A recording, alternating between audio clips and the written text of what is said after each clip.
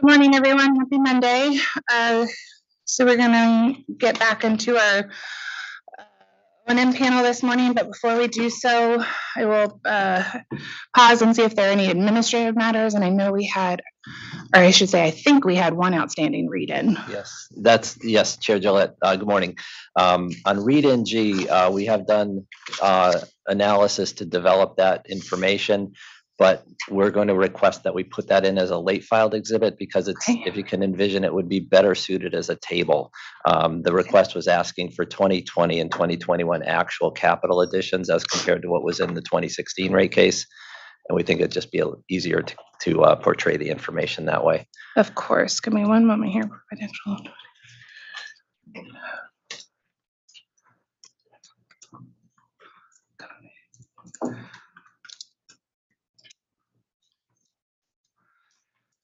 Okay, so that will become late file exhibit 50. Okay, thank you. And then just two other quick matters. One of the support witnesses that was sworn in on this in support of the O&M panel was Kenna Hagan, who was down with the flu over the weekend. Okay. She is a sponsor of a handful of answers on legal costs. Okay. We expect she'll be back tomorrow. And so just to the extent anything comes up on that, just wanted to provide a little advance notice. Okay. And then we have one other administrative matter. Ms. Hilton, who was a member of the panel, when she was sworn on Friday, we identified for the record that she had not sponsored any data responses, but we have, upon further review, determined that she did. Okay. So I'd like to just ask her a question on direct to adopt those responses, just so we have them in the record. Of course, please proceed. Okay. Ms. Hilton, first of all, could you just identify yourself for the record? Deborah Hilton. Thank you. And Ms. Hilton, am I correct that you sponsored discovery requests in this proceeding and that you adopt those as part of your sworn testimony? Yes, I do. Thank you. Okay, thank you. Anything further? No, that's all we have. Thank you. Okay, very good. Attorney Wheel. Morning, Madam Chair. I just wanted to quickly check in about the weather that's supposed to be coming in tomorrow. I'm just not sure. I assume that the protocol would be that if for any reason we weren't able to continue tomorrow, we just pick up where we otherwise would be tomorrow as of Wednesday. But I also, again, I'm only asking for our witnesses trying to figure out their travel plans back. And also just asking, is there anywhere people should be checking to confirm that the hearing is, if it's going to be canceled tomorrow due to weather? Okay, I appreciate the question. Let's put a pin in that, and I will make myself a note to revisit before we adjourn for the day. We defer to the state's position on closings for our purposes. Depending on how the weather forecast develops the rest of the day, we may revisit just proactively starting the hearing tomorrow at 11 instead of 10, and otherwise deferring to the state announcement. But I'd prefer to make a definitive ruling on that before we adjourn for the day. But your question about where we would pick up on Wednesday is accurate. If we aren't able to have the hearing tomorrow, we would pick up where we left off on Wednesday. Thank you. Anything further before we begin? Okay.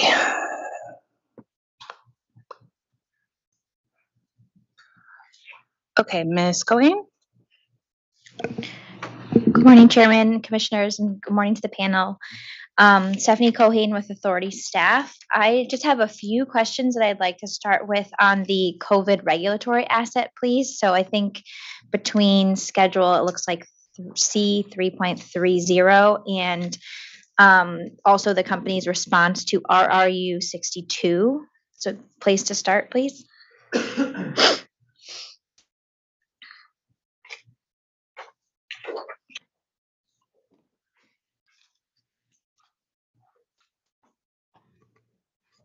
Is there a particular attachment to RRU 62? Yes, actually, thank you.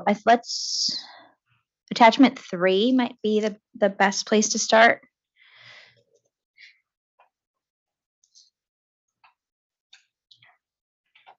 So just for my own clarification, could the company state the total amount that the company is seeking to recover in the COVID regulatory asset or COVID deferral? The total amount of the COVID regulatory asset as of the end of the historical test year was approximately 10.1 million, but we've made a handful of adjustments to that. The pro forma adjusted test year balance was approximately 6.3 million, and we discussed on Friday the adjustments to get to that. The balance as of the beginning of rate year 1 is the balance we're seeking to recover, and that balance is approximately 8.375 million. Okay, thank you. And so could you then clarify the time period for which the COVID regulatory asset is covering? Is it only through 2021, or are there costs incurred in 2022 as well? There are costs incurred in 2022 as well. The balance as of the end of the test year is only through the end of the test year, but activity continued into 2022. And so what is that total amount then, including 2022 activity, please? The balance that we've reflected is the 8.375. Okay, thank you. And could you confirm whether this, I'll just refer to it in total, the 8.3 million, includes all uncollectibles recorded by the company above allowed rates of non-hardship uncollectibles that were set in the last rate case? Is that correct? I think it is. It's just important to be clear when we talk about Sure. uncollectible expense that we're referencing non-hardship Thank you. distribution uncollectible expense. But conceptually, yes. That's right. Okay. Thank you very much for that. And I think this might be on RRU 62 attachment 3, or perhaps it's on another attachment, but could you just clarify the level of non-hardship uncollectibles that were allowed in rates in 2022 and 2021? The non-hardship uncollectible expense reflected in the company's rates is approximately 3.8 million. That's reflected on certainly page 4 of RRU 62 UI attachment 3. My recollection is there was another Okay. document we produced also demonstrating that calculation. Okay, thank you. And I think when I'm seeing on RRU 62 attachment 3, it might be on page 1 for 2020. There's a 3.145 million uncollectible non-hardship expense recorded allowed in rates. Is that just prorated essentially, or? Effectively, yes, that's correct. In 2020, this begins sometime in March, so we don't have the full year of Okay. the amount allowed in rates.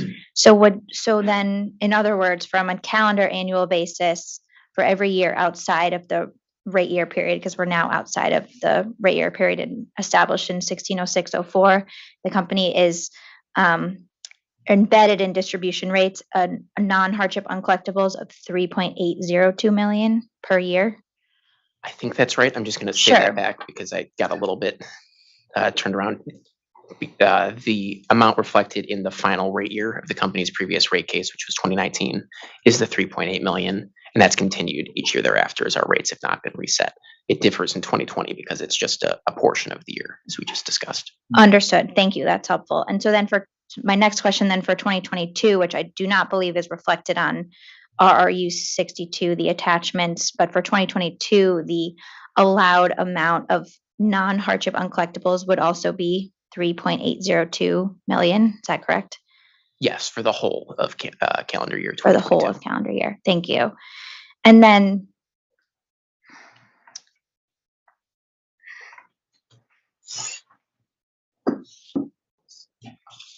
so is there a start? Are you able to be more specific with the start time and end date that the COVID regulatory asset covers in terms of dates? One moment. Sure, thanks.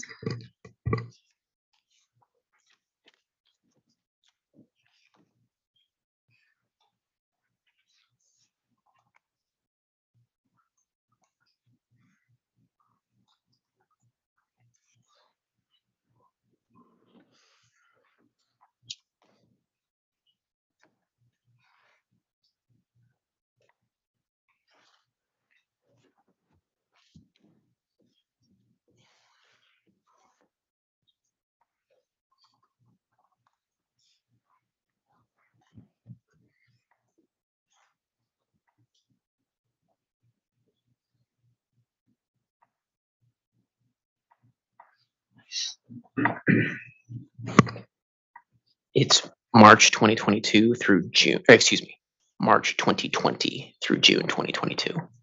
Through June 2022. Okay, thank you. So could you then clarify, and apologies if this is in an interrogatory response, I just don't have it in front of me, of the 3.802 non-hardship uncollectibles embedded in distribution rates, is it accurate to say that through January through June 2022, the company experienced uncollectibles higher than that 3.8 million amount that's then kind of rolled into the COVID regulatory asset? I don't recall offhand. I'm pretty confident we've provided that in a Okay, we data might have request to response. find it offline then. We can search for that now if that would be helpful. I can ask my next question, but if we can circle back to that, that would be great. So maybe I should have started here, but just definitionally, and I appreciate the trying to be precise here, I will as well. But for non-hardship uncollectibles, that does include non-hardship residential customers as well as non-residential customer accounts. Is that accurate? Let me just confer to be sure. Sure. That's correct. Okay, thank you. And do you have access to the dates when service terminations were allowed to begin by UI for non-residential as well as residential non-hardship customers by chance? I don't know that offhand. One moment. Yeah, I don't know if we have a witness present here that can answer that off the top of their head. We can certainly get that in offline and read it in, I think, very shortly. Okay, Just well, repeat the question again. sure. It's and I might have it subject to check, but it's my understanding, I think, at least for UI, that non-residential customers, the shut-off moratorium ended in July of 2021, and that for residential non-hardship customers, the shut-off moratorium ended in late October of 2021. But again, subject to check, and happy to have folks on your end clarify if the actual dates differed for the companies. Those dates sound directionally accurate, but we can just Sure. confirm that as you continue your questioning. Okay, great. So my next question, assuming those dates are accurate, or at least the general time frame, how is the company tracking uncollectibles that accrued after the shut-off moratorium ended for those customer classes? Just confer from one moment. Sure.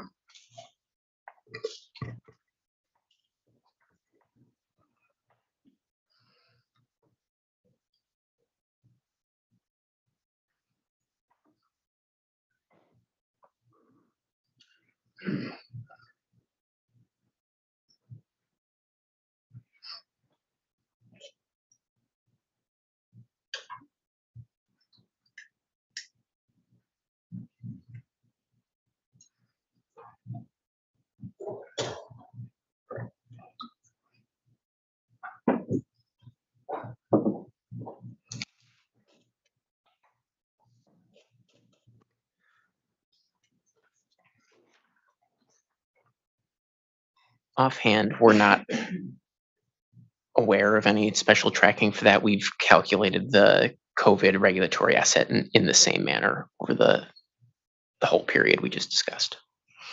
Okay, so in other words, there was no change, at least in the company's reporting, after the company was allowed to resume service terminations under the COVID docket? Our computation of the regulatory asset is the same. Okay.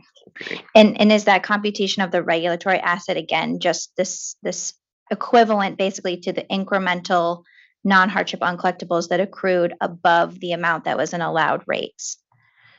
That's correct. And hearing you say that again, I realize I should have added, there is also a piece of the regulatory asset that relates to working capital. Right, That's thank you. Yeah, I much should have smaller, clarified. So I'm talking about the yes. majority of it, but yeah, you're right, that there's another component factored in there as well. So, okay, I think my next question then is, prior to the establishment of the COVID regulatory asset and prior to COVID-19 pandemic then, are you aware whether the company incurred uncollectibles above the level of allowed uncollectibles in its last rate case, which at least for 2019, it sounds like we've established is the 3.8 approximately million.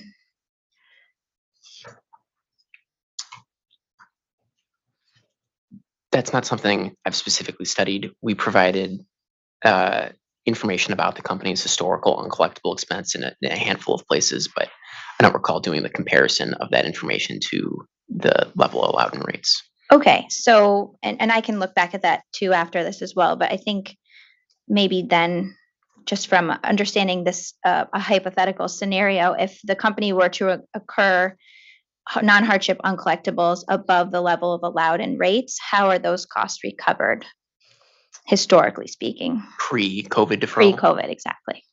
It would depend on the type of uncollectible expense, and this gets back to the importance of being specific. Right. If it's non-hardship uncollectible expense, non-hardship distribution uncollectible expense, there's not really a mechanism that just goes to the company's bottom line.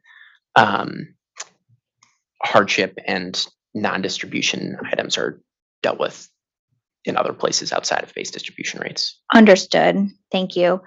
I guess I'm just trying to understand historically then how the company, based on its historical practice of non-hardship uncollectibles that may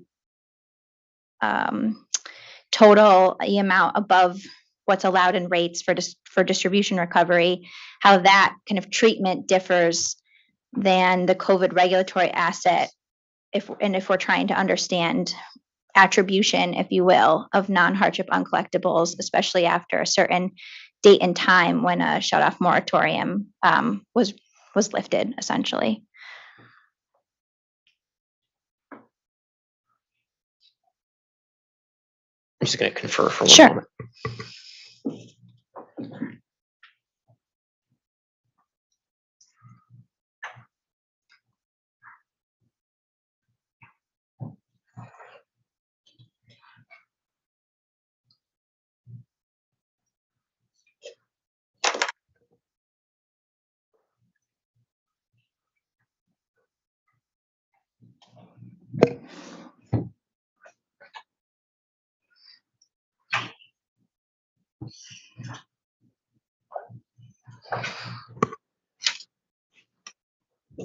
Prior to the COVID regulatory asset, as we just discussed, there wasn't really a mechanism for the company to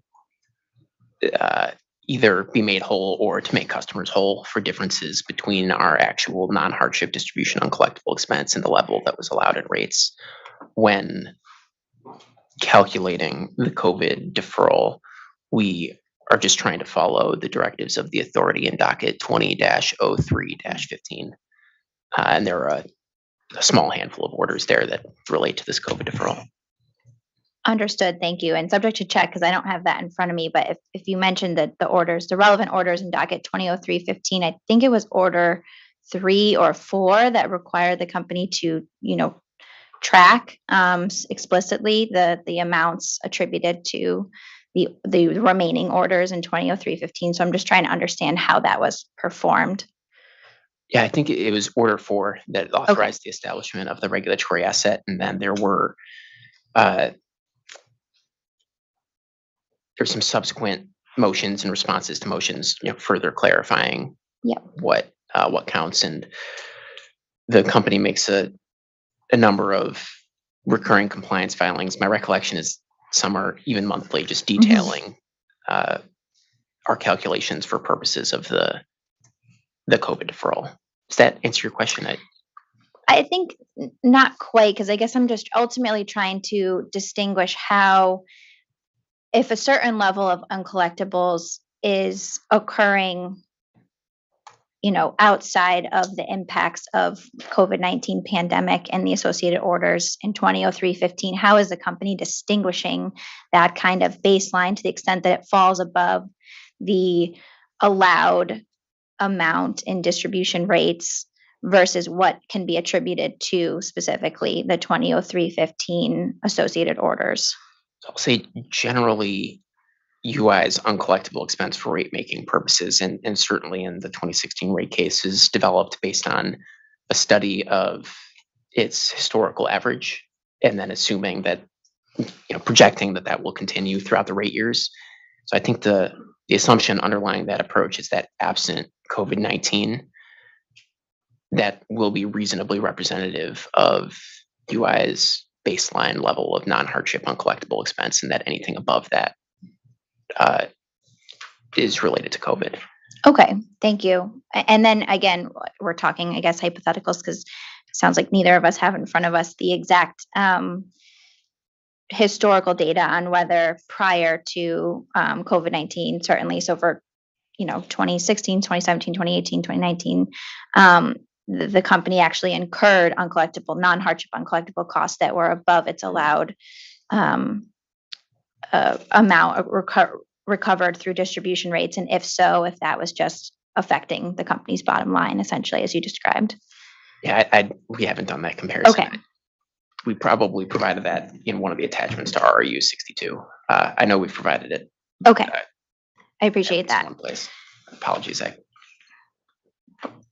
I think Mr. Hurwitz was referring to prior discovery responses that may have also contained uncollectible information. I just for the record, I identified in OCC 577. Yeah.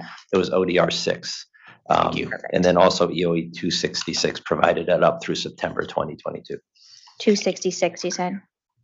Correct. OCC 266. EOE 266. EOE and O. And then Gotcha. ODR 6, which is part of OCC 577. Right, OCC 577. Great, thank you. I think I just have a few questions turning to the company's response to CAE 98, please. So same topic.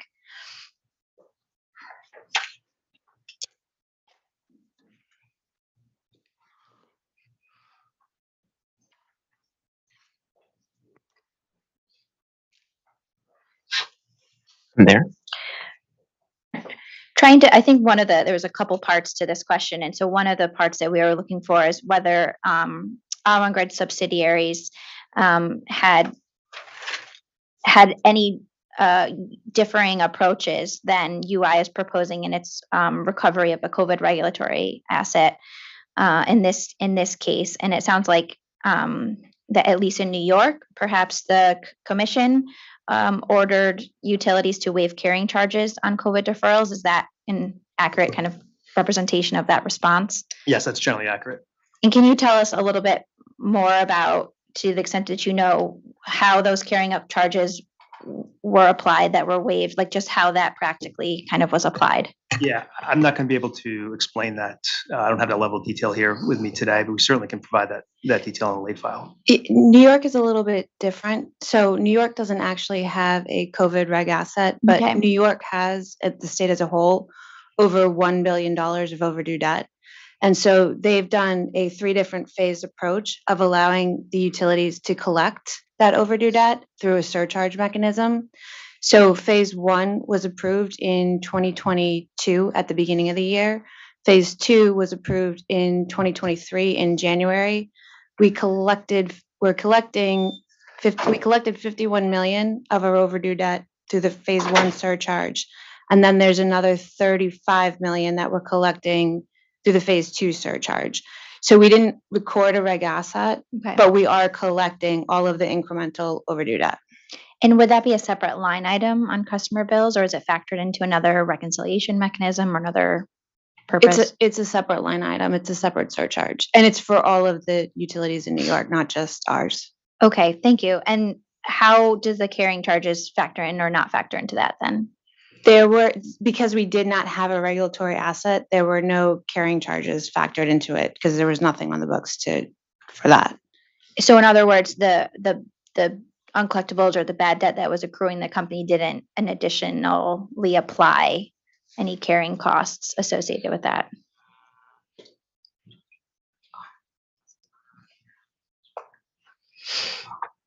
There is carrying charges built into the phasing, the phase 1 and the phase 2 of the arrears forgiveness, but not recorded as a reg asset. But we are recovering an incremental portion for those imputed carrying charges because it's built into the surcharge. Okay, that's paid by all rate payers. Yeah, Okay. correct. Thank you. The phasing, the phase 1, 2, 3 did include a component of like state funded funds as well. Just the numbers that I quoted, the 51 and the 35, they do include a portion that was state funded. It's not all surcharges, but the majority is surcharges. Were there any other sources of funding besides state funding and then ratepayer funding that were applied in this approach in New York? In phase one, there was a tiny amount, a very, very small amount. I can get you the exact number. I want to say like $2 million. That was basically a settlement agreement between us and the state that reduced it. So there's a shareholder contribution, in Yeah, other but words. incredibly minor. Okay. I think the response to CA or the prompt in CA 98 was also seeing if the company had contemplated any potential alternative approaches to the amount in terms of recovery to the amount of reflected in its COVID deferral. We just talked about other sources of funding, potential shareholder contributions, those type of things. Just want to see if you had any additional comments related to that at this point. No, we have no additional comments at this time. Okay, so just awaiting further guidance from the authority. Correct. Okay. Chairman, those are all of my questions for this panel. I'm going to turn it over to my colleague. Thank you. Mr. Bakari will resume.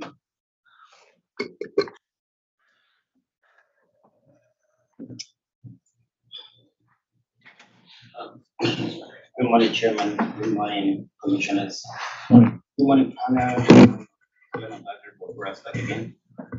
Let's resume where we ended on Friday at EOE 135-1. Oh, sorry. Thank you.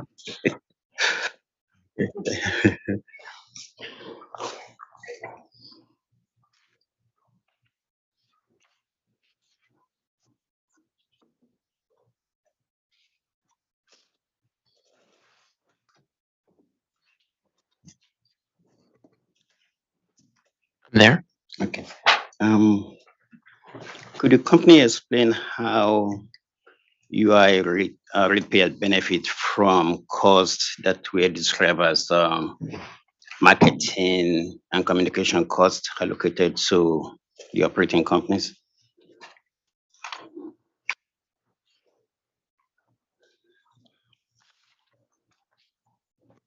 One moment. We did do a data response on that. I'm just pulling it up.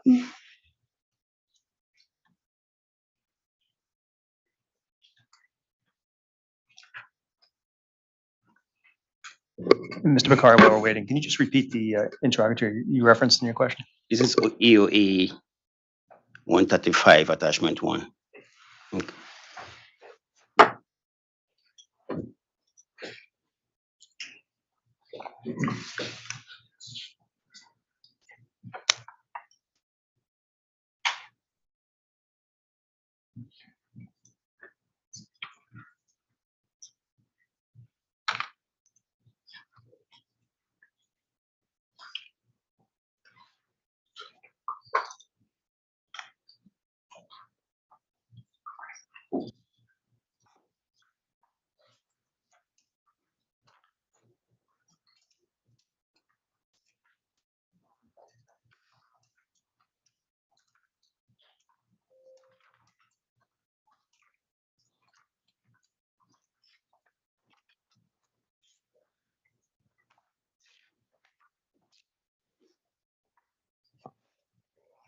Okay, so marketing and communications includes things like corporate communications, which are all activities related to internal communications for Avangrid and all of its constituent companies. And these activities include, but are not limited to, development of a holistic internal communication strategy, management of the employee portal, realization of global communications campaigns, and preparation of global employee communications, such as newsletters, financial results, updates, etc. Which response are you referencing in that? RRU 0353. Okay. Also, if you go to page 1 of that response as well, in row 2, could you explain why none of the costs were allocated to AMC? Sure. So AMC is Avangrid Management Company, and that is the service company that sits above Avangrid Services Company. So there's three services companies: Avangrid Management Company, and they're hierarchically above Avangrid Services Company. Avangrid Services Company is below it, and then the UIL whole company is below Avangrid Services Company.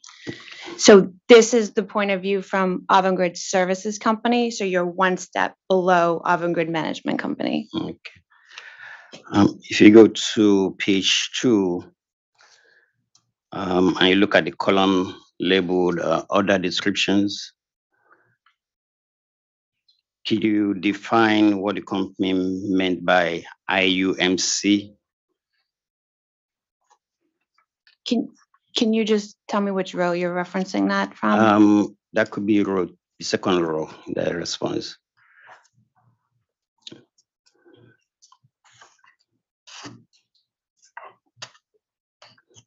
If you like column I,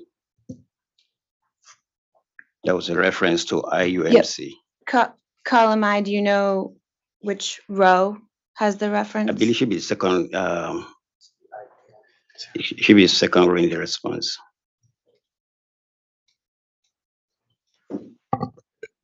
I'm seeing it. I think it's row 9 in the Excel. Excel row 9, yes, but the data row is the second.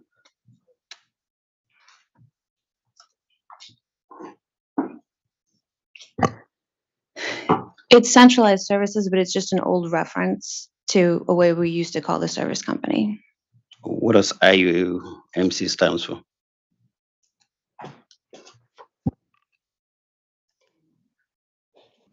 Iberdrola USA Management Company. Okay. And that company, service company does not allocate costs to any of the UIL operating companies. Is that correct? Now ASC is the only, and AMC and UIL Holdcos are the only service companies in existence that allocate costs. Okay. I want to go back to OCC 122, the external audit cost that we discussed on Friday. Could you explain which auditing firm provided the services for those external audit costs? Sure, I'm just pulling it up.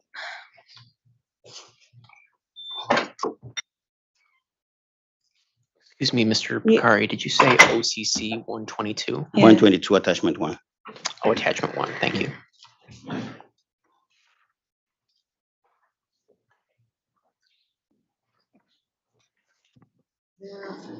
That's not what I'm seeing. Yeah, OCC 122 relates to the corporate capital charge.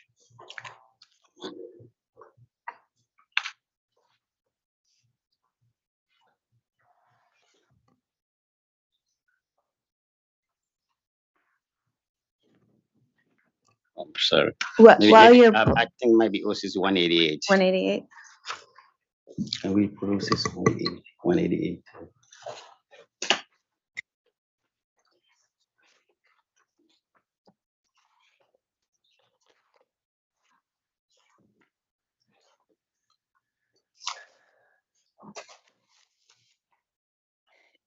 These external audit costs, KPMG is our current auditor. They took over from Ernst & Young, I want to say in 2017. So in 2017, 2018, 2019, 2020, and 2021, all of these years are KPMG. Does KPMG also provide the audit for Avangrid Service Company? There is no audit of Avangrid Service Company. There's just a FERC Form 60 for Avangrid Service Company. It's not a standalone entity that requires an audit, but KPMG provides the audit for Avangrid Networks. Okay. They do not provide audit for Avangrid Renewable? Avangrid Renewables as a whole does not have an audit, but it provides actually does not provide the audits of the subsidiaries for some of the Avangrid Renewables companies. Okay.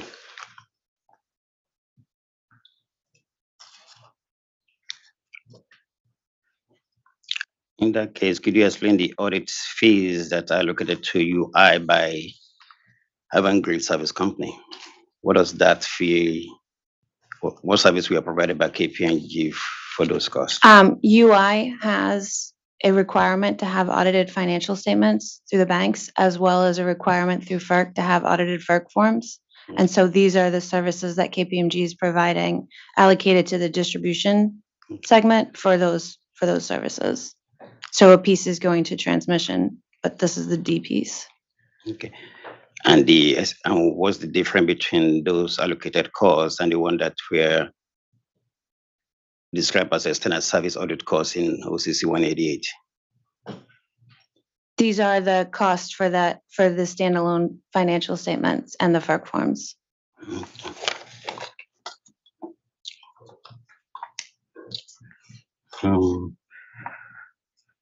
On Friday, I requested for leave 548.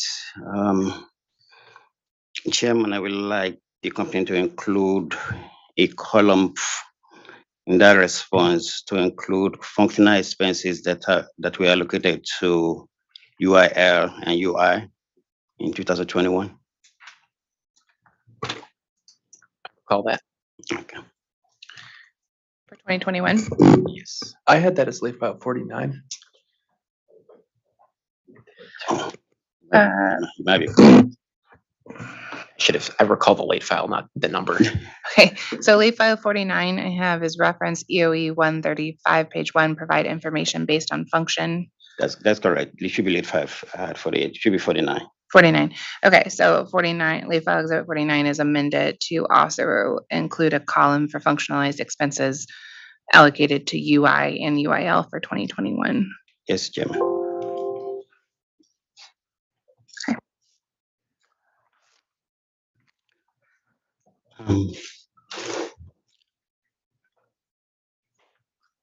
Let's go back to RIU 62, attachment 3, page 2. I apologize. Which attachment? Attachment 3. I'm sorry. Which question? Which data request? That's RIU 62. That was the one you were discussing with Ms. Cohen earlier. Thank you.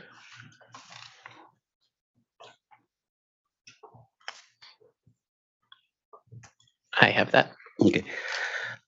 Could you explain if the company has subsequently recovered any of the uncollectible expenses that were previously classified in 2020 and 2021 as COVID uncollectible through the COVID payment plan?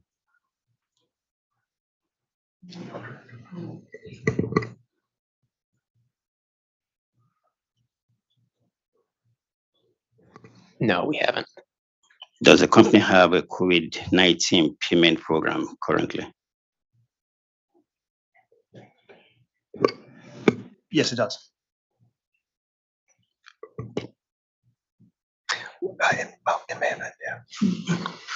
Yeah, I mean, the program may have ended, but certainly I think that customers may still be on the plan. So some of the COVID deferments were due to customers who were not paying their bill during the moratorium. Is that correct? The question is, do customers continue to pay on the COVID payment program for as long as it was offered? I think the answer is probably yes. We can confirm what date those plans were no longer offered and if customers are still on them today. Would the company be able to quantify how much has been recovered from the amounts that were deferred in 2020 and 2021 due to the COVID? I don't think we track things that way. Could you explain how you track payment subsequently received from customers?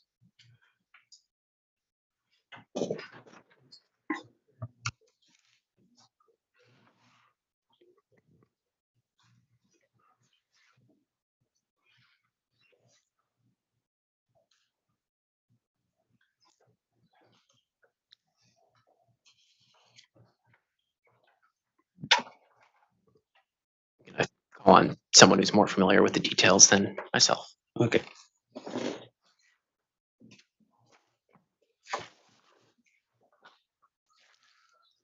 Yes, on our calculation for the COVID deferral of the regulatory asset, we're basically taking the outstanding balance regardless of whether you're on a payment arrangement or not. So it's all non-hardship customers. And based on our calculations, we have certain percentages depending on how old your debt is. So then as time progresses, we do that calculation every month. So if you had a balance outstanding, just pick September of 2021, and you later paid it off as part of your non-hardship payment arrangement, because any hardship payment arrangement would be through the SBC, non-distribution, then our calculation would just naturally bring that down as cash came in. So that's how we would reflect it. We wouldn't track COVID payment arrangement specifically. It would be more of a macro total AR. Okay.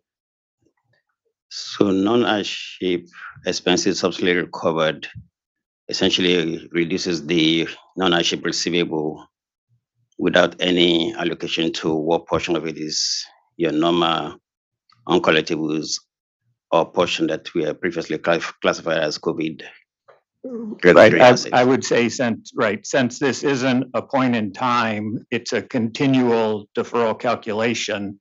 As people make payments, it naturally reduces the COVID regulatory asset.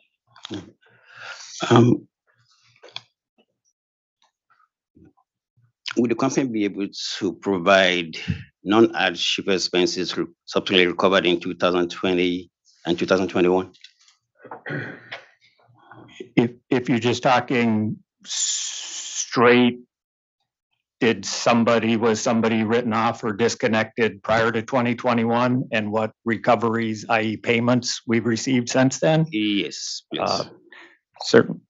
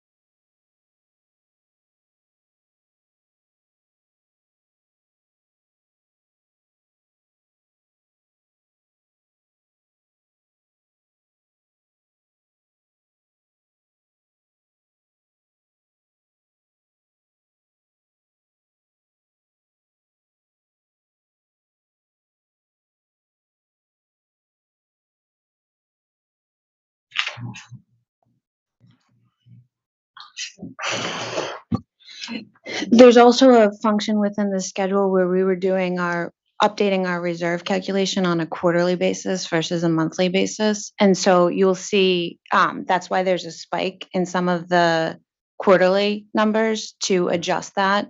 It gets to the same spot at the end of the year. It's just a matter of like when it's all calculated.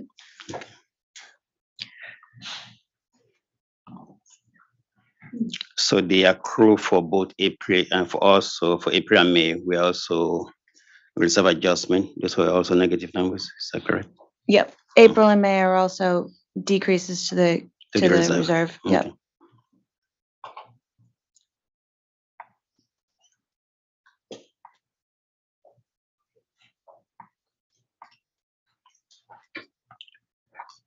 Subject to check, if you look at the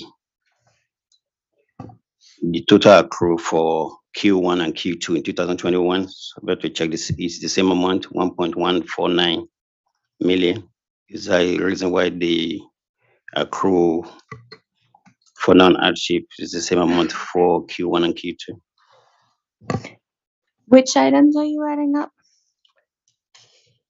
If you added the January through March and May through June in Q1, For January for March, I see a total of 1149. 49. But April through June, I see 1419. So it's the same four Yeah. digits, but they're in a different Different. order. I think Okay. that must just be a coincidence. Okay.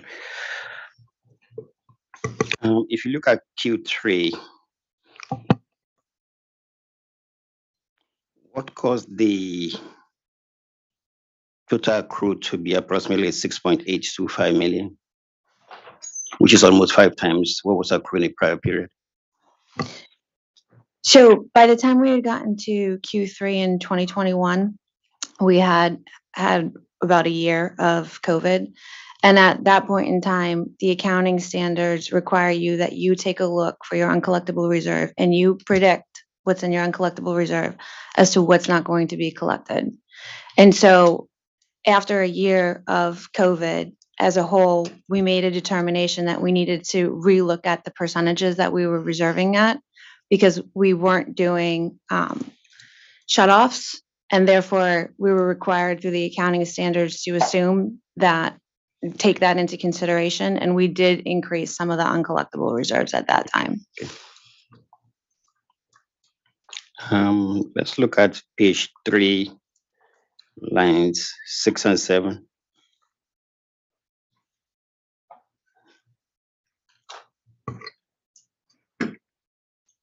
I'm there.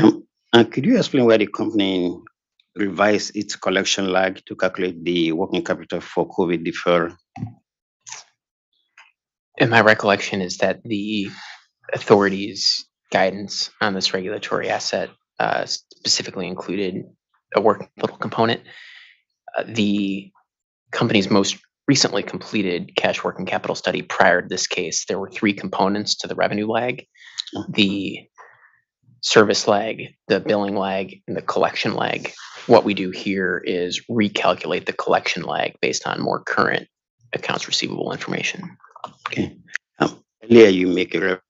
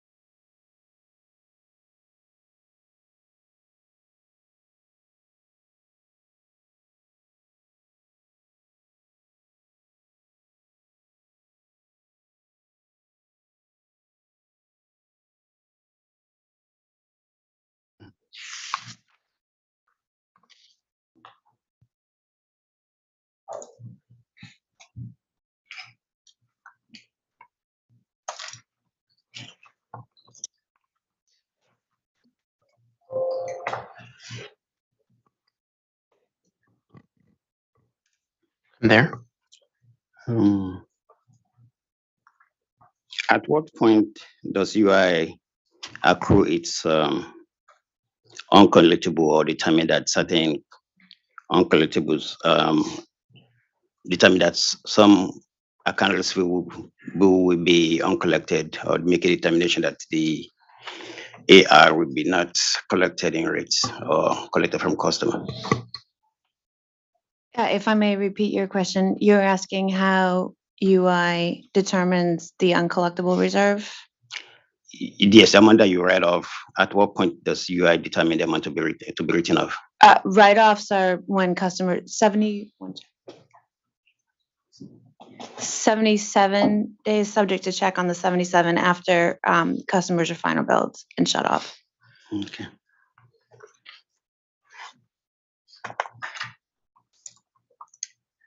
The customer service panel will be up and they can confirm that 77. Okay.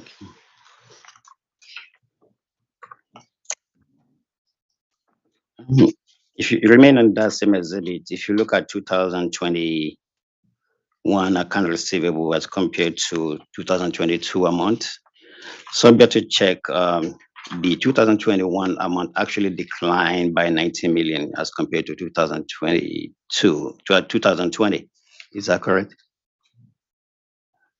Where are you looking in the schedule, or we're still in ROU 182 attachment 1? Okay, pull out 182 attachment 1.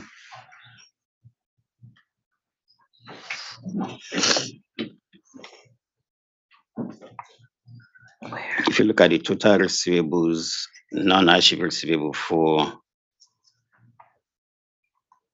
2020 as compared to 2021. So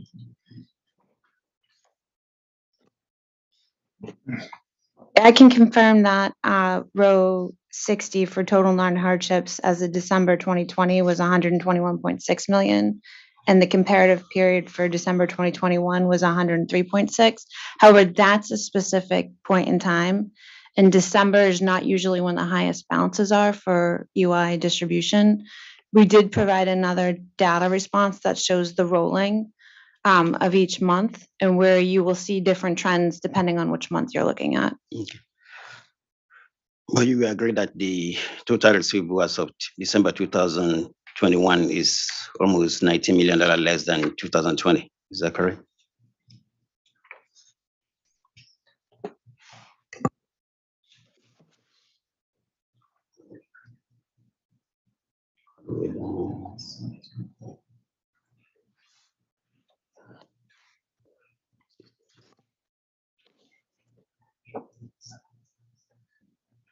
Yes, per this schedule, but it's also driven by commercial as well. If you can see in row 54, they account for a lot of the increase.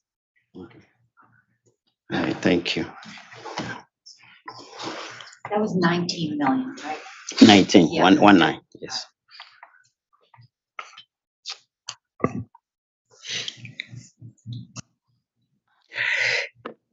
In the decision for 210104, subject to check, I believe Pura directed the company to start accruing or writing off receivable that are more than 180 days. Is that correct?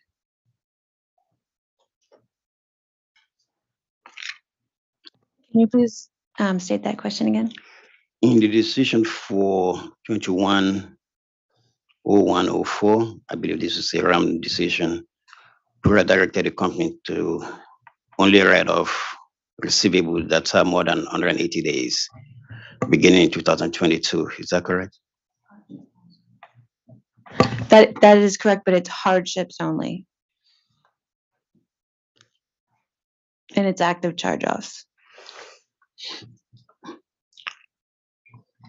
Okay. I will accept your testimony for the time being. So beginning in 2022, the company began writing off achieved uncollectibles that were more than 180 days. Yes. Why would the company treat, Yes, active charge-offs. why would the company be treating non-hardship differently than hardship?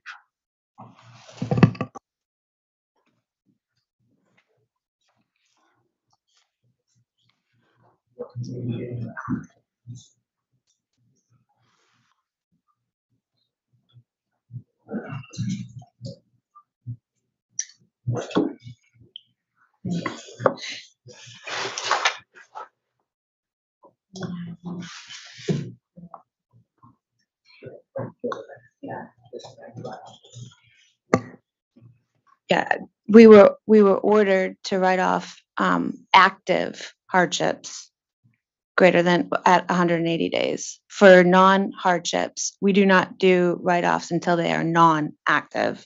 And then subject to check, I believe it's 77 days after they're final. Okay.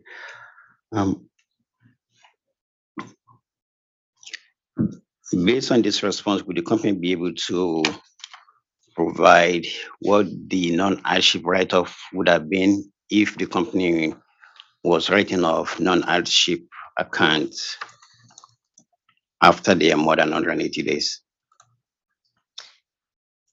You're looking for what the non-hardship write-offs would have been if we waited to 180 days of active, or that's the difference, or finaled? Finals? Yeah. So what would hardships look like from what period to What what the period? non-hardship would look like What the non-hardships would look like from when to when? as of a receivable that are more than 180 days old, instead of 77 days that the company is currently using. Sorry, can you just say the Your question? testimony was that you write off customer account 77 days after. Final, and the 77 is- is subject to check with the customer service panel, but it should be in that Okay. range.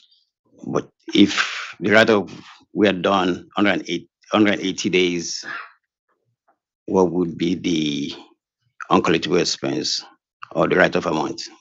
Is that something the company can do?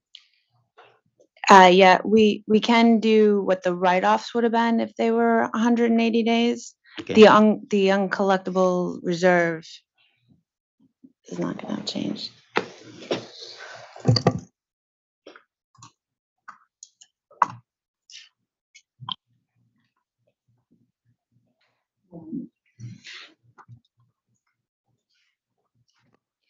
And yeah, we can provide you the non-hardships greater than 180 days. Okay.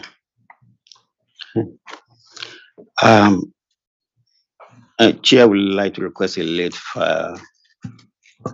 Yes, and that is late file exhibit 52. 52.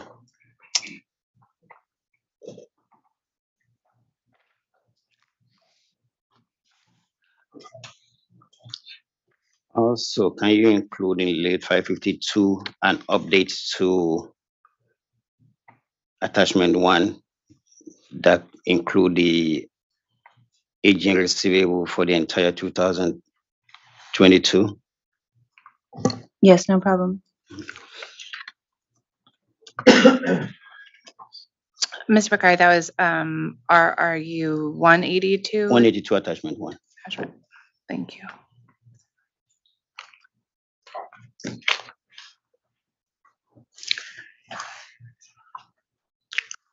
Turn to SFR schedule H 1.01, page 46.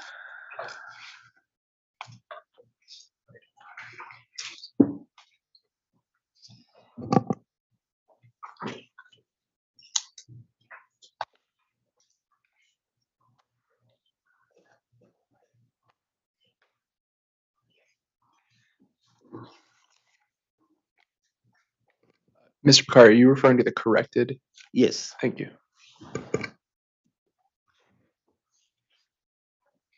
Bear with us a moment.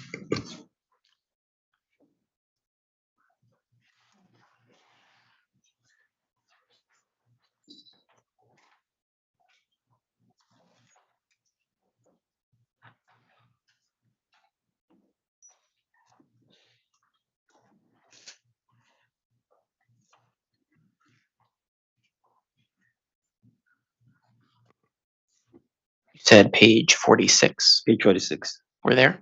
Okay. If you look at footnote B, which is for line 21 of page 45,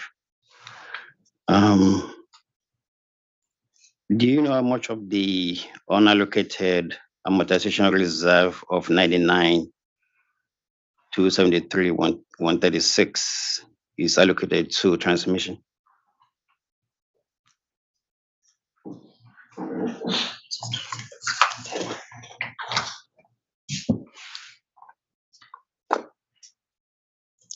And my recollection is you asked a similar question on Friday for the amount allocated to distribution.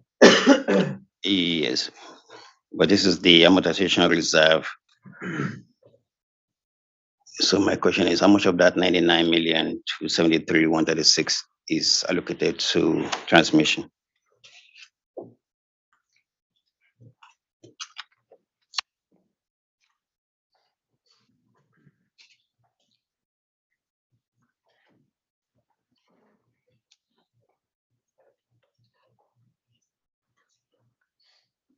Not sure of the precise dollar figure. However, as indicated on this page, and as we discussed on Friday, generally the company uses the wage allocator for this.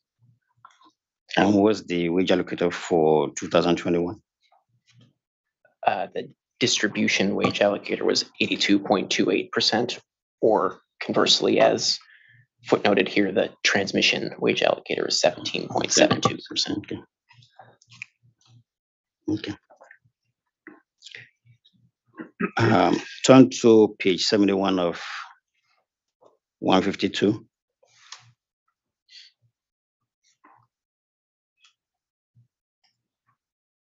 I'm there. Okay, if you look on line 6, the SSDIT asset due to the Tax Cut and the Job Act, I believe the figure is 63,329 million. Discuss if any portion of that DIT asset is allocated to transmission.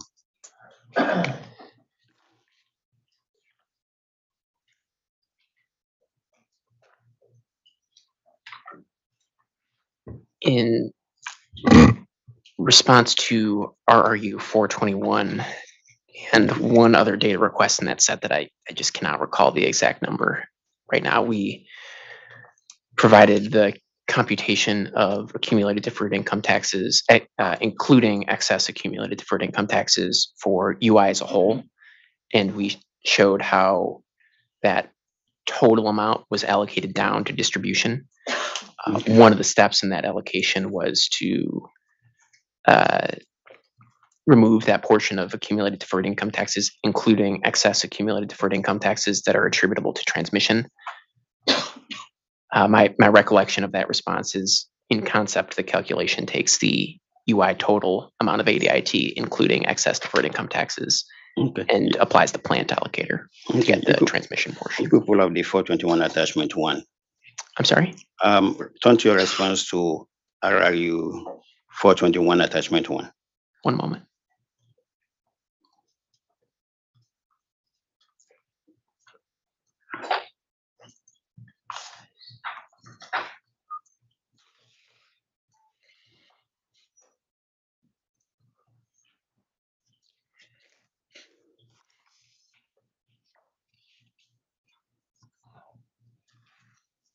There.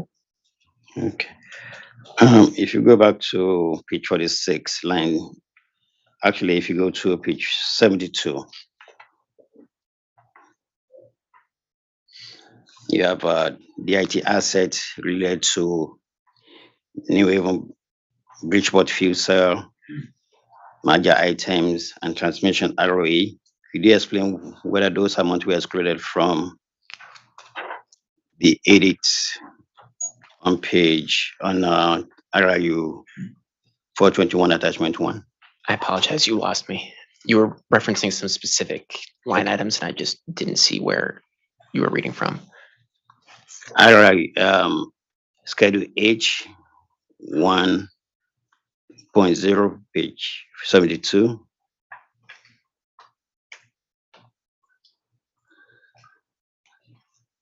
Oh, you're on to page 72, or Yeah. which, as shown in the document, is page 234. Okay. Is that right?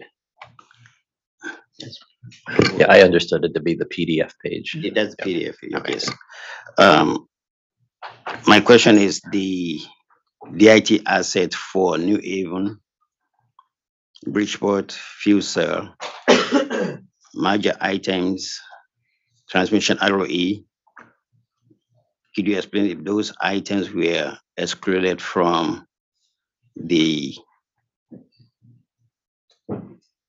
account 190 in RRU 421 attachment 1? In RRU 421 UI attachment 1, we show the exclusion of certain specific items, one of which is RDR. I'm not sure about the other items you noted here, though. Okay. Would your company be able to find out if these deferred tax assets relate to these generation asset, major related items, as well as the transmission ROE were excluded from account 190 or in 421? Sure that we can. Do you mind if we just confer for one moment to see if we can get that right now? Okay.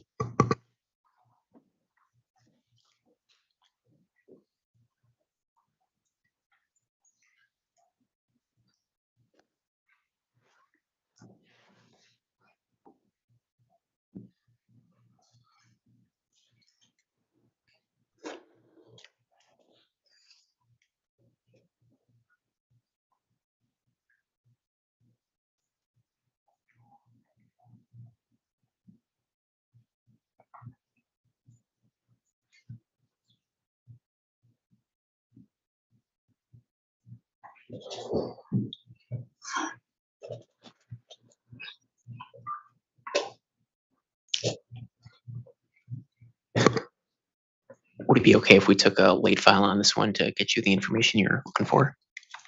Chairman, would like to request a late file. The company should provide explanation as to whether item listed on page 72, H 1.01, I believe, deferred tax income, DIT asset for New Haven, Bridgeport fuel cell, major related item, as well as transmission ROE were excluded from RIU 421 attachment 1.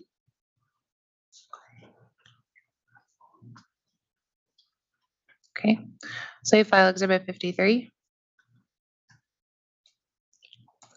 And the company should be able to provide analysis that show the exclusion or non-exclusion. Okay. That's correct. Okay. Let's go back to page 86 of the SFR schedule H 1.01 again.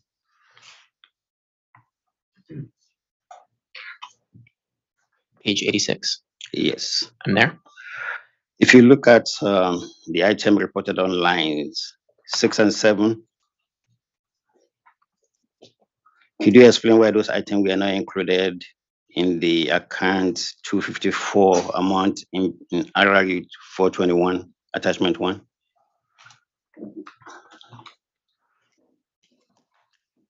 One moment.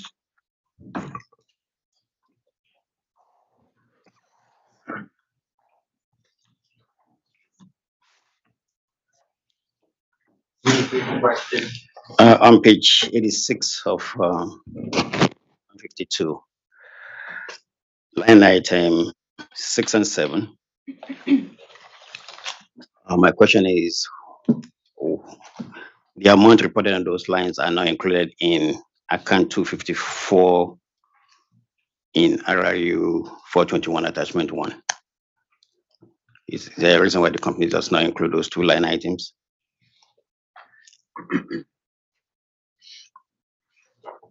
I can't speak to, what I can say about line 6 is that's a regulatory liability associated with FAS 158. That's not a tax liability. And I'm not sure what is on line 7 either. Okay. Are you asking about excess ADITs in general? The account 254 account does not include those two line items. So my question is, how come those two lines are not included in the total reported in 421 attachment 1? So your question is more of a general question about rate base inclusion Exactly. with regard to those two accounts? Yes. Okay.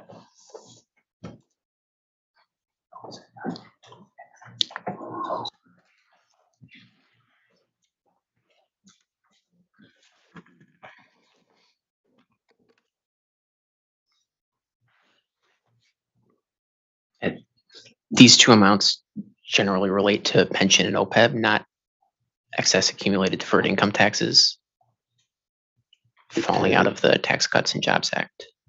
Does the company include FAS 158 directory asset in its rate base?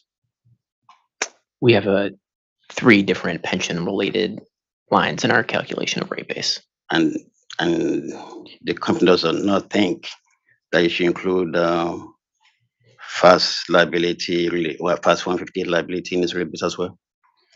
I believe that we have included the deferred taxes associated with those items. If 254 account does not include those two line items I just referenced, how could that be included in the net liability that the company is reporting in Schedule B 1.0?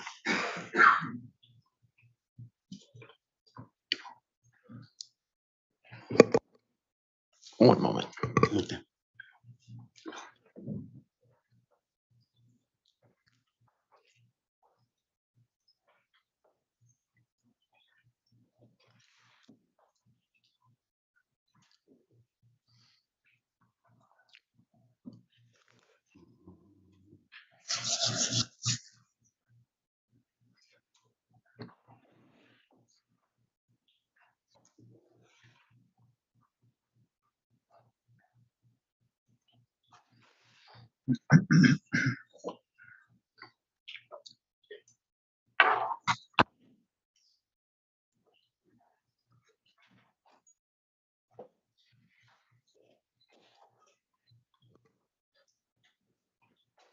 The company's response to RRU 269 discusses the amount of accumulated deferred income taxes that we're proposing to include in rate base related to the SFAS 158. Okay. Does that amount also include liability report just reference? There are 2 pieces to it. There's the assets piece and the liability piece, and the response discusses both. Okay. Yeah. Okay. If you remain on page 86, line 2, the 26,294, 631, could you explain what that amount represent? I apologize, but I don't have the H schedules, but I have the FERC Form 1 up. So if you reference the FERC Form 1 page line or the page, I can then just simply get to the page you're looking at.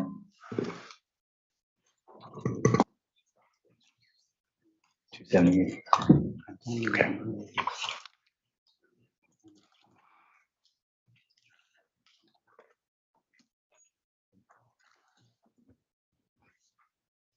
I have page 278. If that is the same as page 86 of the 152, that summarizes the 254 account. Line 2, 26,294, 631. Could you explain the edits reported on that line? Can I explain the audits associated with that line? Yes. Okay, let me start with the line itself. What the line represents is the post remeasurement tax savings that occurred as a result of the Tax Cuts and Jobs Act, other than the January through June 2021 portion. So those amount represent the excess income tax expense recovered as a result of the prior decision in 160604.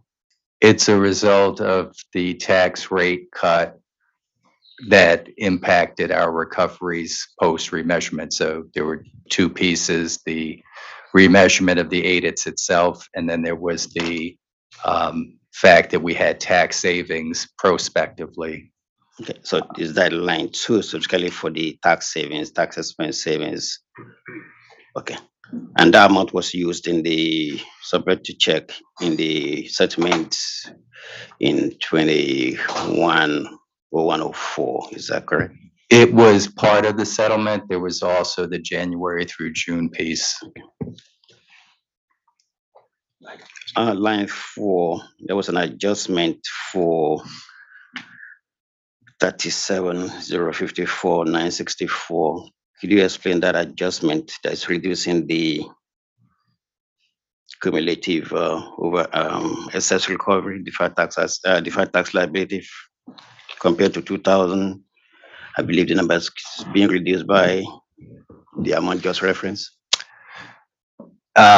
I think it might be helpful to take a step back as far as the presentation on this page. There are two elements of the excess audits, the protected and unprotected. Okay. The unprotected totaled $6.8 million and was given back as part of the settlement that you referenced. The settlement also had some refunding of protected amounts that had theoretically been would have otherwise reversed had we not held those amounts in abeyance, for purposes of getting a rate determination. So once we did that, once we gave that back as well as part of the settlement, the only amount left was the residual protected balance. And so we have a schedule that we've provided that shows exactly what the distribution related protected balance is that's left. We've also filed the settlement amounts so that we can be very clear as to what the distribution portion is. Are you saying the $37 million adjustment represent the amount that was given back as a result of the settlement? I'm not prepared to say that off the top of my head. What I can say is what we have in our testimony, it's pretty clear what we've given back. If we look, just give me a moment.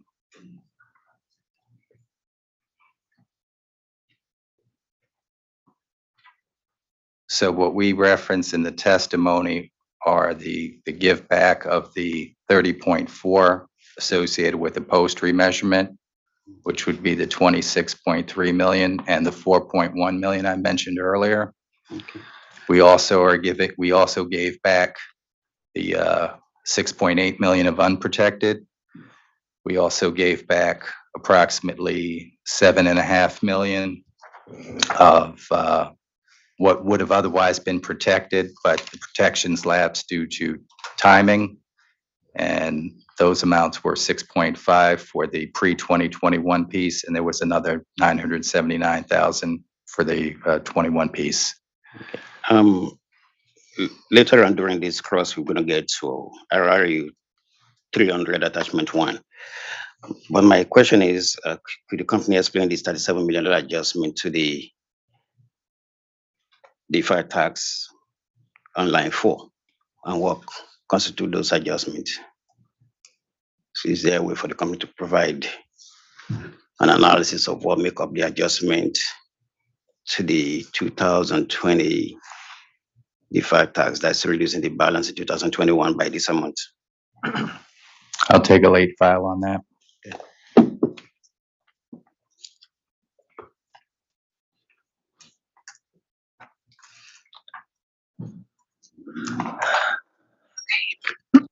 Sleep file exhibit 54, and to provide an analysis of what comprises the $37 million. Yes, Chairman. And what was the reference, please? This is line 4 of page, I believe, 86 of 152 of Schedule H, 1.10. 1.10? Yes. Thank you.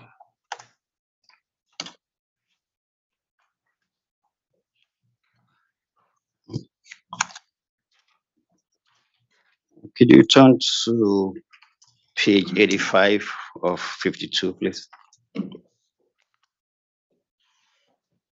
Would you provide the FERC form page reference? This is account 283 detail. I don't know which page that. Okay, 277. 277. Okay. I'm there.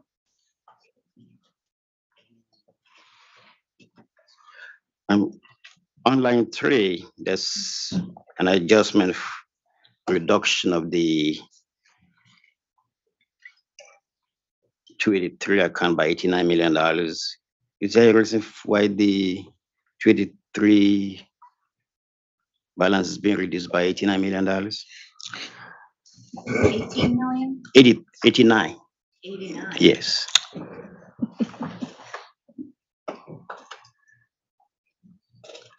And that should be line 4. So that's I see the line 4 reference. yes. There were a number of, we needed to make some reclasses between accounts 190, 282, and 283 within the FERC form. And that's that's what you will see. This is consistent with RRU 421, where you see some movements between the aided balances, but overall not a substantive change. Do you know which account these debits we are credited to? Or what? Credited to. Thank you. Generally speaking, the movements between 190 and 283 were offset by movements in account 282. I'd have to go back and look at the details to be sure of the specifics. That is 283 is not 280. So Right, I said 190, we made adjustments between accounts 190, 283, and 282. And the 190 and 283 adjustments were offset by account 282, generally speaking. the beginning number and the ending number reflect the same amount. Do you know when the actual reclassification took place?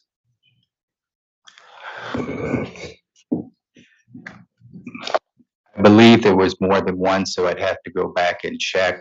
But there were a couple of things that happened. One thing that happened is, I believe when we originally booked the Tax Cuts and Jobs Act reclass to a regulatory liability, we recorded everything initially to account 282. Then subsequently, we broke out the reclasses between accounts 190, 282, and 283. That's one thing that I'm aware of.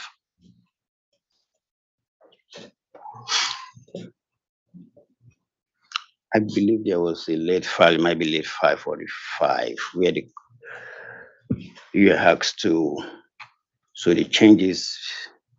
Yep, late file exhibit 45 was to provide an explanation as to why certain FERC orders changed significantly. Can we include this reclassification or remeasurement in line 4 as part of that late file? We can. Okay. Okay. Sorry, Mr. Picard, you want to add the last one to late file exhibit 45? Yes, line 4 for page 85 as part of late file 45. Of schedule H 1.1.0. Yeah, Chairman.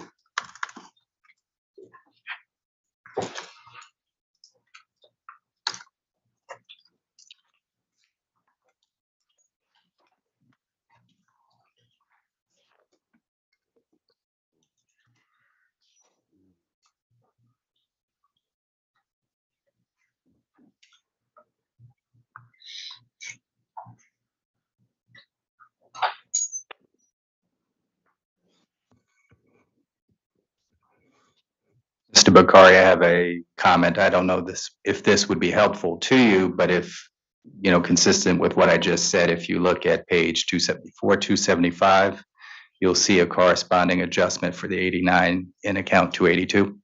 Okay. You could comment on that as part of Late 545 and say the corresponding adjustment is in 282.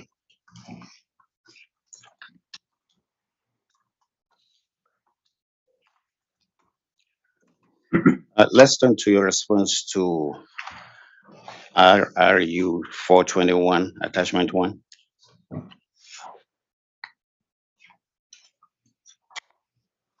Have it.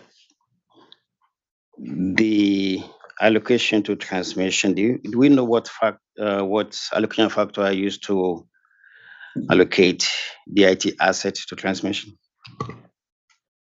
It's the plant allocator. Yeah, okay.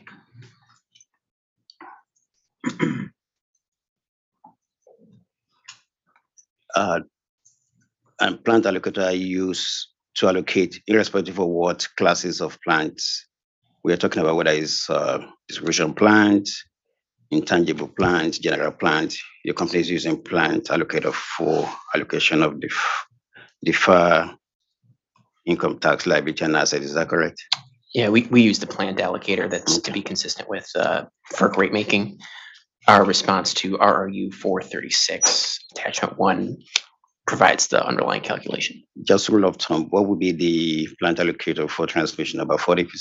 The transmission side's in the neighborhood of 33%. Okay.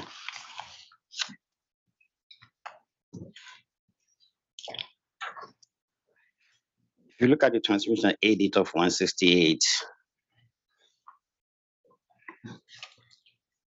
could you explain that amount also include SS audit related to transmission sector?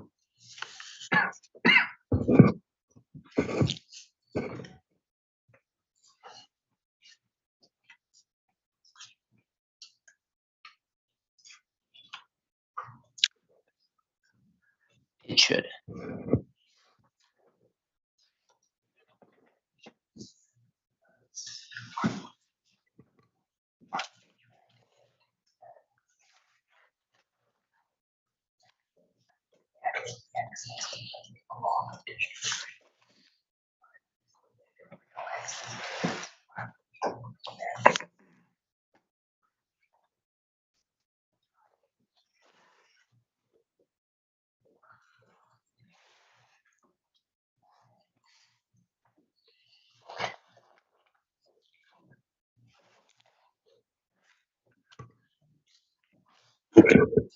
Yeah, it should. Okay.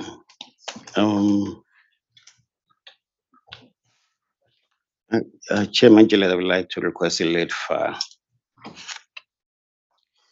The company should provide a worksheet that summarizes components that make up the 168, 106, 970 by FOC accounts.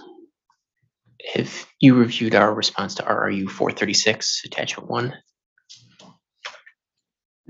Is it 436? Yes, attachment 1.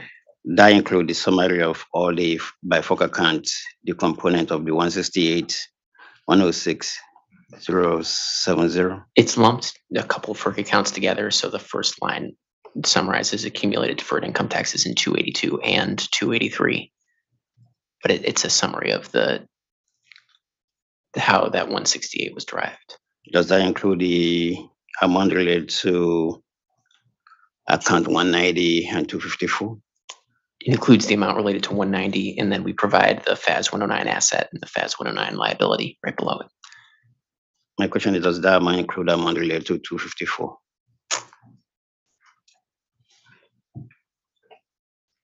It should.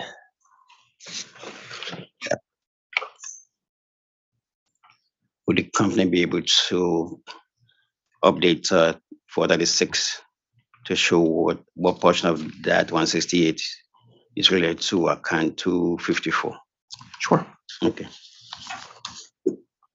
Okay, so I'm not going to mark that as a late file, but I am going to request that the company supplement its response to RRU 436. Is that clear? Thanks.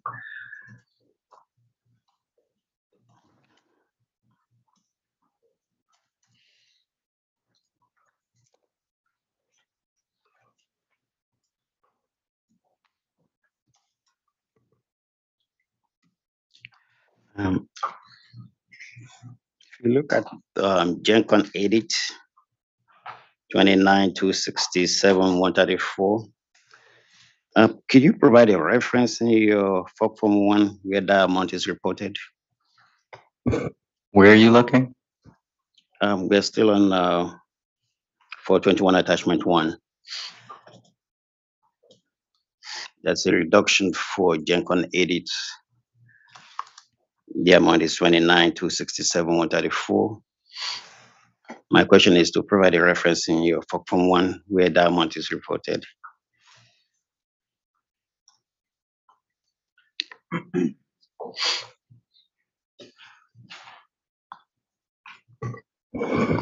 I need a moment.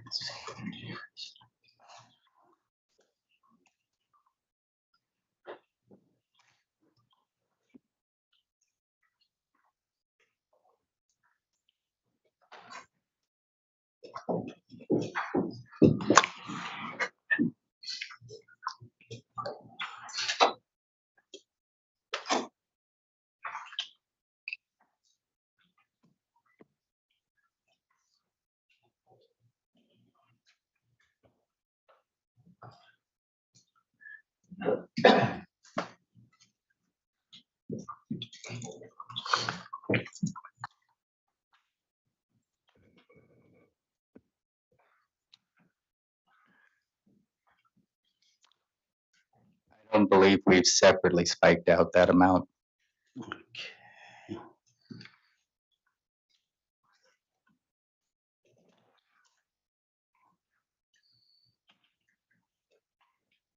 Is there a reason why the GenCon edit is now segregated from amount related to timing differences related to transmission and distribution sectors? The associated assets are not on US book, is that correct? UI, GenCon is a flow-through entity, so UI would have to maintain the deferred taxes associated with its outside basis with regard to GenCon. So the deferred taxes and the excess are on UI's books. So the timing differences for calculating the delta between 35% and 4% include GenCon timing differences as well? Would you rephrase the question? When you're calculating deferred tax asset and deferred tax liability, does those timing differences that you use include timing differences associated with GenCon? Not for distribution rate making. Okay.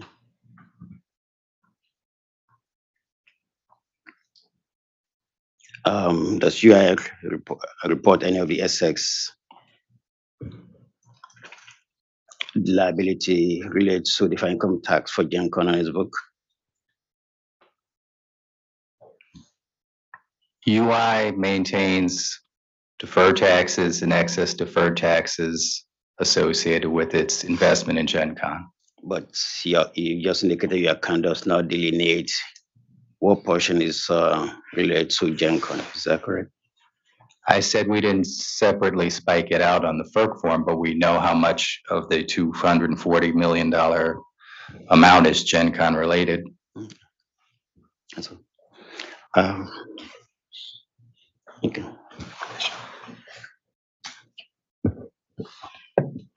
But just clarification,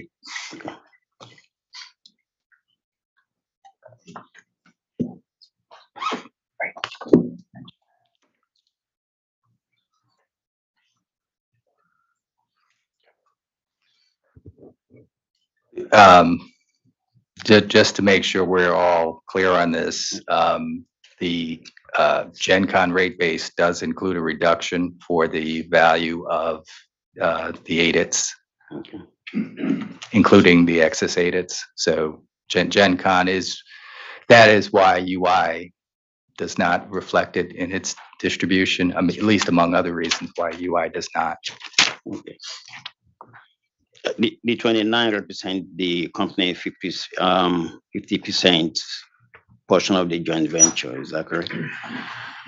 Right, the amount on UI's books is its portion, Okay. not the totality. Okay.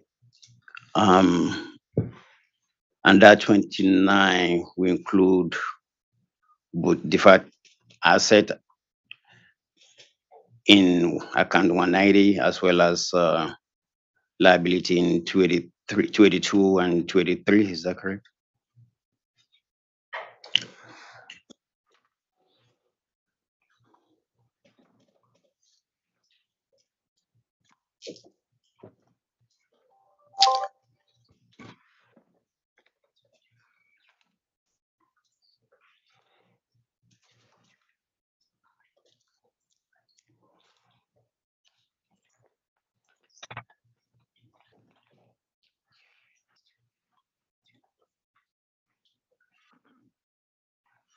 Would you repeat your question?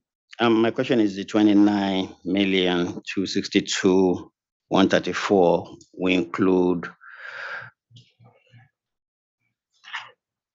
DIT assets in account 190, DIT liability in 254, DIT liability in 282 and 283. Is that correct?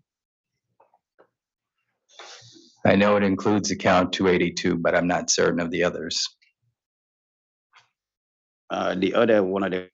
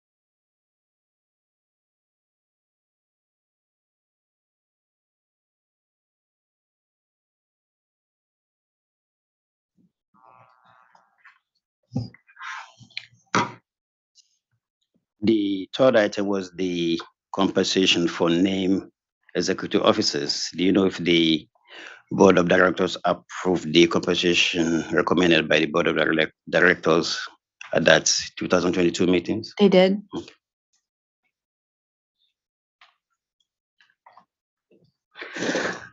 For an action item to be approved by the shareholders, what percentage of the shareholders have to vote for it? One moment.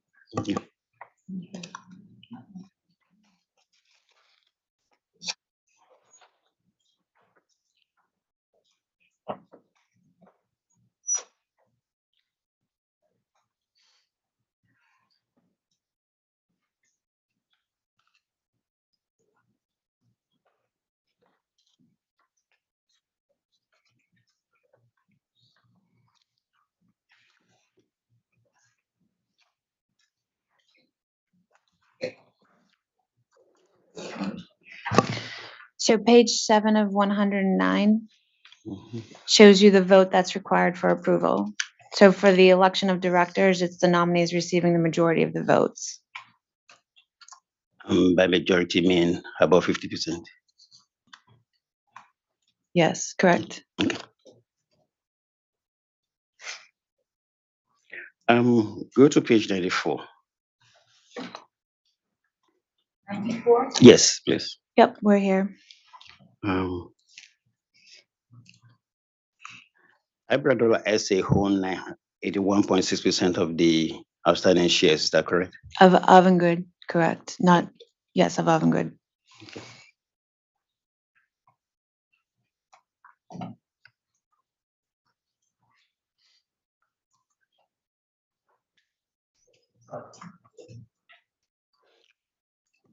Given that level of percentage, would it be correct to say that any action recommended by the shareholders will be approved, given Ibrador SA own 81.6% of the company?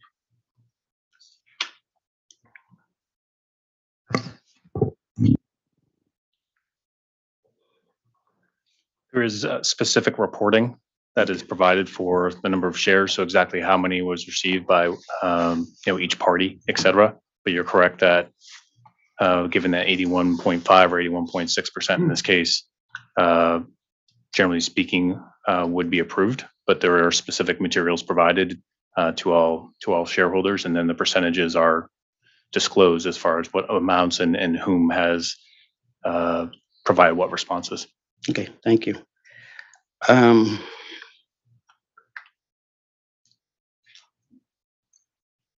Based on that response, has there ever been a situation where an item requiring action of shareholders and it's recommended by the board of directors that is not approved by the shareholders at any meeting since Abelrola became a public company?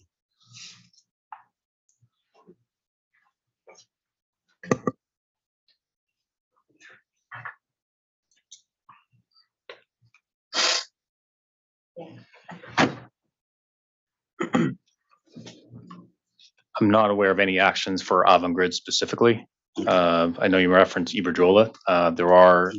There is a specific unaffiliated committee and other independent members that approve certain items, right? So intercompany actions, intercompany agreements, et cetera. I'm not aware. I'm also not aware of any unique items being presented. So these are really standard items that are being presented. Okay.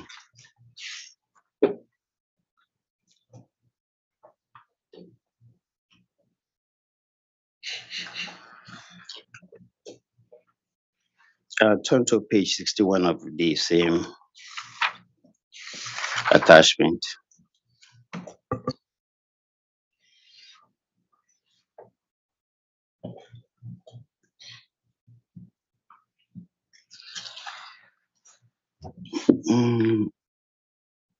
The first table on that page summarizes the long-term incentive payment plan for the named executive officers for 2021. And the second table summarizes the metric to be achieved and weight given to each metric. Is that correct?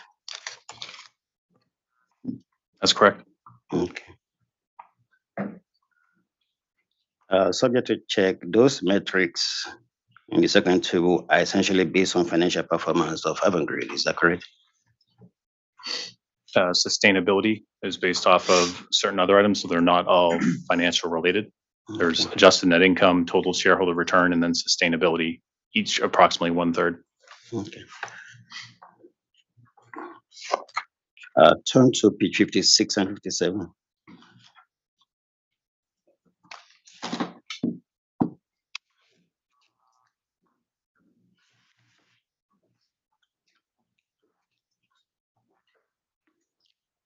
If you look at the total and target of 130.5 on page 56, could you identify which metric we achieve in 2021 that provide benefit to ratepayers?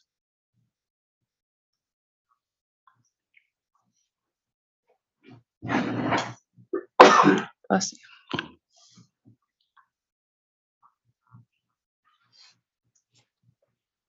I know there is also a compensation panel later, but I'll speak based on my experience, my understanding of the schedule. Health and safety targets and sustainable targets at the end from a long-term incentive plan provide benefits to customers, to ratepayers. Additionally, debt and cash flow, right? Being able to appropriately manage debt and cash flow also provides benefits from an overall cost from a company perspective.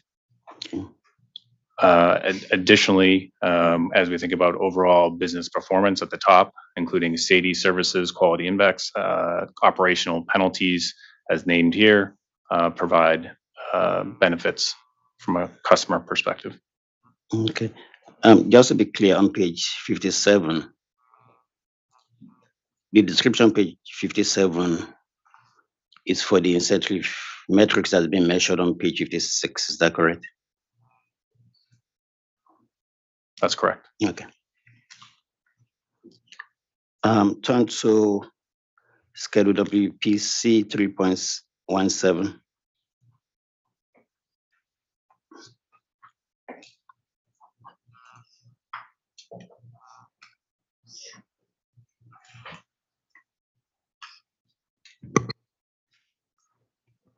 I'm there. Can you discuss if any of these rent expenses are paid to affiliated companies?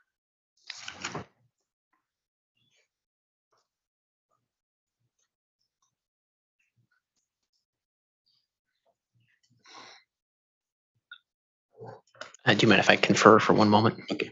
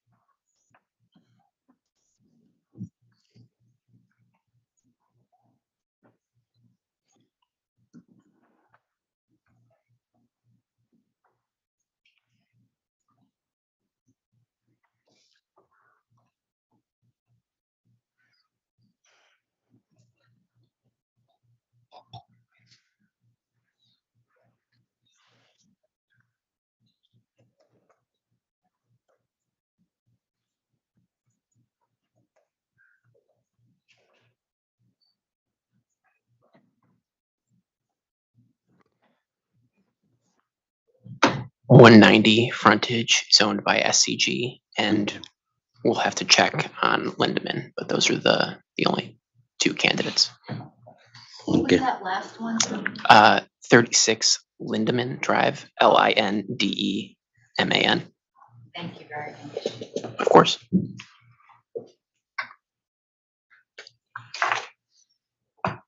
Curiously, why you have the rented space at 190 frontage?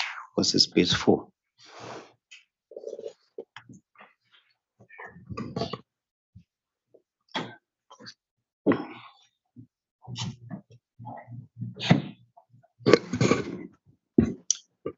190 frontage, the lease is for warehouse storage.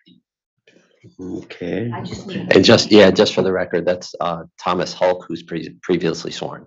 Thank you. UI does not have enough warehouse storage at 100 Marsh Hill Road. There is storage at 100 Marsh Hill Road. The 190 frontage lease took over for a previous storage location that was located in Milford.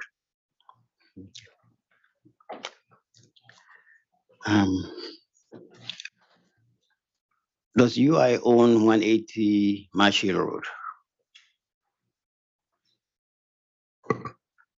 Yes. Okay.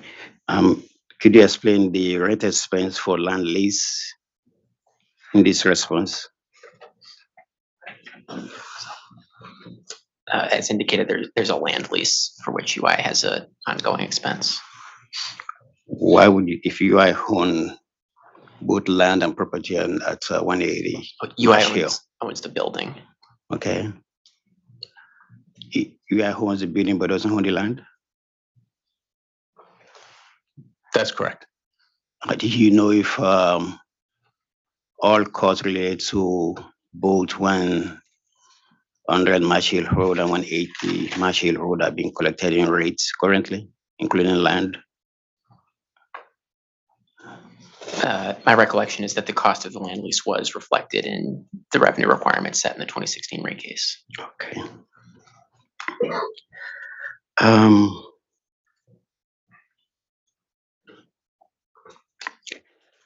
I turn to your response to RRU 70, attachment 1.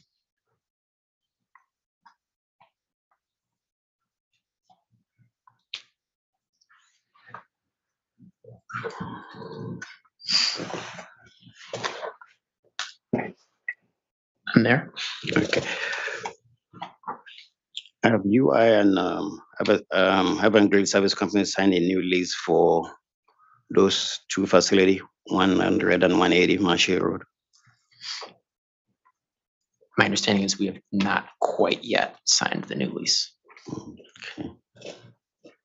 But the testimony is for the company to sign a new lease by January 1st, 2023. We're now in February. Is there a reason why a new lease has not been signed? We intended to, and my understanding is that when the lease is executed, it will be retroactive to 1/1/23. Okay.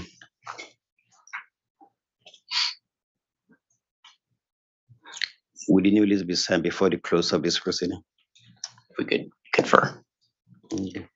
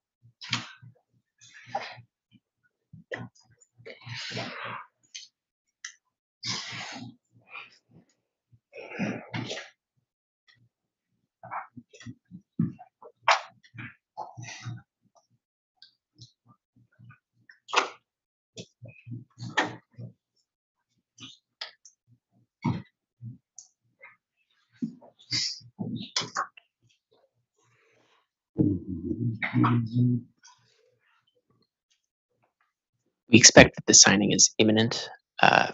We're not sure of the precise timing, but if it is signed prior to the close of the evidentiary record, we'd be happy to provide a copy.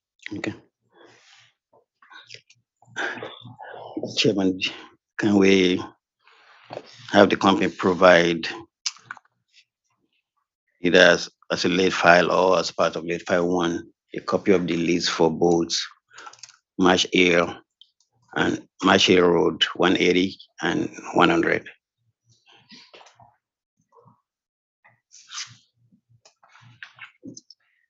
Late file exhibit 56, provide a copy of the lease for both 180 and 100.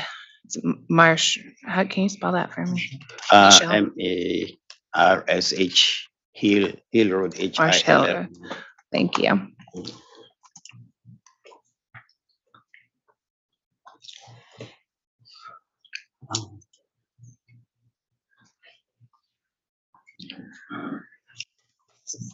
Could you explain how the company determined that the rent for 180 Marsh Hill Road is $33 per square foot? Sure. There was some analysis and discussion on that in the company's 2013 rate case, with certain modifications made by Pura to the calculation. The company continued reflecting the $33 per square foot rent credit rate, which escalates at 1.75%. So this year it's in the high 30s. It's $38 or $39, somewhere in that neighborhood. And our proposal in this case is to continue that rate with the 1.75% escalation. Okay. The 1.75% escalation is not the inflation rate that the company proposing from the test year to the rate year, is that correct? It's not. That's correct. That 1.75%, my recollection, was also from the 2016 rate case. Okay. How much is the rent per square foot for 100 Marsh Hill Road? For revenue requirement purposes, we're proposing the same rate for both facilities. Okay, so we're using $33 per square foot for both buildings, is that correct? Yeah, $33 per square foot in 2012, escalated at.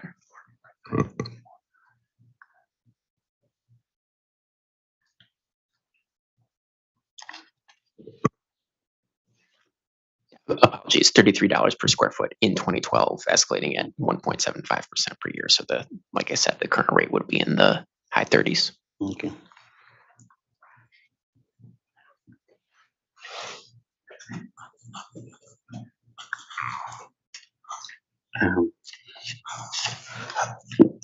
Would the company be able to provide worksheet that shows the calculation of the revenue requirement in this proceeding for both 100 and as well as 180 Marsh Hill Road? It's not something that's discreetly identified in the revenue requirement, but we could certainly take a look at that and identify that for you. Okay, so that would be late file exhibit 57. Okay.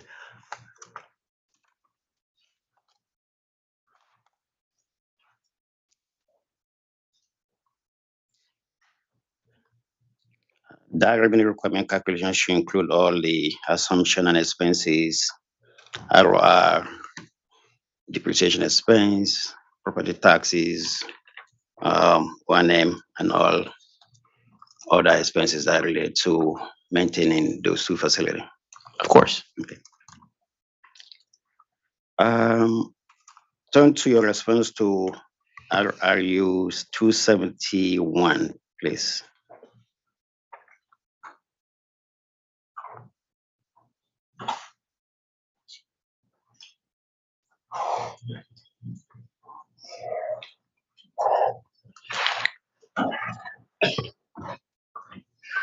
I'm there. Okay. Is there a reason why UI does not have a rental agreement for those square footage utilized for the employee cafeteria? I don't recall, unfortunately.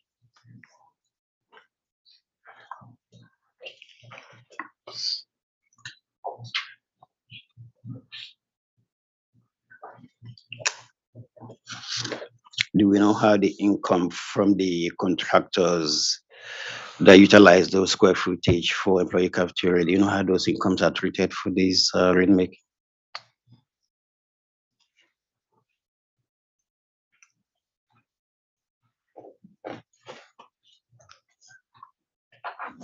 I'm sorry, I don't recall that either. Okay.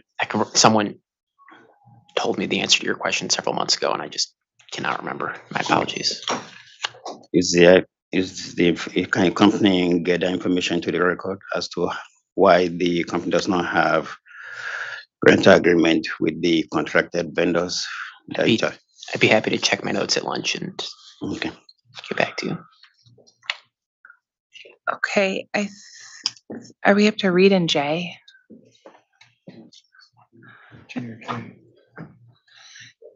Okay.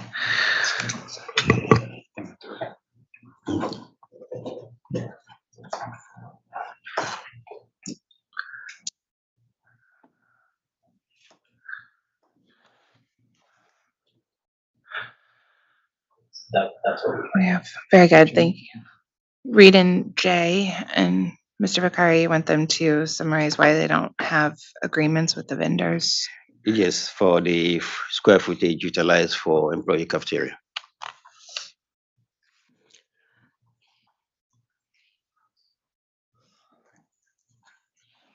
And that reading should also explain what the company, how the company treat the rental income received from those vendors. Treat the what? The rental income received Rental from income, the okay. contracted vendors that utilize the facility.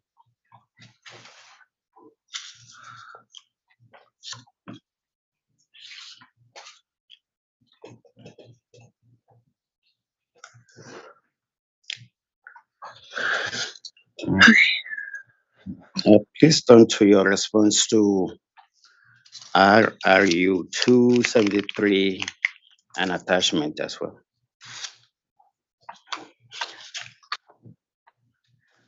Also WPC 3.30 page 2.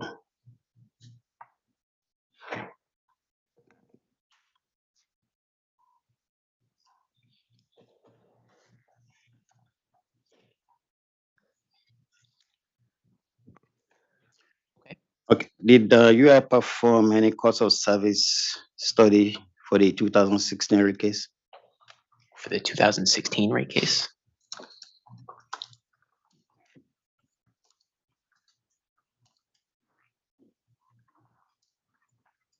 There's not one identified on RRU 273.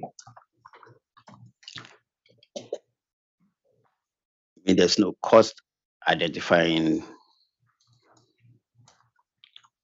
273. That's correct. But my question is, did the company perform cost of service study for the 2016 rate case? I don't recall that specifically, but I imagine that we did. Okay. Did UI perform depreciation study for the 2016 rate case?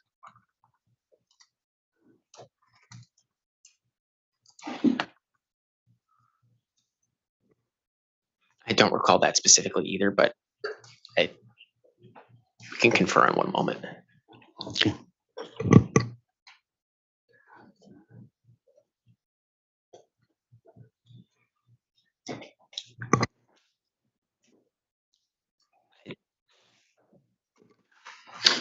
So what was the question, Mr. Bakari?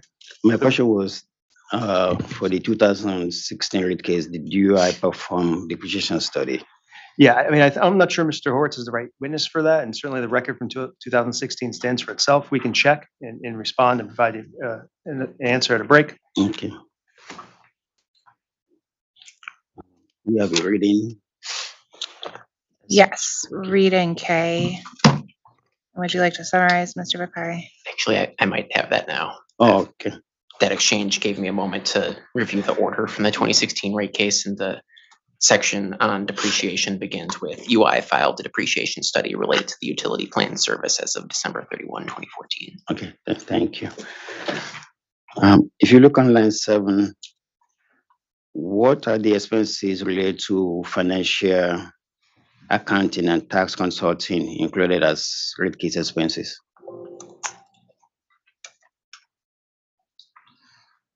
I think just what it sounds like, financial accounting and tax consulting is part of the preparation of the rate case. Give me one moment, I'll see if we can get some further detail for you. Okay.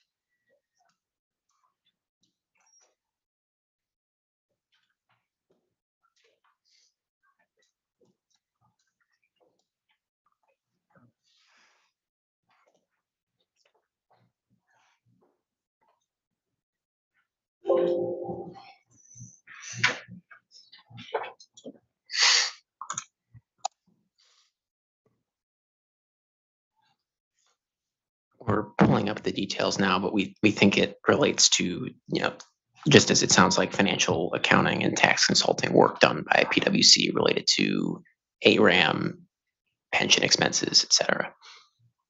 Okay. When did PwC perform those services? In 2020, 2021? Do we know?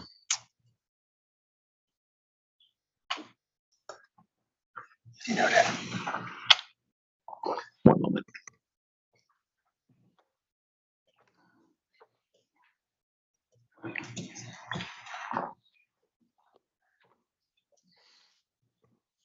Just give us one moment. Thank you for the patience. Okay.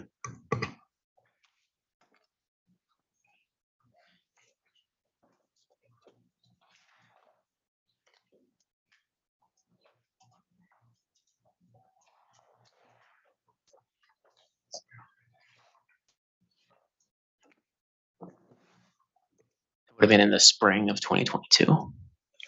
Okay.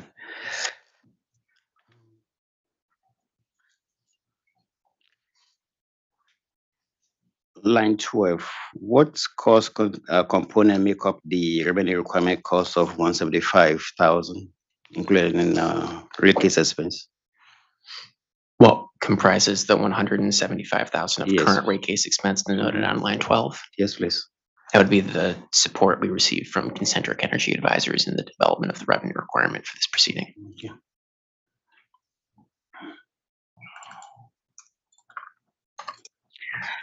Line 14, could you explain why you guys proposing overtime and payroll overhead costs of 332,000 in this proceeding?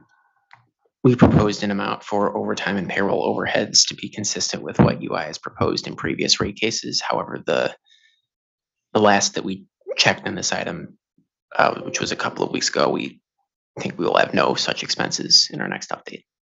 Okay.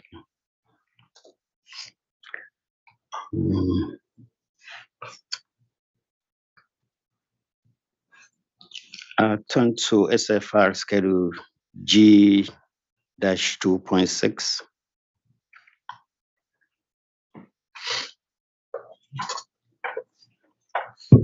Just repeat that again, Mr. Bakar. SFR Schedule G-2.6.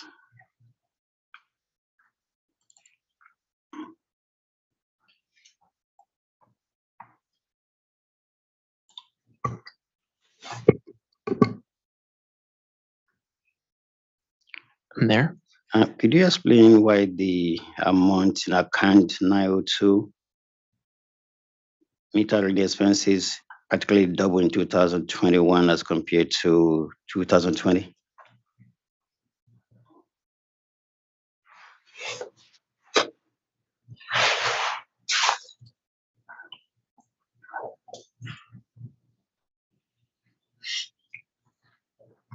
Mr. Bakar, what expenses? Meter reading expenses, line 20, line meter, yes, Oh, okay. line 38. If you refer to the next G schedule, Schedule G 2.7A, Okay. it lists maybe 15 FERC accounts with significant variances in 2021 relative to 2020. One of those FERC accounts is FERC account 902, meter reading expenses. Okay. There's a footnoted explanation for each variance. Okay. Also, similarly, if you look at line 39, account 903, customer record and collection expenses, subject to check that amount increased by approximately 27% in 2021 compared to 2020. Is there explanation for that? I do see that variance. Okay. 903 is not identified on G 2.7.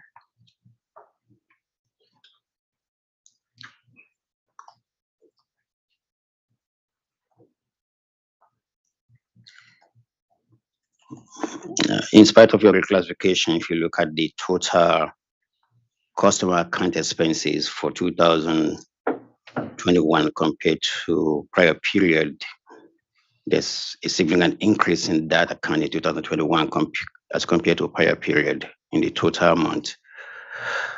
In 2021, subject to check, the company has a COVID moratorium that prohibit taking action on customer past due accounts, but yet the company costs related to customer accounts increased significantly in 2021. Is there explanation for that?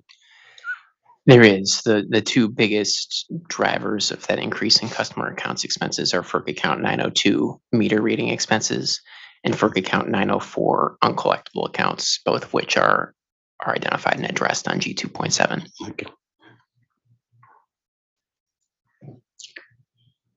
Line 40, 904, discuss if the amount reported on line 38 included amounts that are treated with both GSC and TAC. Oh, one moment. Actually, line 40, the amount reported on line 40. Does that amount include any portion related to GSC and TAC?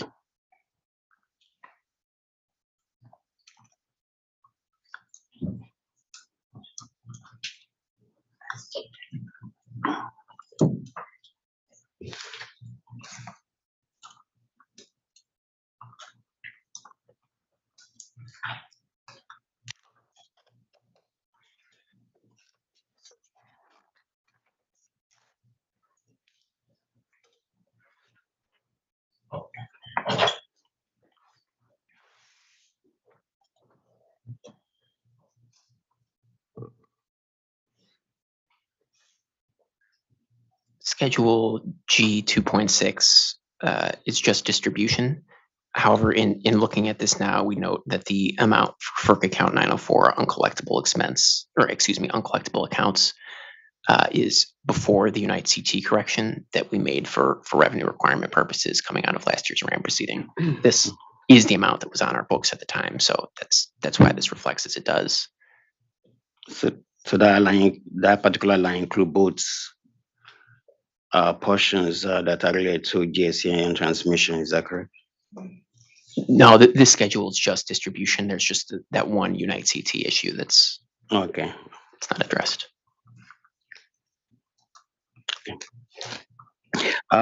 Turn to line 63.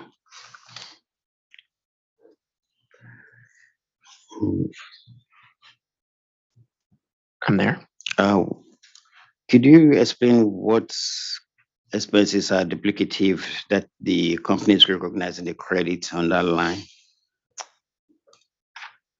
As described on Schedule G 2.7 in 2021, UIs uses FERC account 929 primarily as a clearing account for overhead pool charges. Okay. The component that make up the 3.424, could you explain how those credits were treated for the rate year purpose, for rate year 1 and rate year 2, or rate year 3, for that matter? If you're saying there are component expenses that are duplicative and you're adjusting those amounts by this credit line, I mean, there is some money to be adjusted for rate year 1 and rate year 2 to reflect the amount of that are duplicative. Is that correct?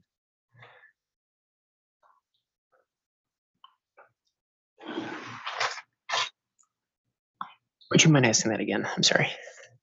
Line 63 reportedly represents credit for amount above that line for certain expense line item that company determined they are duplicative. Right. So the revenue requirement will reflect all appropriate expense credits that are related to UI's distribution operations. Okay. Is there a way to provide a breakdown of what component make up the 3.424 million credits reported on this line? What are the line items that make up that line? I'm sure that we could provide you some additional details as to what that amount relates to. Okay. Okay, so I think that will be late file exhibit 58, which is to provide a breakdown of the costs shown in line 63 of G 2.6. G 2.6. Thank you. Late file exhibit 58.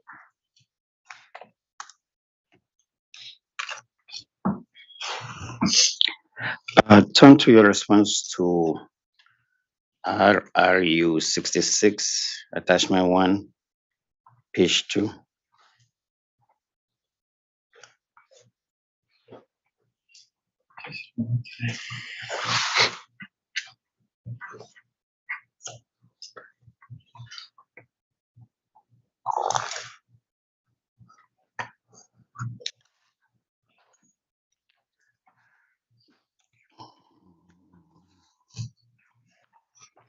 You said RRU 66, 66, attachment 1, page 2. page 2.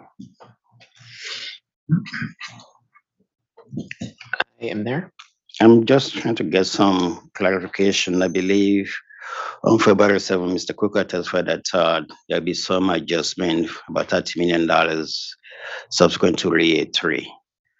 However, if you look on line 13 of this attachment for REA3, the 44,726 represent the total deferred in REA2 that will be collected in REA3 plus the related carrying charges. Is that correct?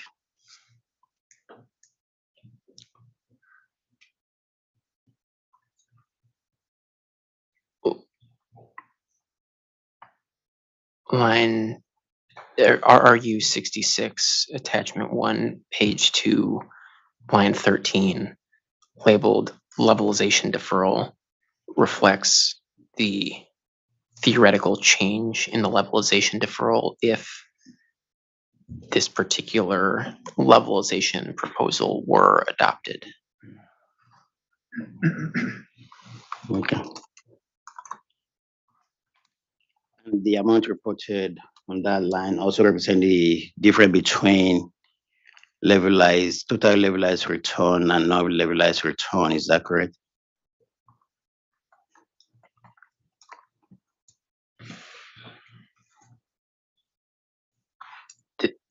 You're asking, will this reflect the difference between the total levelized return and the non-levelized return?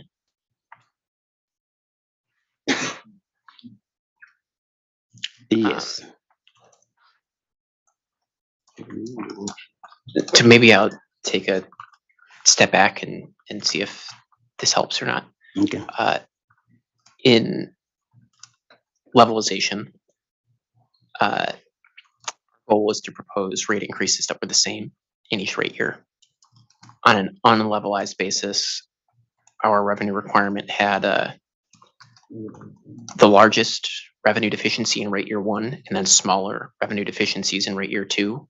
So in rate year 1 of this levelization scenario, there, as shown on line 8, there's approximately $41.7 million that the company is not collecting, that it will need to collect subsequently in rate years 2 and 3. Okay. Then in rate year 2, the rate increase, the levelized rate increase of $60.4 million is a lot more than the rate increase would be if we were in the unlevelized scenario. And that's in part because we're catching up for rate year 1, and it's the same concept in rate year 3. Okay. And so the levelization deferral values shown here are the build up and unwind of that concept. But subsequent to rate 3, the deferrals and the related carrying charges has been collected in rate 3 will no longer be a rate basis. Is that correct? Yeah, in the levelized scenario, we'll be made whole by the end of rate year 3. Okay. So I think I didn't hear Mr. Kolka testify, but in my review of the transcript, I think what he was trying to describe was in quote unquote rate year 4, and I know there is no rate year 4, but in quote unquote rate year 4 of the levelized scenario, we would return to rate year 3 of the unlevelized scenario because we've already caught up for that rate year 1 shortfall, and we won't need to continue collecting that each year going forward. Just trying to get into the record that the amount is not $33 million. It's more like about $45 million. Oh, is the $3 million, was he referencing carrying costs? The approximately $45 million I'm referencing include both the deferred amount and the carried costs that need to be returned to customer in year 4. I'm guessing Mr. Kolka was describing that, in rate years 1, 2, and 3, the difference between the levelized and unlevelized scenarios is simply the carrying costs. Okay. Turn to attachment 2 of the same response.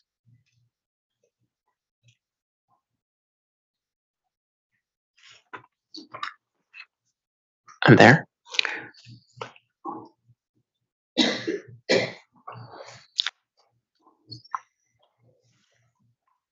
Could you explain why the DER fees are removed as adjustment to RDM revenue?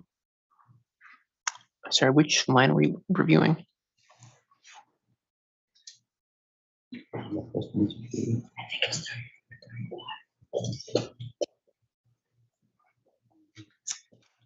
As noted on Excel rows 34 and 35, those are revenues that are offset by expense. The DER fees, where is that reported as revenue for the company?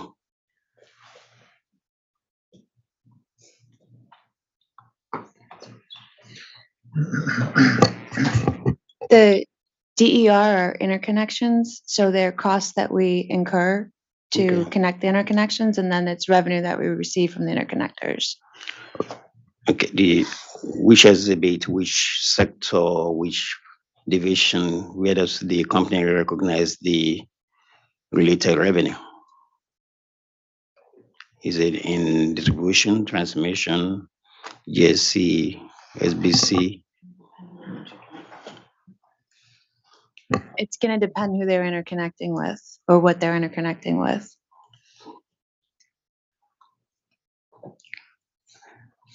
In this exhibit, I'm looking at the companies removing those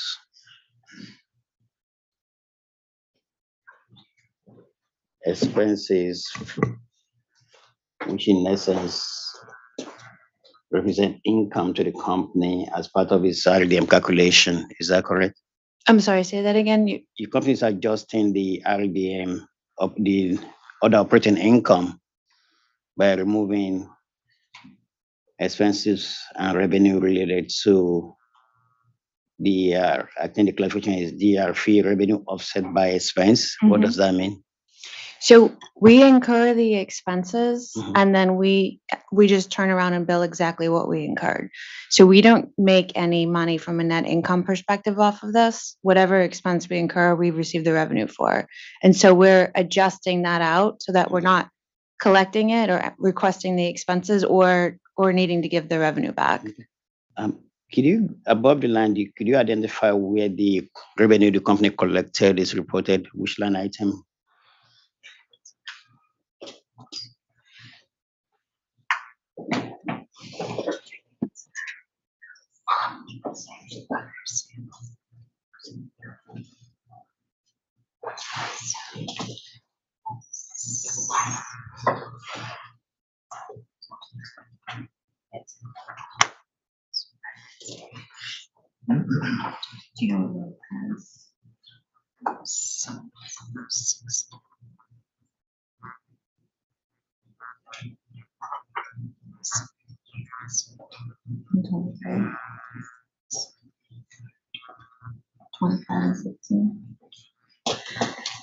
It's split between row 16 up above and row 25 using the Excel row references.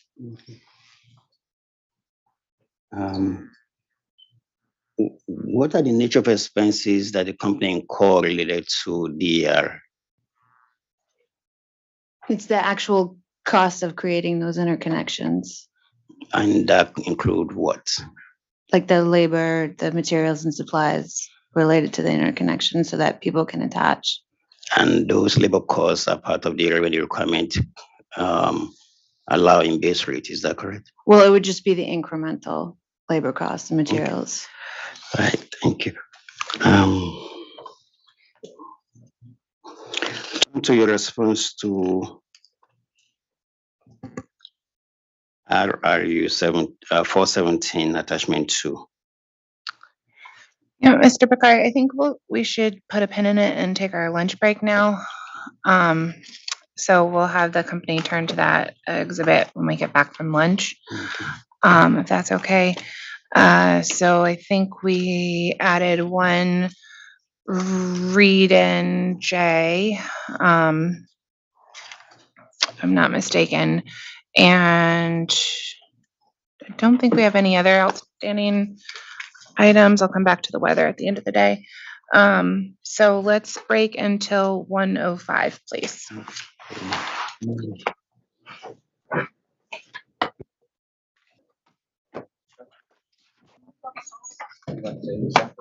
No. Are you doing all right? Good, I'm fine, thank you. For now.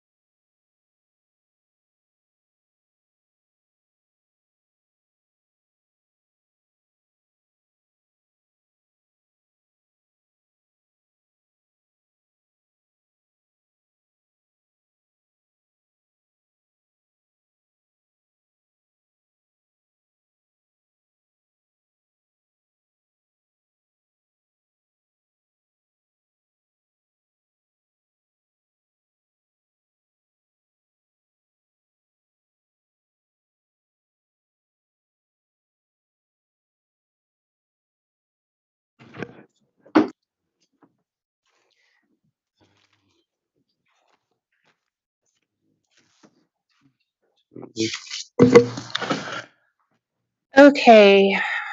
Attorney Venora, Attorney Vaughn, do we need more time on the read-in? We do. Okay. We're just trying to assess if we can get all the information, and we will do so. Very good. If there are no administrative matters, then we can resume with Mr. Bakari, please. Okay, good afternoon, Chairman and Vice Chairman.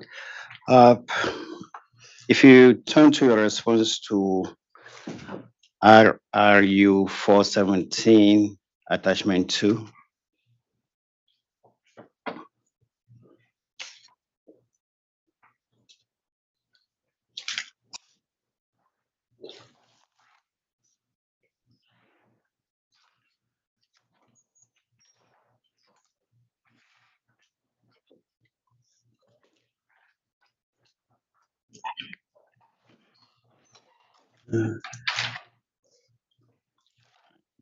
You go to worksheet 3 tab.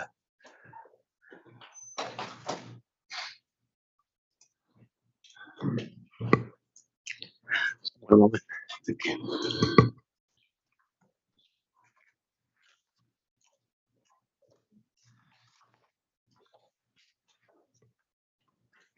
We're there. If you look on line 14, can you explain if the 289 70,769 represent the total audit to be allocated between transmission and distribution sector? You're referring to the amount on Excel row 34 labeled FAS 109 liability? Yes. And I'm sorry, your question was? Does that amount represent the SS80 to be allocated between transmission and distribution?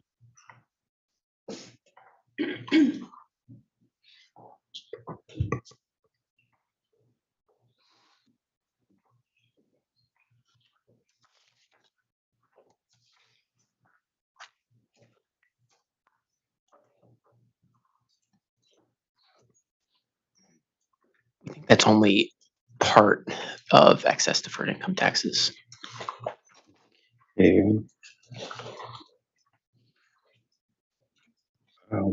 Where would I find the other parts?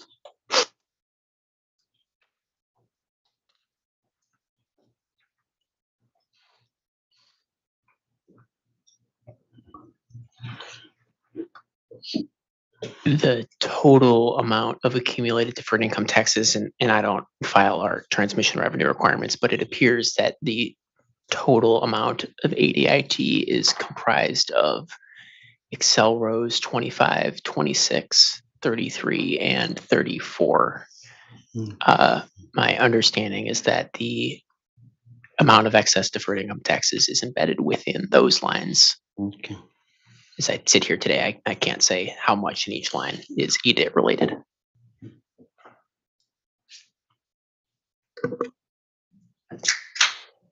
Can you explain the difference between the edits on line 8 and the liability on line 14, which is Excel row 25 and 34?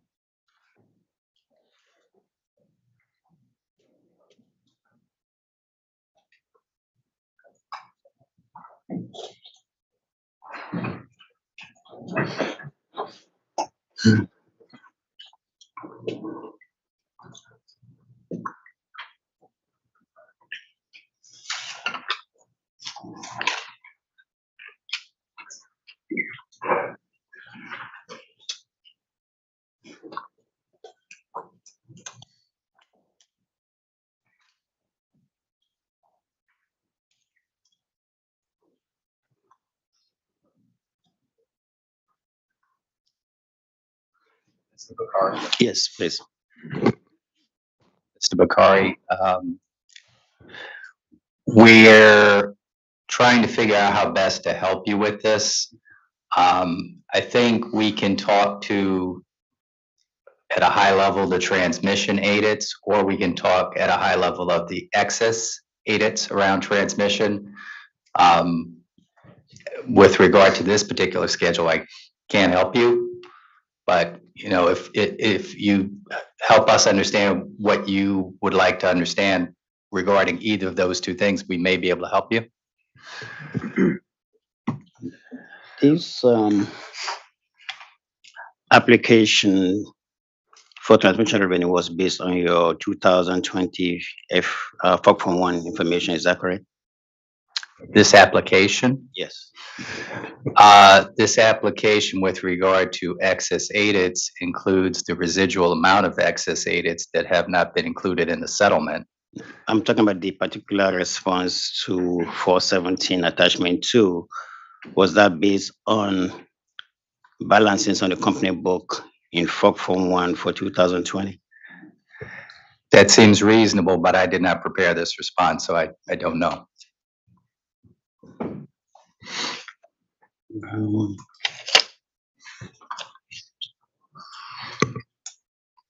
Let's turn to attachment 3.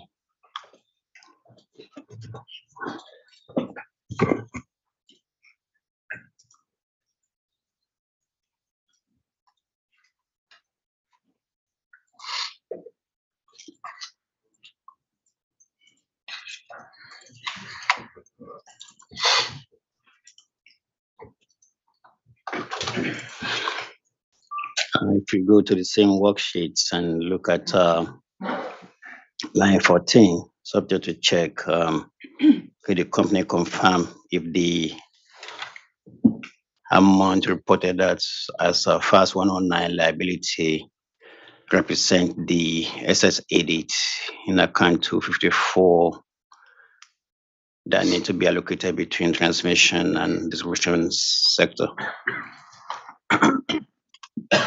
Would you show the heading of this schedule, please? Okay, if you scroll back down, it's pretty close to what I was expecting.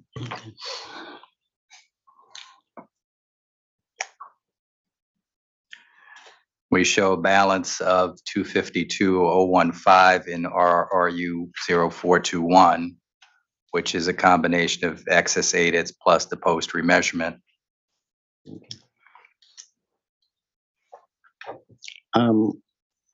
If you look on line 5A of this exhibit, subject to check, there's some allocation of UIL depreciation reserve to transmission. Could you explain why UIL is allocating depreciation reserve to transmission?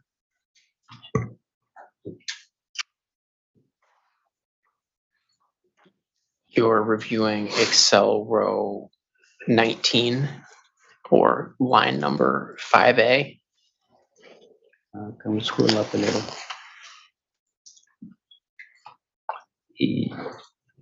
5 and 19, Excel row 19, yes. My expectation is that this is similar to the corporate capital charge discussion we had on the plant side last week. Those assets that were previously held at UIL would have not just a balance of plant, but also a balance of accumulated depreciation. Okay. Do we know if there is any depreciation reserve allocated to distribution business from UIL? It would only be though associated with the corporate capital charge, which has now been phased out. So the answer as of today would be no. Could you provide me the citation where the company allocated distribution reserve from UIL to the distribution sector in this proceeding or in any of the exhibit that was filed? Yeah, we provided some discussion of this in OCC 122 and RRU 254. You said OCC 122? Yes, OCC 122 and RRU 254 Okay. would be the data request responses where we discussed the phase out of the corporate capital charge. Okay. Is UIL depreciation reserve reported in UIL 4.1? It would be now, but if I could just clarify the question, it's depreciation associated with assets that were previously on the books of UIL but are now on the books of UI. Okay.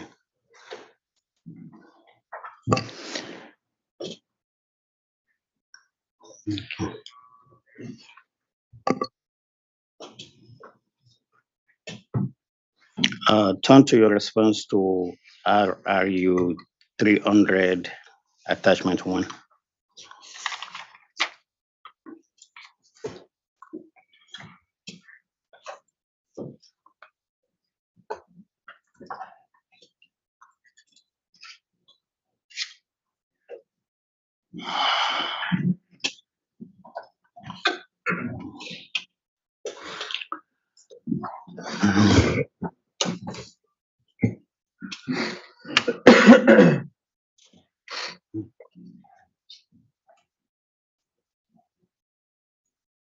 Scroll down.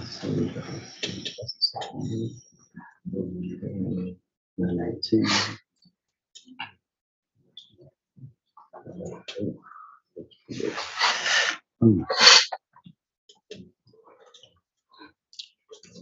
If you look at line 29, the 44 million, that was the amount that was used to offset some of the over collection from the RAM dockers. Is that correct?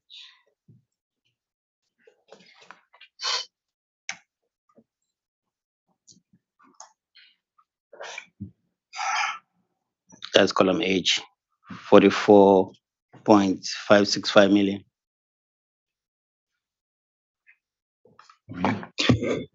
There was a $44 million offset as shown on line 6, I believe, Okay. in addition to the 5 million that was also given. Okay, and that amount is coming from line 29. It's column H. Okay. As a result of the settlement, subject to check, looking at and referencing this schedule, what's the total protected edit that was used to that was refunded to customer in that settlement? How much was the total protected aided reflected in this schedule?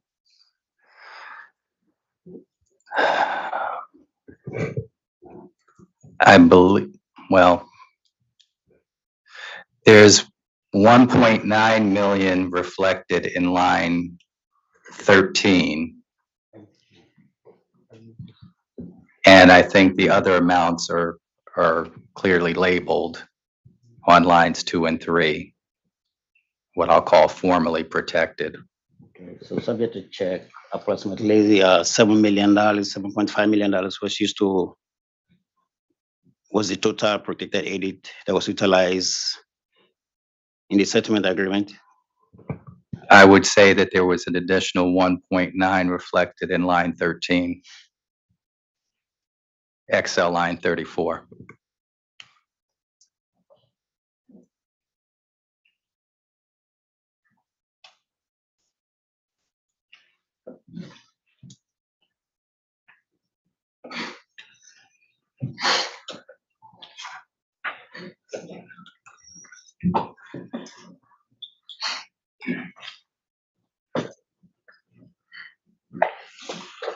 If you go back to line 1 represents unprotected edit, is that correct? Line 1? No, line 1 represents the post remeasurement. Does line 1 represent the income tax excess recovery from the last rate case? Does line 1 represent the excess aideds? The one that's a federal income tax regulatory liability, the TRA number 26 to 295. 5, and was adjusted for 4 point something million dollars. The total amount is $30 million. Does that represent income tax expense or recovery from 160604, or does that represent timing differences due to?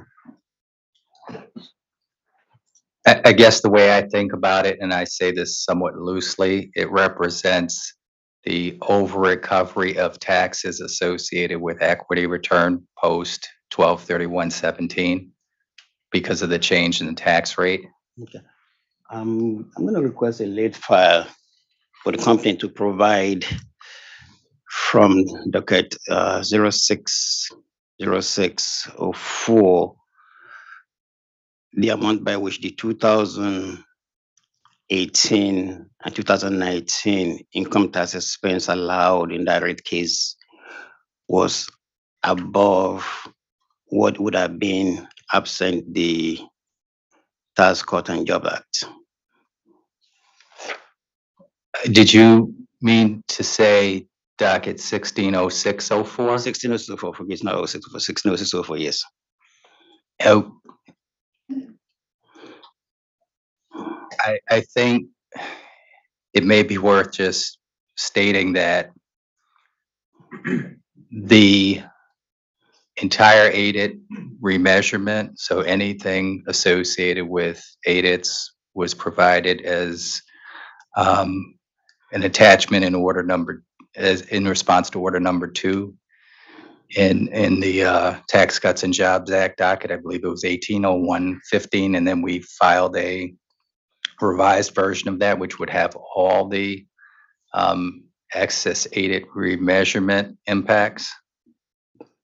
In your settlement agreement, you were refunding back to customer excess tax expense that was allowed in 160604 in 2018 and 2019 as part of that settlement, separate from the DIT liability.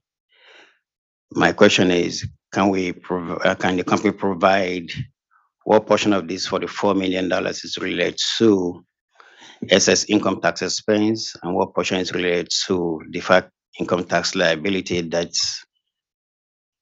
the company is claiming? And of that 44 million, I believe 565, how much of that is protected, how much of that is unprotected? Because we're getting lost as to what the tax expense itself is not protected.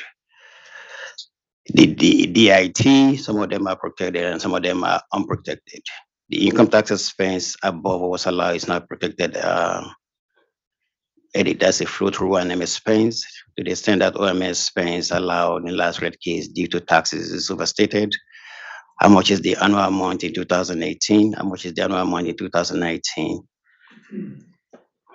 Just to be clear, Okay. what I think I'm hearing you request is a quantification of the non-excess ADIT related any over recovery attributable to the change in federal tax rates that had nothing to do with the remeasurement of deferred taxes. Is that correct? Precisely. And how much of that is included in the 44,565 that was recorded as a result of the settlement in 210104? Okay, so that would be the line 1 amount of $30.4 million. And that money is not protected, is that correct? That is correct. It is unprotected. Okay. It's not excess ADIT, so it's not subject to protection. Okay.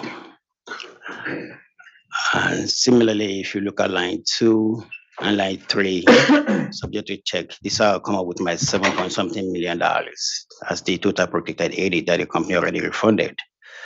If you add those two lines together, so the 979 and the 6457, subject to check, that one is 7,435,000. That's the total protected ADIT that was refunded as a result of that settlement. Is that correct? That represents the amount of formerly protected excess ADITs whose protection lapsed because of the passage of time. the protections only apply to a period of time. Once that period of time elapses, if we still have the balance, it's refundable. I mean, the restrictions lapse. But of So the there's point being that there is protected excess ADITs. okay, and the protected ADIT refunded to date to customize the $7.4 million I just referenced.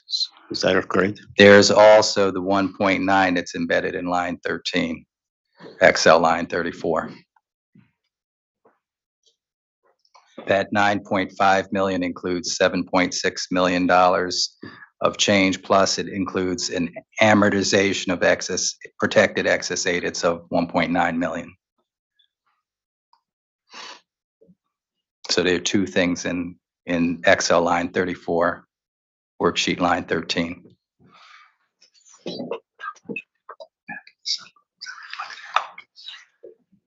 I believe this is a base rate change.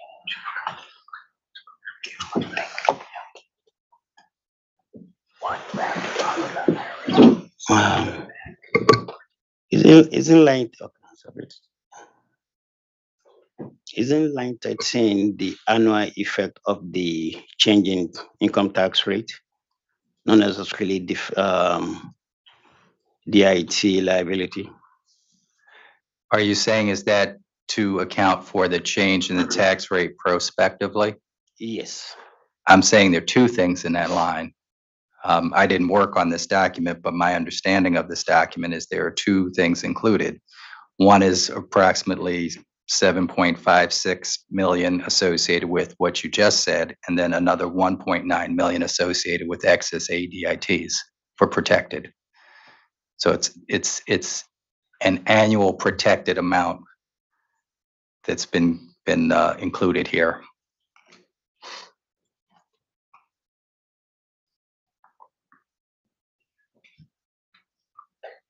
So if you look at the top part of the schedule, what you'll see is that we address what I'll call formally protected through June 2021, but then there's the piece of protected that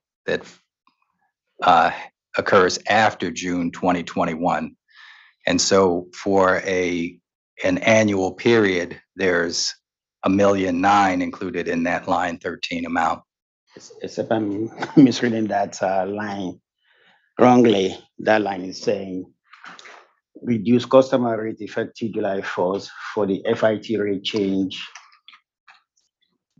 to 21%. But you say plus 8, which 8 is included in there? Can we provide a breakdown for the 9.46 to show what amount of that line is related to annual income tax expense reduction and how much of that is related to SX protected ADITs? 1.900 is related to excess ADITs, and the residual amount 7.560 is related to the rate change. Okay, so non-remeasurement. So I still in my little file for the company to provide the worksheet that shows the calculation for the income tax impact in 2018 and 2019, showing what the income tax expense, federal income tax expense would have been subject, absent the reduction. So the reduction was from 35% to 14. So let's show what that delta of 14% resulted in reduction to federal income tax in 2018 and 2019. So it sounds like you want a reconciliation supporting the amounts in line 1 plus the amount in line 13? Line 1 is a cumulative of several years. Is that correct? It's the amount that begins effective 1/1/18. 1/1/18. And what was the annual amount for 1/1/18 that's being refunded annually? So the 1.9 million? No, the annual income tax expense that resulted in the $30 million in line 1 was the annual amount. There is To the best of my knowledge, I wouldn't say there is an annual amount. It's an accumulation of the amounts that were over recovered But prospectively from, won't the recovery be based on 2018 amount that was embedded in rate base, and what that number should have been with the new rate of 21%? the tax team didn't calculate this balance, but my understanding of this balance would be, as a customer, for example, I had rates, base rates that were designed on a tax rate assumption that UI was going to pay taxes at 35%. It turned out that UI is going to pay taxes at 21%. So to the extent UI is paying taxes at 21% prospectively, the company deferred those impacts so that it could refund those amounts to customers. Okay. The amortization of the deferred tax started in 2018, is that correct? Would you repeat that? The amortization of the excess deferred income tax, does that begin in 2018? No, the amortization of the excess deferred taxes was accomplished through the settlement. There was no amortization prior to settlement. So how does the company determine the amount that the company claim we're about to expire? What does that include? What does that entail? Would you rephrase that? Earlier you indicated that the protected audit were those they were about to elapse.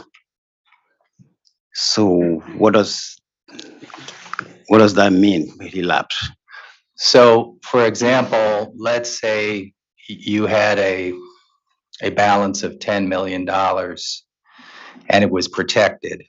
And let's say that the amortization period under the methodology that we used had a 10-year reversal period. So $10 million over 10 years would be a refund of $1 million a year, potentially. Okay. So so in year one, you could give back $1 million. Year two, you could give back $1 million. Year three, you could give back $1 million, and so forth and so on. But if you gave back nothing at the end of 3 years, you would have that 3-year amount that you can immediately give back, plus again another, $1 million, because the protections lapsed in essence for those first 3 years. Okay. My thing is under that scenario, the 10-year amortization. When was the first year of that amortization of that 10 years? For under this scenario, was that 2018, 2019, 2020? Yeah. So in my example, let's say it was year 4. Okay. So anything prior to year 4 could be immediately given back. And when the company had a settlement, I believe in 2021, your defined period was June 2021. So any excess amount accrued prior to that is what you're refunding to customer. Is that correct? That would have elapsed as of that date. Is that my understanding? I think what I heard you say is, to the extent we had protected amounts that could have reversed prior to July 1 of 2021, that was the amount we identified as the 6 million plus the 979,000. That is correct. Okay. So now let's go back to the overhang portion of it. Forget about the rate base. That's now line 1. Did we start the measurement also in 2018 for the amount of over recovery that was embedded in 160604 to determine the $30 million, or how do we determine the $30 million? I would call this simply I would describe this as after December 31st, 2017, there were amounts that had not yet been established on the books that were being collected from customers that were not going to be needed and therefore refundable. And so we began deferring those amounts in line as represented on line 1. So they're not excess audits, they're what I would call post remeasurement over recoveries. of the FIT expense. Yes. Okay. Mr. Bakari, do we still want the lead file exhibit, what I think would be 59? I believe that lead file will be necessary for the authority to determine what the tax expense would have been under the new tax law as compared to what was allowed in 160604. Right, so that's lead file exhibit 59. Thanks. So you're looking for a copy. Thank you. You're looking for a computation of what recoverable tax expense would have been. If we had applied 21% for calculating federal income tax in 2018 instead of 35%. For calendar year 2018. 2018, and the data will be what was allowed in the last rate case, will represent the annual amount. Mr. Bakari, did you want just 2018 or did you also want 2019? The company could identify what the total federal income tax expense that was allowed for rate year 2018 from the last rate case, and then show their calculation what the actual amount would have been if they have used 21%, and then staff can determine what the delta between the two. Thank you. Okay.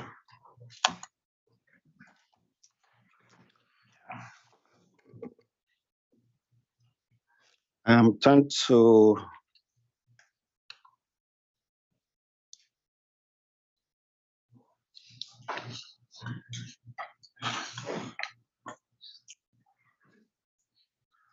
response to RRU 60, attachment 1.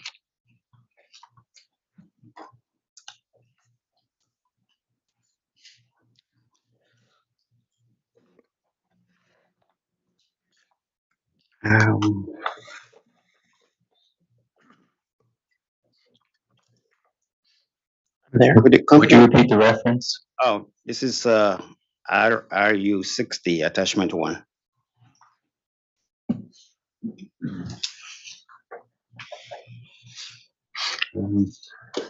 Could you describe what make up the 441, 135 from SEG? What's the type of revenue that US getting from SEG? Can you clarify what row you're looking at?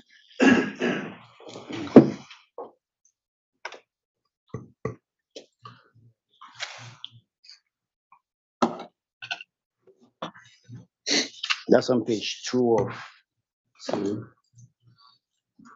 If you go further down on Excel row 36, column K. Actually, okay, that's Excel row 40, column K. No, page 2. 441, 135 in revenue from SCG. This is revenue received by UI for sales of electricity to SCG, and we've included this as revenue within the revenue requirement. So the company is making sales of electricity to SCG. Okay. If you look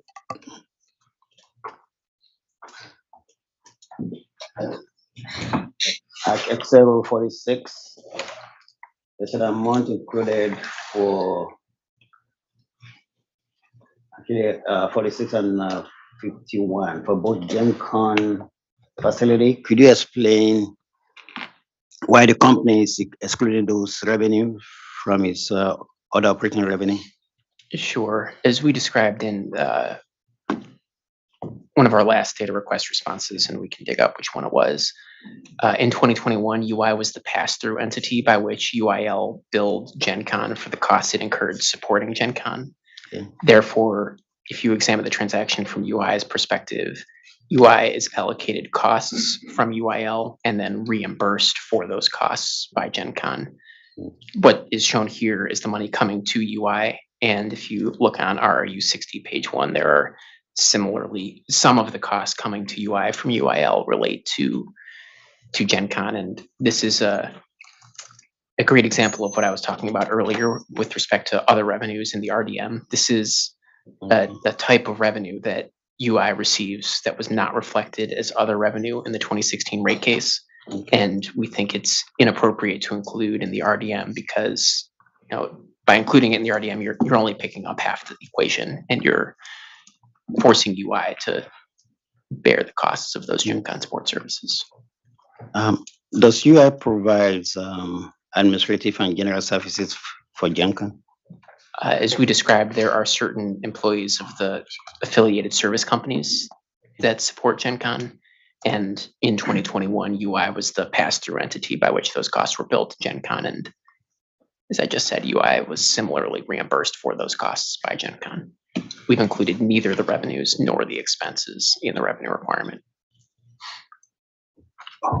You said the services to Gen Con was provided by UI affiliate. Could you identify the UI affiliate that's providing services to Gen Con administrative services? It's UIL and maybe one or two service companies above that, ASC. We provided some itemization of these costs in a data request response. And UIL allocated all its costs to its operating company, is that correct? In 2021, UI was the pass-through entity. So UI gets billed by UIL and then paid by Gen Con. You may have referenced this. What are the factors that the company used to determine whether income or expenses from an affiliated company will be included or excluded from other operating income? Generally, we're interested in making sure it's equal. If we're including the expenses in their revenues, you want to either pick up both the revenues and the expenses, or neither the revenues nor the expenses. Gen Con is an example where we chose to exclude both because, in our view, that falls outside of base distribution rate making. But as a general matter, we want the treatment of revenues and expenses to be consistent. Do you know in Gen Con revenue requirement that some of the O&M expenses allow for Gen Con facilities are related to UI's employees and supervisors? We provided a data request response on this. My recollection is that none of the services were provided by an employee of UI. Rather, they were provided by employees of the affiliated service companies, UIL and likely ASC. I can confirm ASC. Thank you. Do you know if any of ASC's employees are union employees subject to? I do not believe so. I don't believe so either. Okay. So there will be no reason to escalate payroll allow for Gen Con in its revenue requirement by union contract rates. I think that's a separate question. Okay.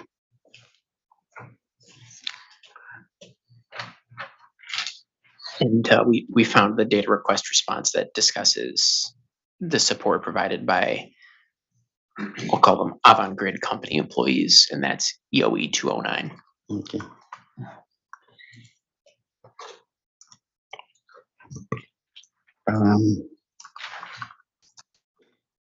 I'll turn to OCC 13 attachment 1.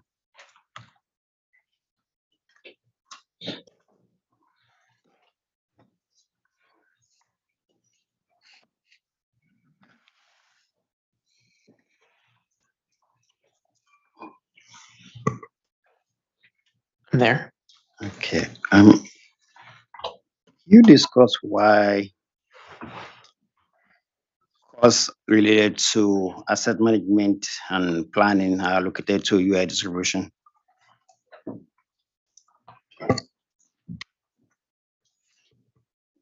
These are the costs associated with the investment planning team who plan out the UI system. Okay. Does UIs have its own employee that are dedicated to its assets planning and management?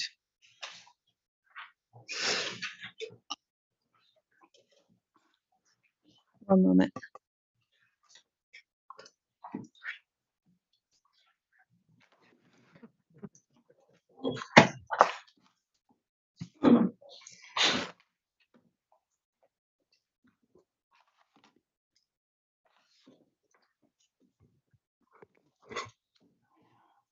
Kevin Donnelly, previously testified and sworn in. Hello, Mr. Bakari. Hi, how you doing? It's been a little bit of time. Yes.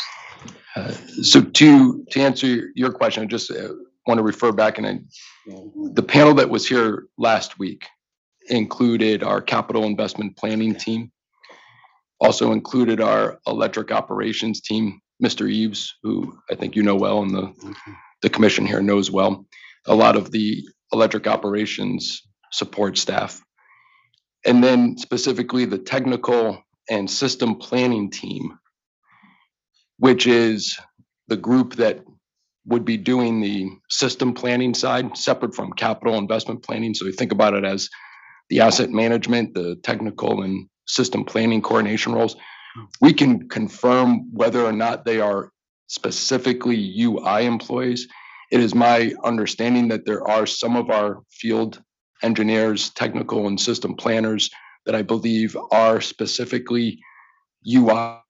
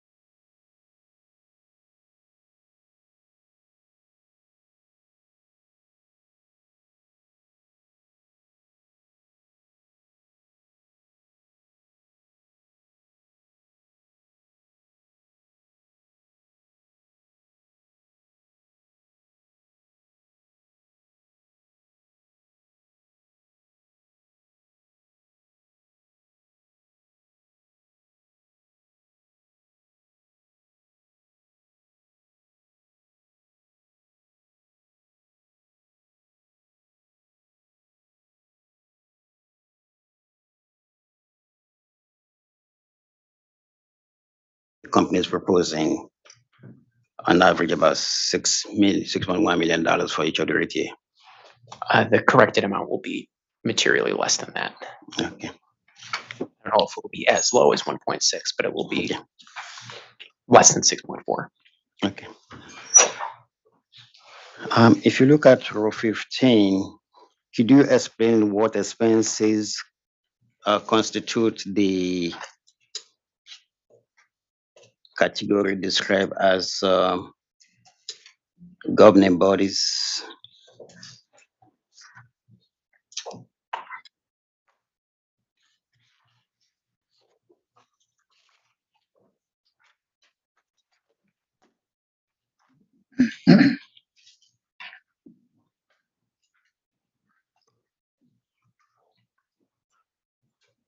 As described in the company's cost allocation manual, and one of the places we provided the excerpt I'm about to read is RRU 194 UI attachment 10. Governing bodies includes the activities of the chairman, CEO, CEO's office, and board of directors related to the management of the company. And those costs are separate and distinct from that of the president's office. Is that correct? Yes, governing bodies and the president's office are presented as two separate lines. My last question has to do with WPC 3.27.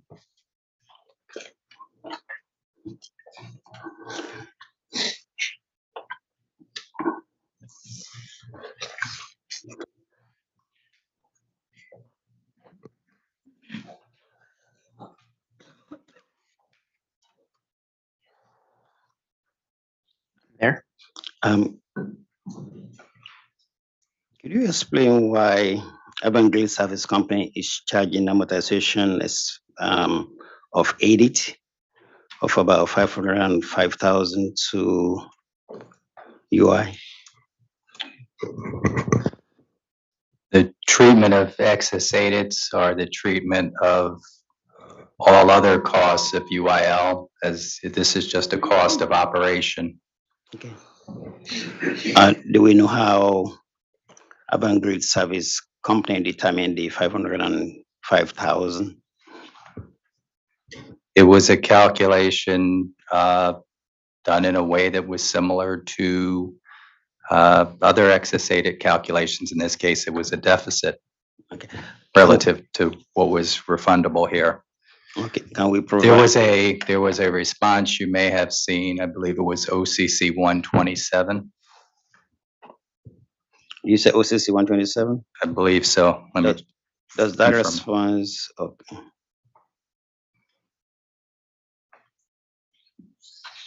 Yes. Does that response include the calculation of the overall amount prior to allocation to the operating companies, or that only provide the calculation of the 505? I believe. One moment. Okay.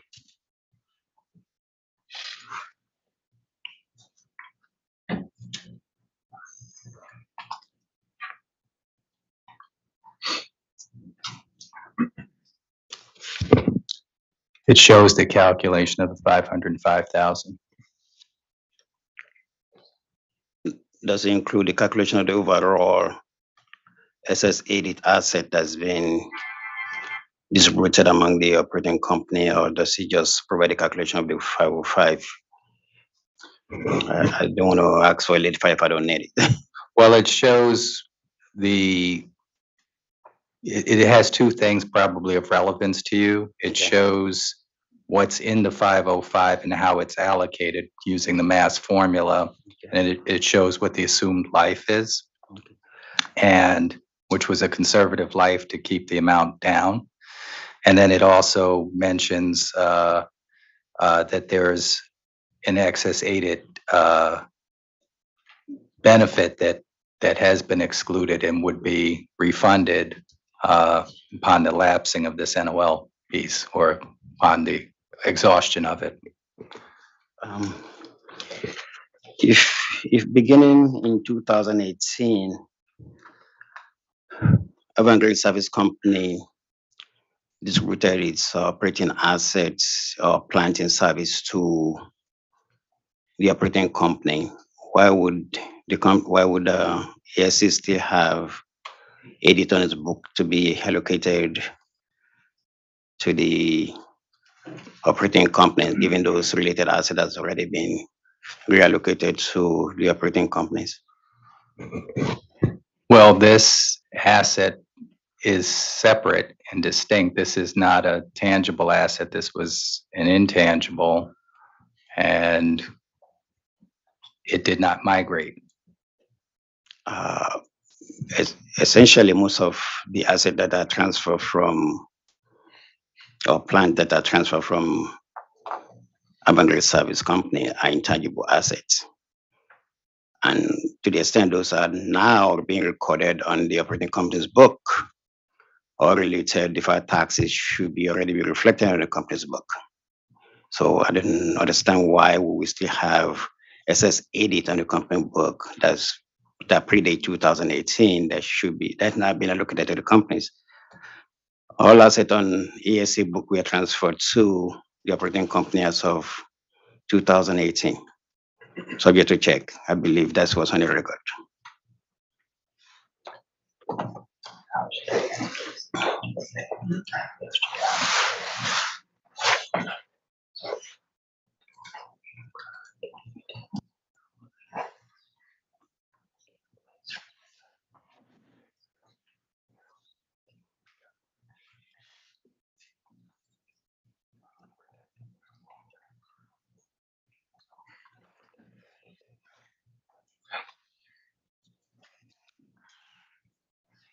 I'll just say the liability.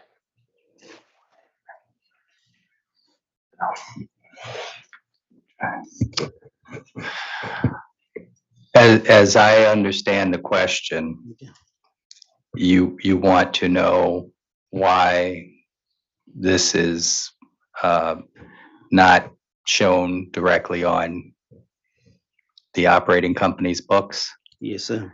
And does that question extend to the excess aided liability? Yeah, it should.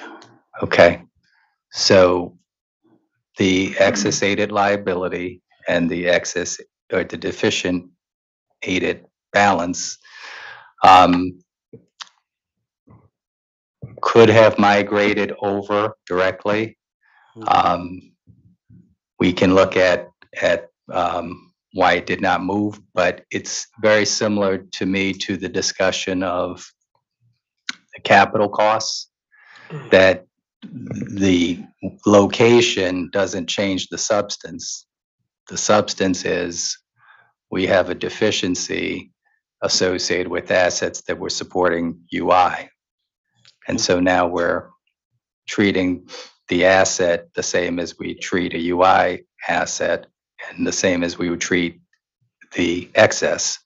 The customers would get adjusted for or they would get the benefits and burdens associated with remeasurement as it impacts UI. Okay.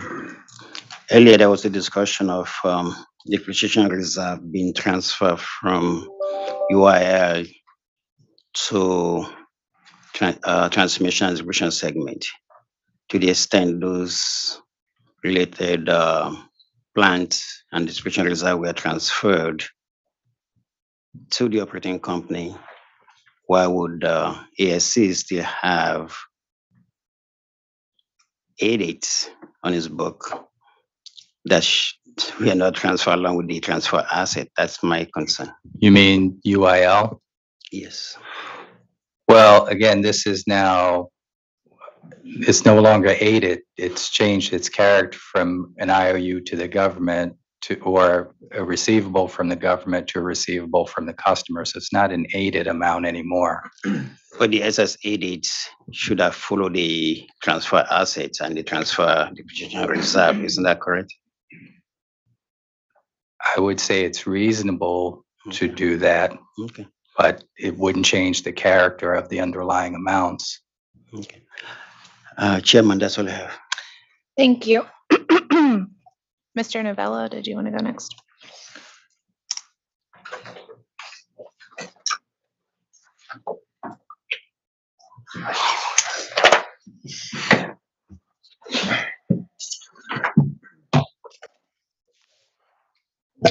Madam Chair. Good afternoon, Commissioners. Good afternoon, panel. My name is Guy Novello, Authority staff. I just have a couple of questions on the inflation factor that was used. Reference the revenue requirements model, the assumptions tab. For rate year one, we're using an inflation factor of 8.61. Is that correct? I see that Okay. on the assumptions tab, Excel line 17, labeled HTY or historical test year to RY1 or rate year one inflation rate, and I see 8.61%. Okay. And we referenced two sources that were relied on to calculate the number. Is that correct? That's correct. Okay. Can you explain to me or point out in the record where the calculation comes from arriving at 8.61?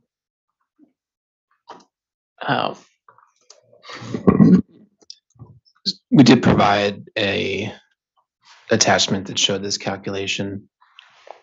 So I could just check quickly to recall the number. I think I have it on my top of my head, but I don't want to Please speak unless you have it. It's OCC. It's OCC 84. Okay. Attachment 14. Thank you. And was this methodology prescribed in UI's former rate case? Otherwise, did the former rate case for UI have a methodology that was already in place to come up with the inflation factor?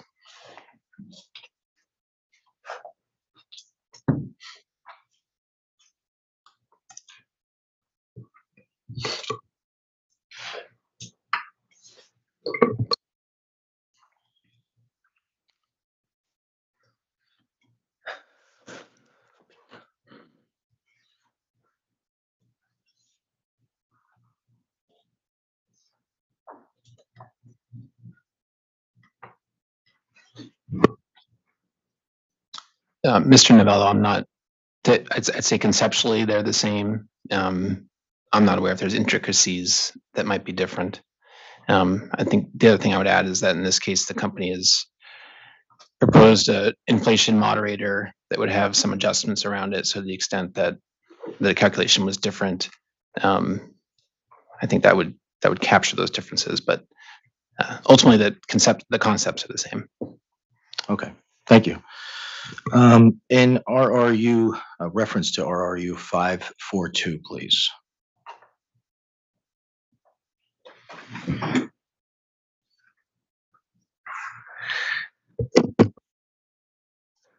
I'm sorry, before we go off of that line of questions, I think you responded to Mr. Novello that the inflation factor calculation was in the response to OCC 84. Is that correct? Yes, Chairman, it was attachment 14. 14. Okay, thank you. Sure. And just to make that even more specific, within that attachment, there's cell Q15, Okay. which presents an inflation rate of 10.61%. So the 8.61% reflected in the revenue requirement is equal to the 10.61 with the 2% moderator that we've proposed. Okay, thank you. Sorry, Mr. Novello. Go ahead. Okay.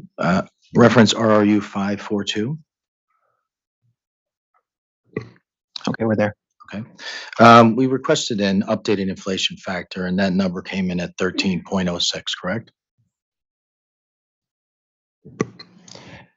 That's correct, before the 2% adjustment downward. Okay. And that was using the same methodology with the same sources? Yes, to methodology. The sources were the same publisher, but updated for more current information. Thank you for the clarity. Okay, reference RR 543.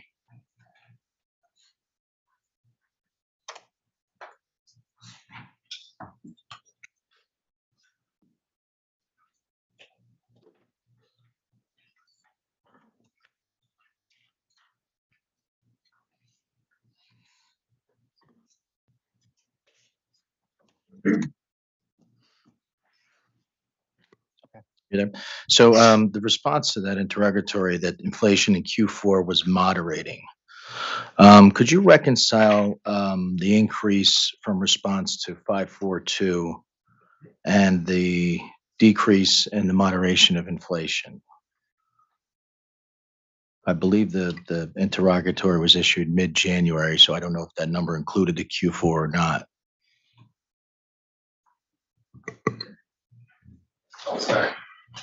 I'll start and ask Mr. Hurwitz to supplement as necessary. So as you said, the response notes moderation in inflation as of December, which is still very elevated relative to recent history. And in updating the calculation, we pulled from the same publisher again with updated sources. And Blue Chip will also update both its forecasts and, as historicals become known, update those as well. So as you may note, I think our longer term inflation forecast for rate years 2 and 3 went down somewhat, but the interim period, which includes 2022, which was a period of very significant inflation, as we updated that for more recent Blue Chip, that's what generally caused the uptick in that first period of inflation. Okay.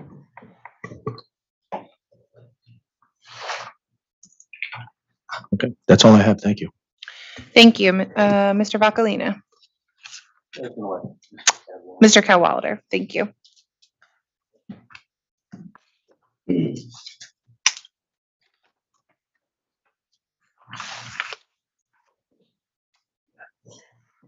Thank you, Chairman. Good morning, panel, or good afternoon, panel.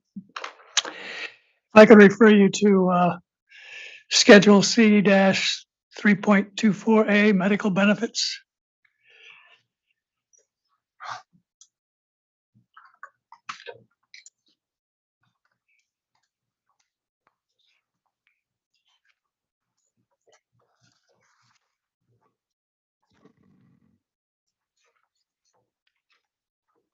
There. Are these costs driven by claims or by premiums? Do you self-insure or do you have a third-party insurance provider for those? One moment.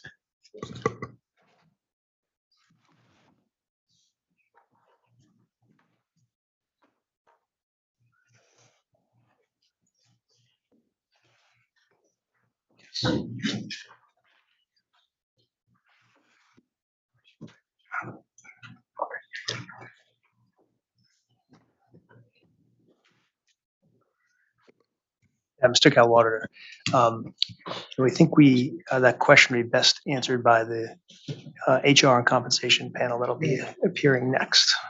Oh, okay. All right.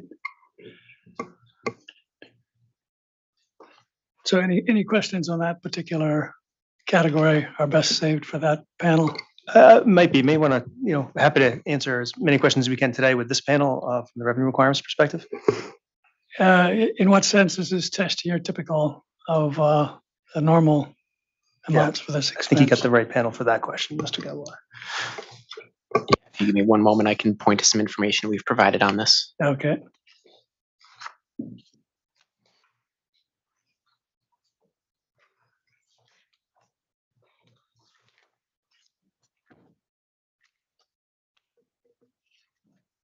In OCC 23 UI attachment 1, we provided historical data about the company's medical expense and other types of benefit expenses. As reflected on that schedule, the test year pro forma amount of medical expense is actually lower than UI's historical experience. So we felt it's reasonably representative, if not conservative. Okay. Do you know if this cost includes spouse and dependents for the employee or just the employee? I think the compensation and benefits panel could speak to the nuances of our medical insurance offerings in more detail. My anticipation is that this line includes UI's medical expense. So I would imagine that it depends on the elections of its employees. Do you know if the cost varies by age of the employee or length of service? Is that also saved for compensation? Yeah, I think the specifics of UI's medical insurance offerings, I think, would be best handled by that panel. Okay, does that also go for the dental and vision coverage, which is Schedule C-3.24B? I think it would. OCC 23 also provides information about the company's historical dental and vision expense, and you'll see a similar trend for that as you see for medical expenses, but questions about and similarly, the amount of dental and vision expense reflected in the revenue requirement would be UI's share of that cost. But questions about the specific offerings of the company and how those costs may vary to the employees, I think would be best handled by the comp and benefits panel. Okay, what about workers' compensation expense? That is also included in OCC 23. It provides some historical information about how that expense has varied. And questions on those should be saved for the compensation panel as well. One moment.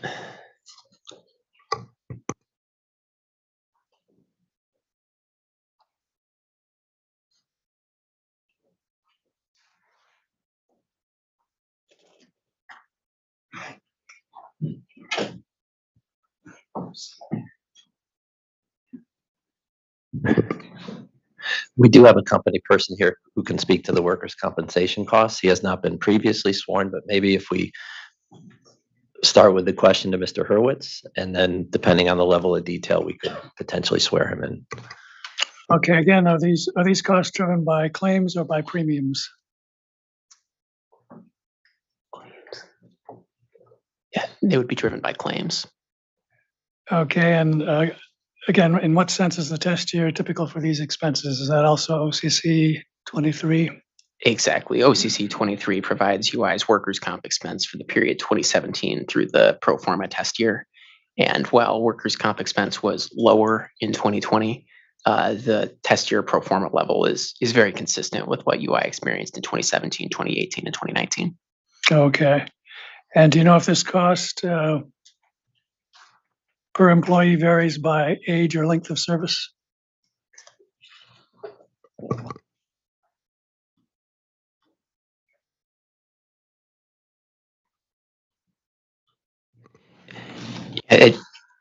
We haven't studied whether it may vary based on age or length of service, but our first reaction is that the bigger driver will be whether there is a claim or not, whether there's an incident that causes someone to incur cost. Okay. I was wondering, does it vary by job as well? I assume some jobs are more prone for workers' compensation issues. I think that's a safe assumption. And has the company studied the length there and how the makeup of the employees may have changed? I have not. There may be someone at the company who has, but that's not something that we studied for purposes of developing this revenue requirement. So this revenue requirement doesn't assume any changes in the makeup of employee jobs? That's well said. We assume that the rate year composition of our employees will be similar to the test year. And do you know what the relationship between these costs and the inflation rate has been over time? That's not something we've specifically studied.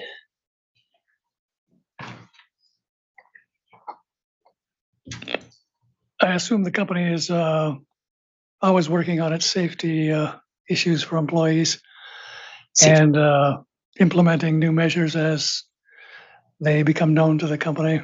Safety is extremely important to the company. Do you know if these particular costs take into account any safety measures the company has or will implement going forward? Yeah, this would reflect the test year level of workers' compensation expense, which would be impacted by any and every safety measure implemented by the company. But it wouldn't necessarily project those going forward. Is that right? Yeah, I would assume that safety measures in the future are like those that existed in the test year. And if I could refer you to Schedule C 3.24G, other benefits. I'm there. Do you know if these costs vary by FTEs?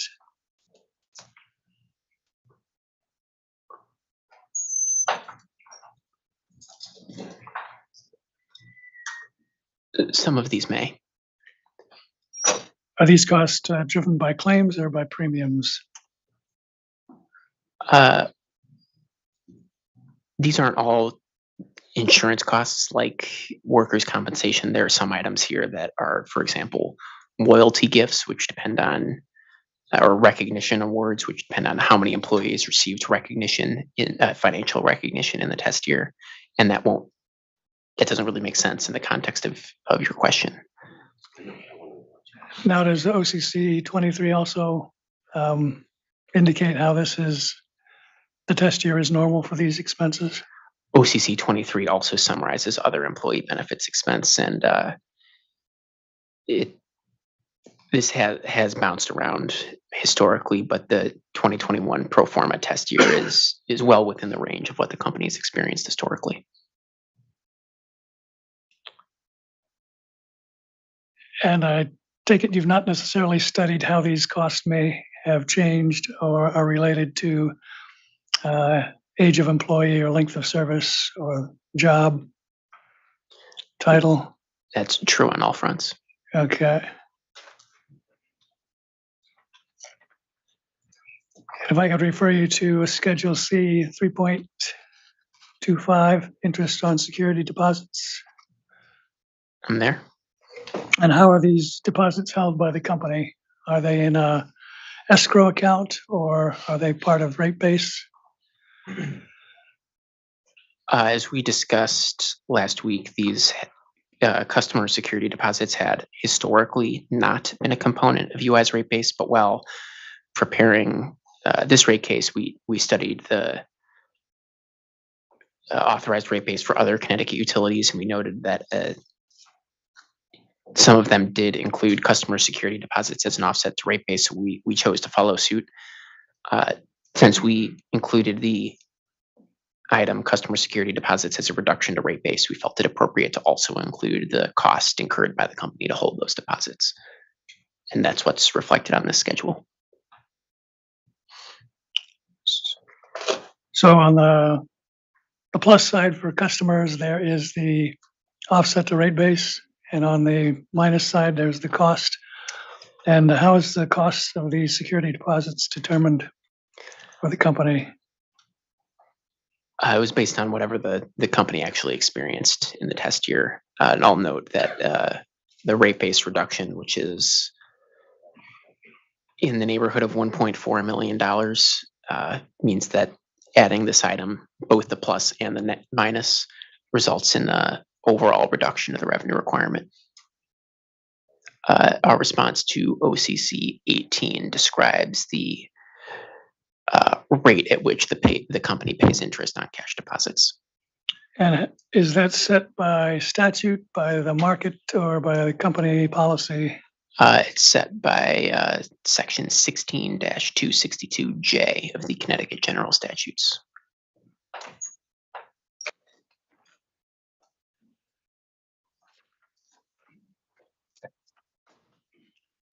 And if I could refer you to Schedule C 3.18.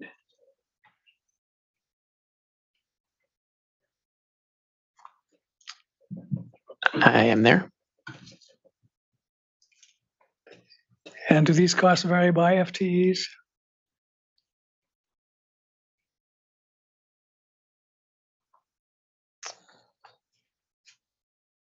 That's not something that we've studied. We did not escalate these costs in the rate year to reflect any anticipated FTE additions. Rather, with the exception of one specific adjustment footnoted here, we simply applied the general inflation escalator. Okay, and does OCC 23 also show how these costs are normal in the test year?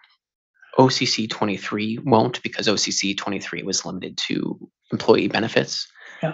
Our response to OCC 51 will provide historical information about UI's telecommunication expense. And then we provided a breakdown of that expense in one of the last data request responses that we submitted. I don't recall the number. And what drives the need for additional endpoints that the company footnotes in the schedule there?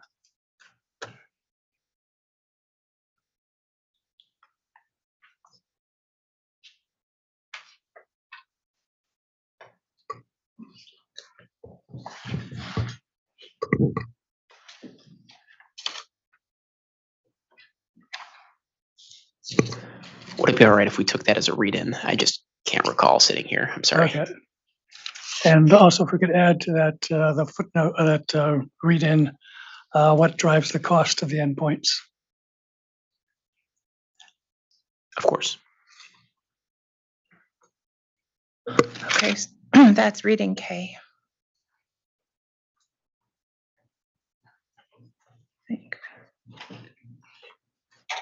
And if I could refer you to C-3.16 postage.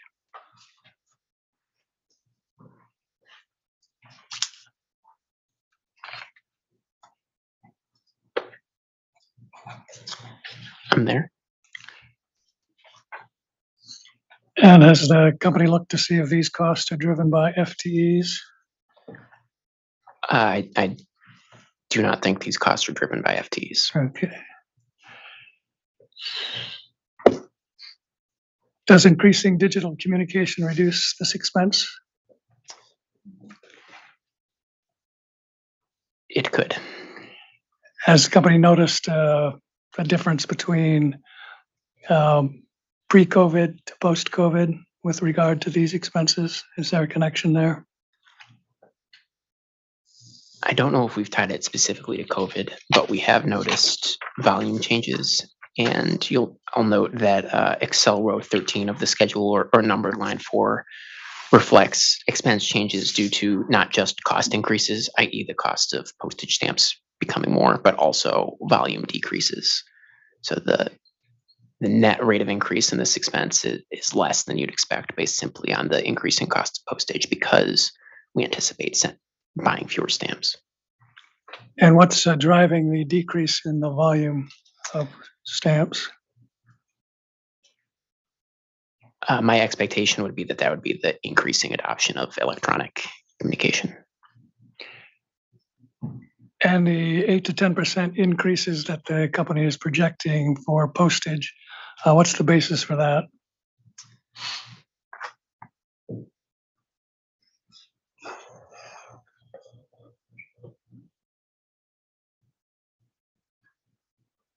I can't recall that either. Would it be all right if we took that one as a read-in? Sure. Okay, so read-in L is what's driving the increase of the postage. This would be showing that the test year was normal for these particular expenses, the postage expenses. Okay, thank you. Oh, my apologies. If you're looking for information that demonstrates, how the test year compares to UI's history, I think for that you could refer to our response to OCC 51, which provides information about UI's historical postage expense that demonstrates that UI's postage expense in 2021 is less than it's historically experienced. Okay, and you needed the read-in for the that 8 to 10% increase. I do. My recollection is that was based on some guidance from the post office, but I just would like to confirm that. My apologies, Chairman.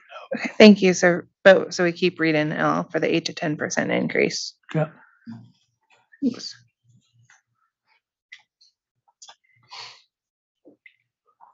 And if I could refer you to Schedule C 3.19 transportation.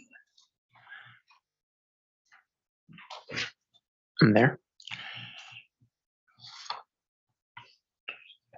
And does OCC 51 show how that's a normal amount for? It does. Okay.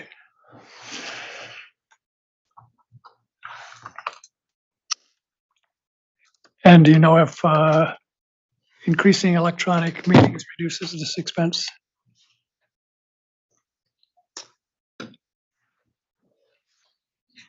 I wouldn't think that would be you're talking about people working from home more because of COVID and not going into the office, or? Right, or else having Zoom meetings as opposed to traveling to some distant location. I wouldn't think that would be a major driver. The significant change here that we've identified is the increasing cost of fuel relative to the test year, much more so than changes in miles driven. There's still a Okay. number of company employees who need to travel to physically perform work on the system. And how are the fuel expenses estimated? There, I think that was footnote. One moment.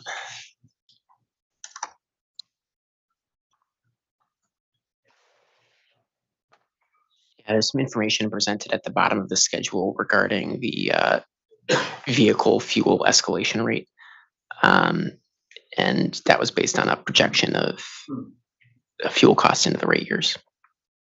And what was the source of the escalation in fuel costs? One moment.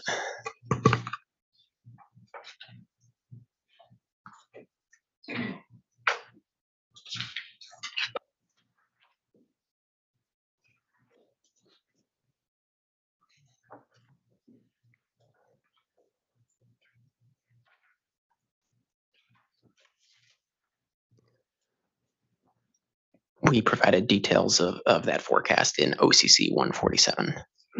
Okay. Which footnotes that the source was the EIA. Thank you.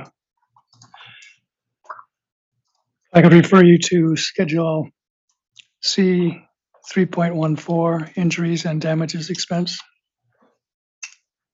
I'm there. And do you know if these costs are driven by FTEs or vary by FTEs?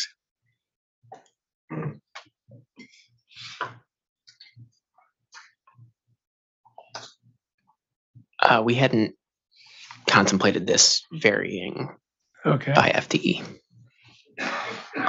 And is OCC 51 appropriate reference for showing that these are normal expenses expected to be?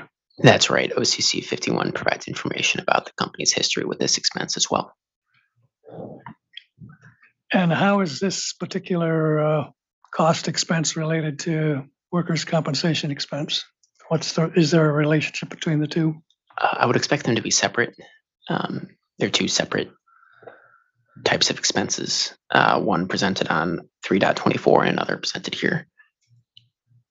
There's no connection between the two? I wouldn't think so.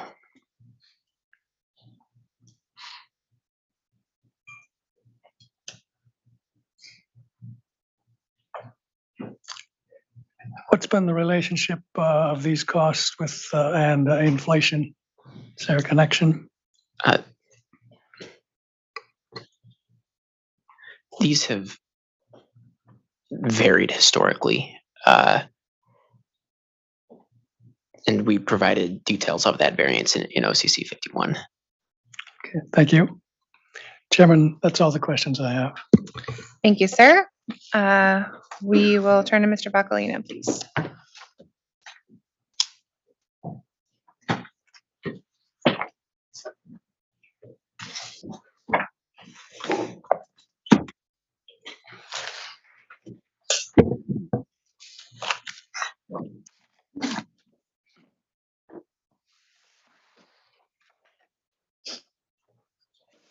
Good afternoon, Jim Bacalina, Pure staff.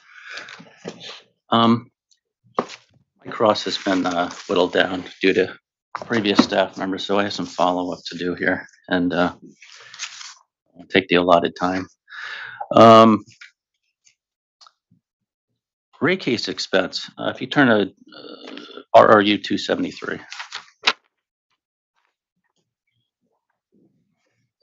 One moment. Mr. Bakari went over a few of these items. A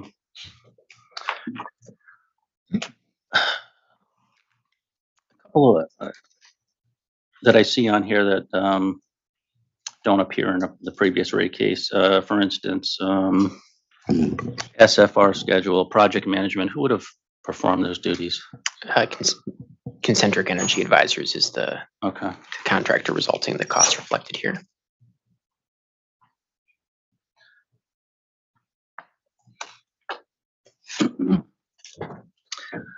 And they also, Concentric also provided revenue requirement services.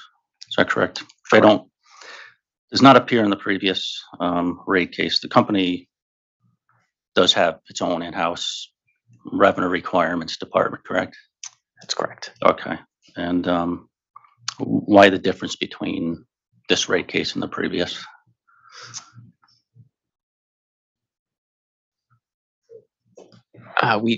We felt that we needed assistance preparing the volume of schedules, testimony, and data request responses we had to prepare for this proceeding.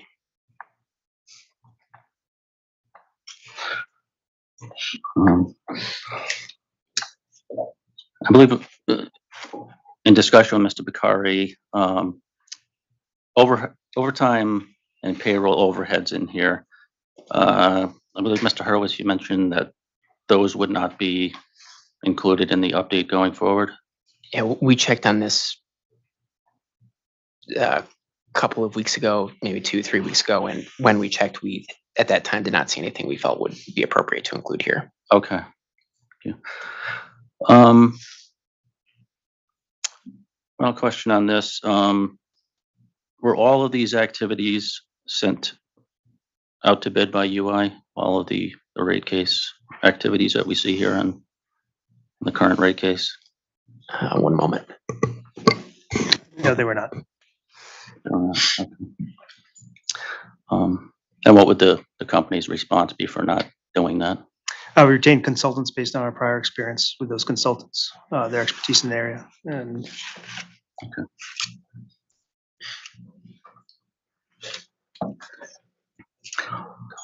Actually, I do have one more question here concerning legal expense. UI itself has no more in-house legal, but has access through UIL, AMC, or ASC. Is that correct? That's correct. Okay.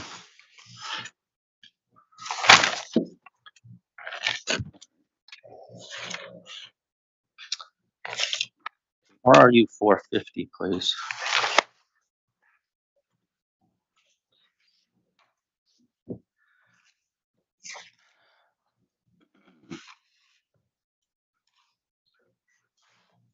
I believe it was stated earlier. Was it I see UIL, ASC, and AMC are noted on here as providing services for Gen Con, but I believe it was only 2 of those entities. Is that correct? UIL and ASC, perhaps? UIL and ASC, correct. Okay. Yeah. But the point being here, I guess, is that no UI employees itself. Okay. Thank you. And you talked about the accounting previously. So 3 different ways of accounting for Gen Con activities over the past since 2017.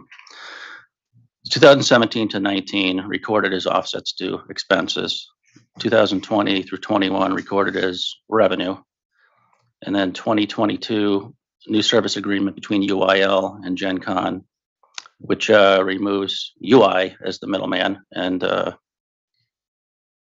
charges Gen Con directly. Okay. And these are mainly labor charges, is that correct?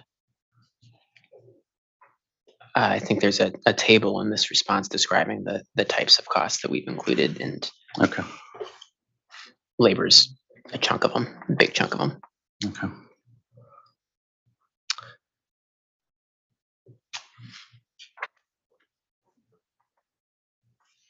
I'm trying to understand the, is there a connection, and if so, what is it between the corporate service charge that, well, let me ask this first. The 3 entities that you have, UIL, ASC, and AMC, do those 3 entities charge out 100% of their cost to affiliates or subsidiaries? No. No. Okay. Certain charges are maintained at certain service company levels, depending on what they're related to. Okay. Thank you.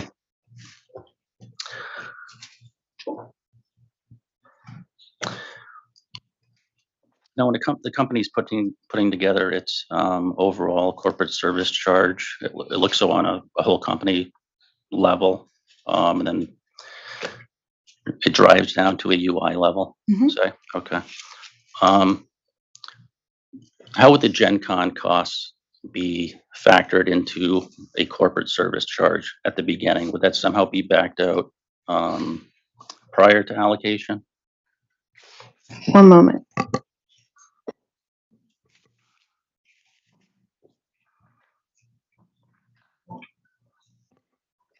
So that's the difference between direct charges and allocated charges. So the Gen Con charges are direct charges, so they don't go through the pools. Okay, thank you. And that's always been the case, even with the different types of accounting? Mhm. Okay.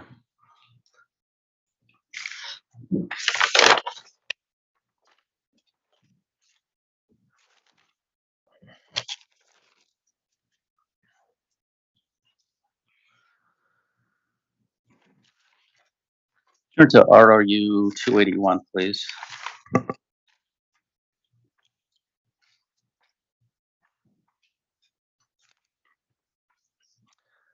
And just to confirm, no UI employees themselves are engaged in lobbying activities. Is that correct?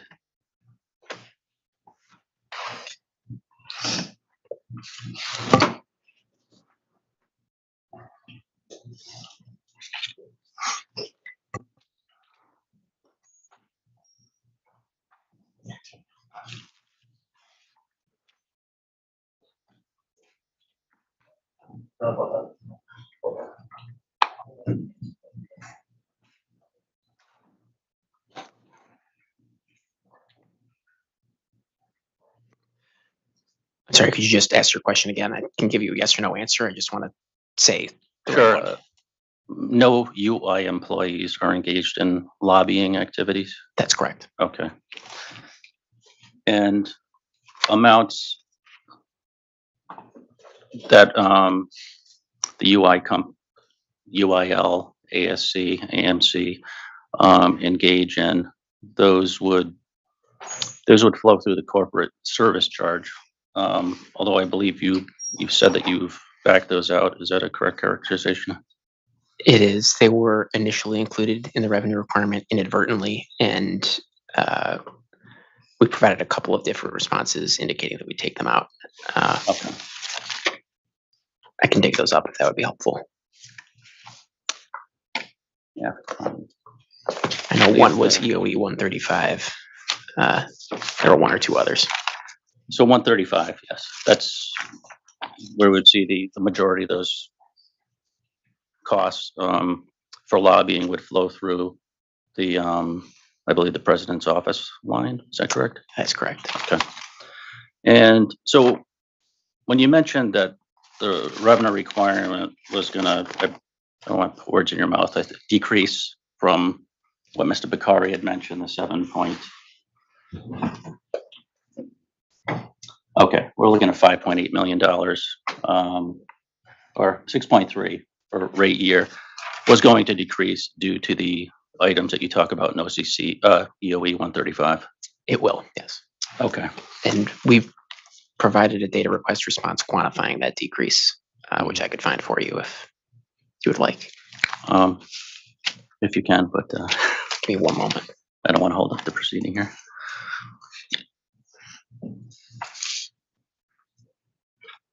Okay. Okay, if you could turn to, I think it was EOE 270 where we quantified the reduction. Thank you. EOE 270? Yes.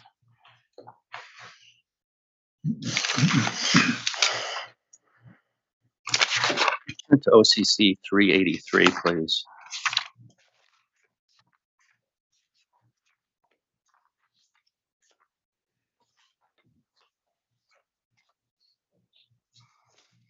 $383. 383. Civic and community expenses. I'm there. Okay.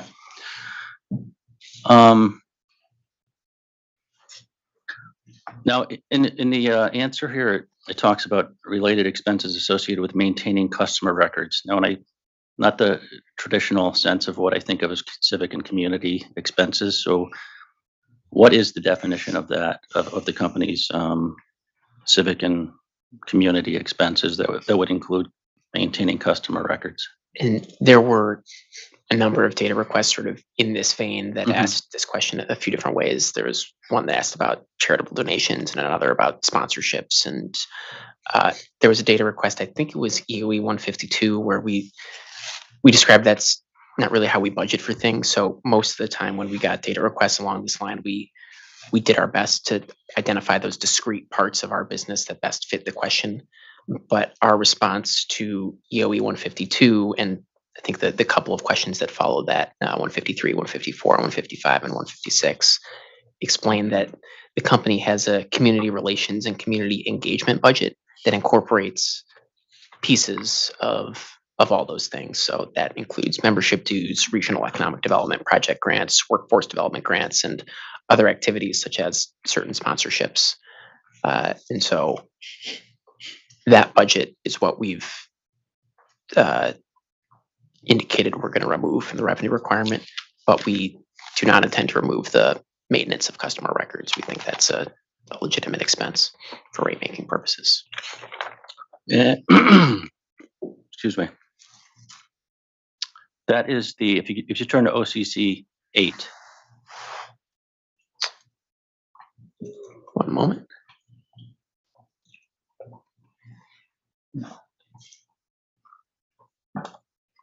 All right, I'm there. So the costs you were referring to are the ones that would relate to customer records and collection on top here, rate year 1, 150, 551. And the ones you'd be removing are essentially rate year 1, 894, 345 minus the 150. Is that correct? It would be the entirety of the amounts in the lower set of bullets. Okay. It wouldn't be minus the 150. The 150 is not included within. Yeah, it's two separate. Okay, thank you.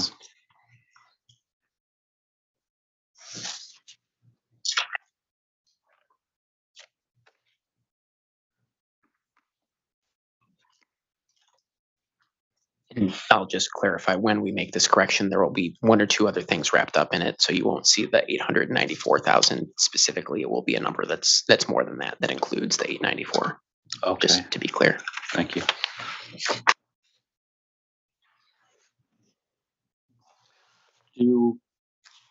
Is the company making similar adjustments for the costs that are shown in G 2.10 and G 2.11, which are corporate relations expenses and promotion and advertising expense? G.10? Yeah, G 2.10. Hang on.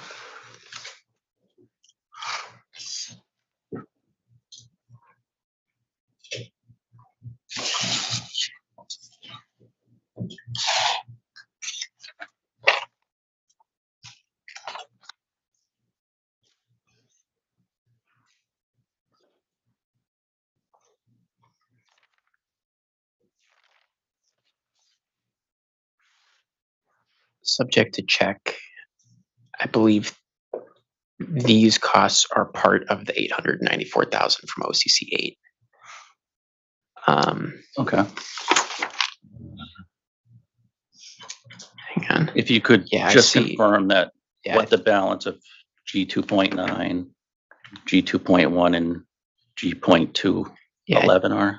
I think I'm sorry, I was just distracted while you were asking that question. Yep. So I was scrolling back and forth between G 2.9 and G 2.10. Mm-hmm. And the first number I see on G 2.10 is 317,000 salaries for public relations activities. It's the same number on G 2.9. Yes. And ditto for the 138. I see. So I don't see the 3, but presumably that's embedded somewhere else. I see. Thank you. I apologize for cutting you off. I did not mean to No, let's forget your question. get to the right answer. That's what's important. Thank you.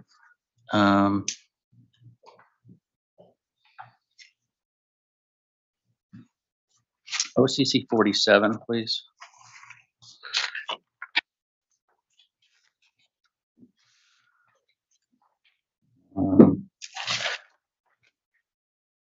Now these are all direct charges to UI, do not include any of the costs that we talked about from AMC, ASC, UIL, correct? That's right. OCC 47 should reflect legal costs at the UI level. Okay.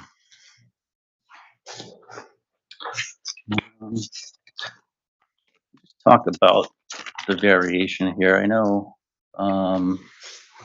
you know, of 2017 through 2021, it appears that this cost is accelerating between 18 and then 19. And I know you backed out English Station in 2020, but still compared to 2017 and 18, we're looking at a significant uptick there. Any particular reason for that?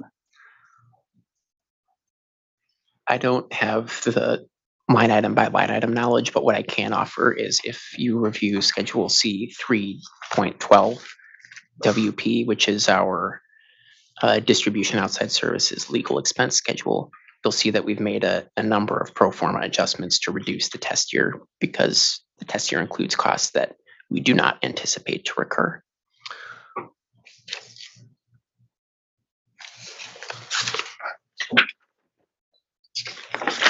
The pro forma test year shown on that schedule is approximately 1.3 million. 1.3, yes. Approximately, yep. Okay.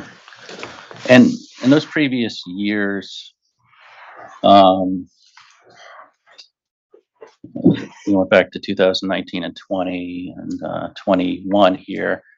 Would those years have had similar non-recurring adjustments in 18 and 19, or 19 and 20 and 21? We know 21 had non-recurring. Is that a similar pattern for 19 and 20? Well, OCC 47 would reflect UI's actual legal expense. We wouldn't want to make any adjustments to it because it sort of factually is what occurred.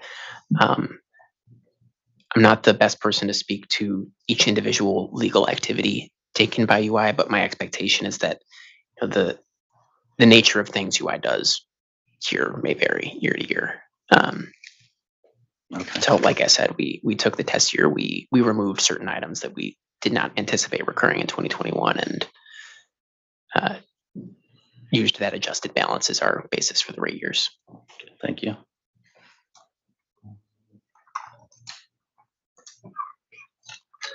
If we wanted to get a full look at what legal costs are, we would have to take those that are included within the line items of the corporate service charge and add those to what we're seeing on OCC. Well, I guess WPC 3.12, correct? I guess it depends exactly what you mean by full look, but I think that's fair. Yeah, if we take a look here and we see distribution outside services legal, we 1.329. Let's see, 1444 for rate year one. So we wanted to know what are the total legal expenses that UI is being charged. We would have to go through what is being allocated through the corporate service charge. That would be a part of it, yeah. Does the company have that information so that we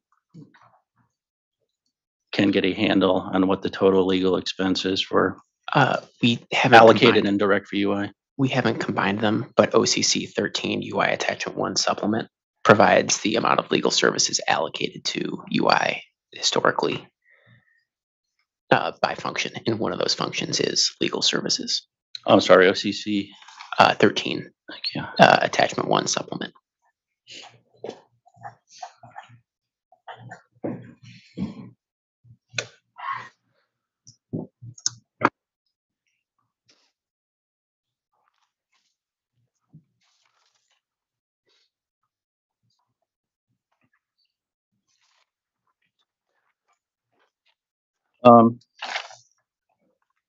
Just to go back to rate case expense, there's also we've talked about legal services from the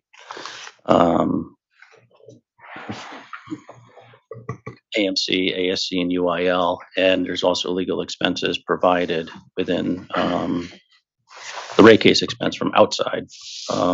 Why would those not have been provided from within the company's affiliates?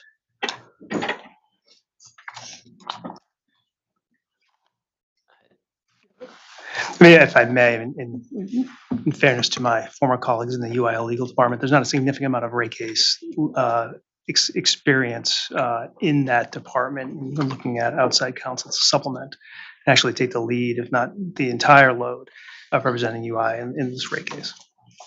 Okay, thank you.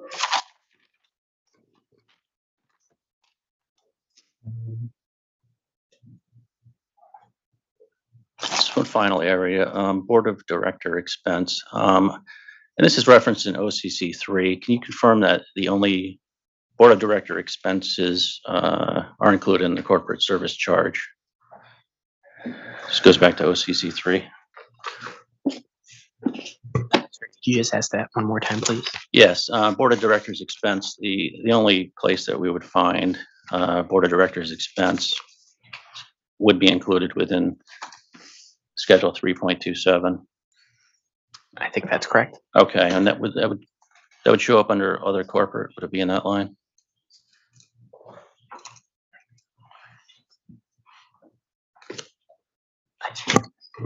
It's in the governing bodies. Okay.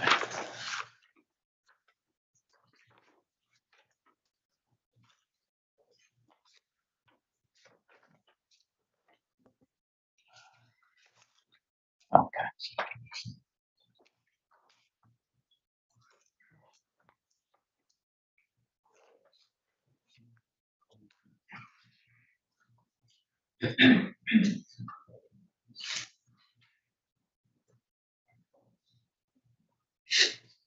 So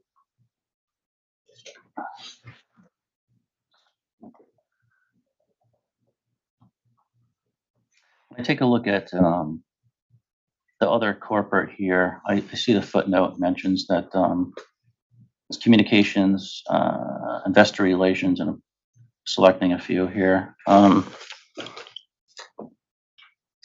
Yeah, I'd strike that. That's it. No more questions. Great. Attorney Riley?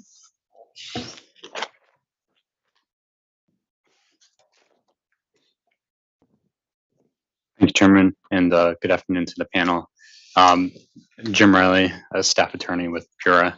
I just have some very high-level questions. I'm anticipating probably Mr. Bieber's the one to go to for these, but please feel free to chime in. So just very broadly, does the company explore ways to drive tax efficiencies in the business and in turn, or at least in part, pass those efficiencies through to ratepayers?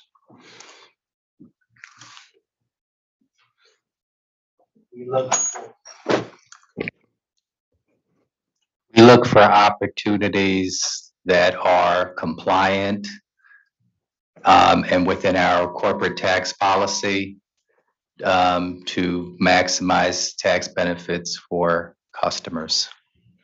Okay, and at a very high level, can you just describe, like, is that policy that's formed internally with your team, or do you work with external auditors to any extent, or can you just give me a little description? Well, the policy is the corporate policy. We have relationships with tax professionals outside the company, and we monitor tax developments so that we can be ready to act upon developments should they present an advantage to the customer and the company. And does the company monitor like FERC filings with its peers or with any of its affiliates outside the state, or does that help drive policy at all? No, that doesn't mean we don't look at them, but that doesn't drive policy. Policy is policy. We want to be we want to comply.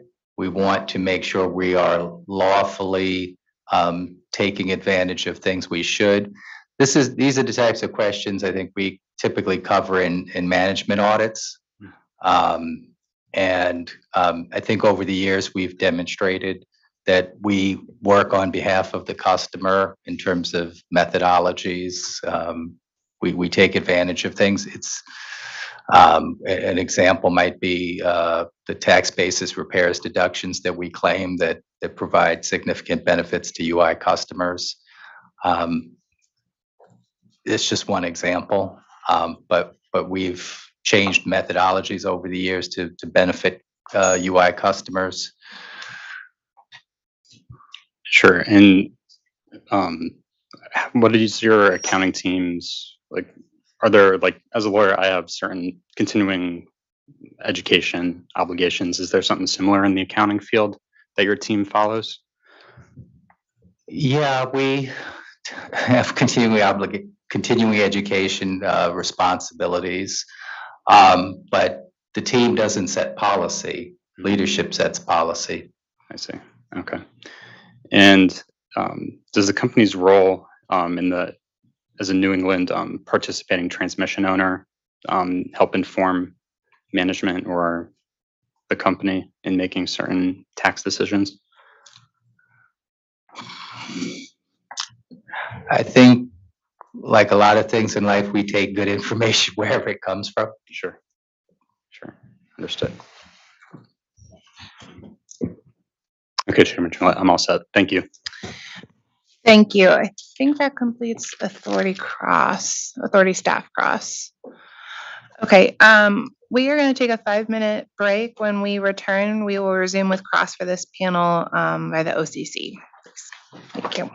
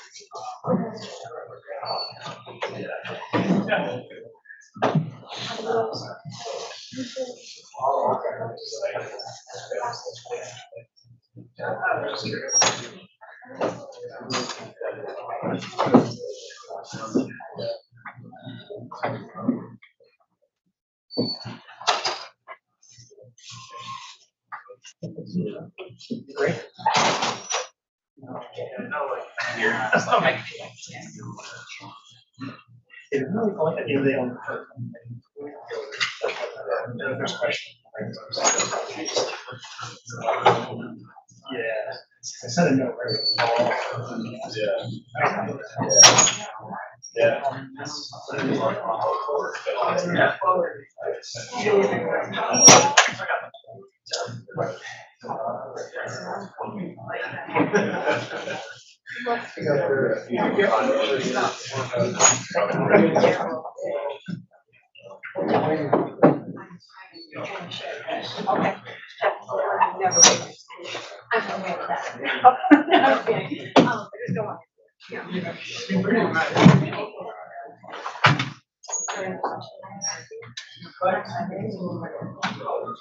I got this morning. He took me to, I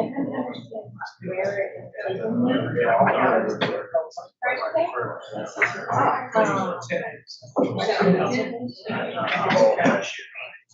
oh, yes, yes.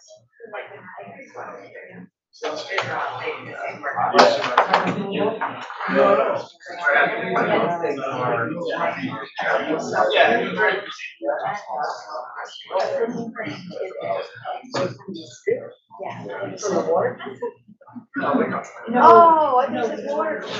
No, that's I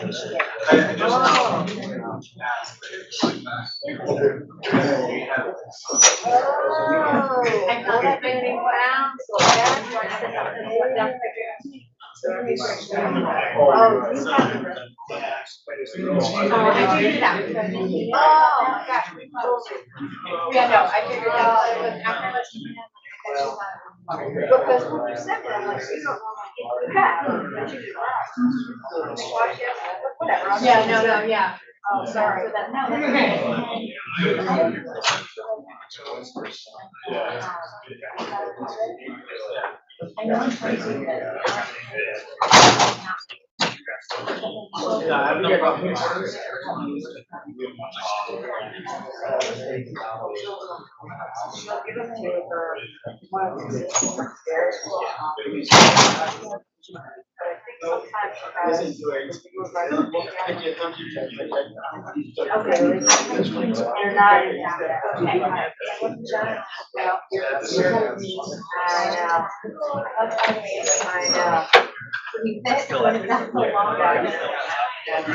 The wedge, I should say. But football. Right.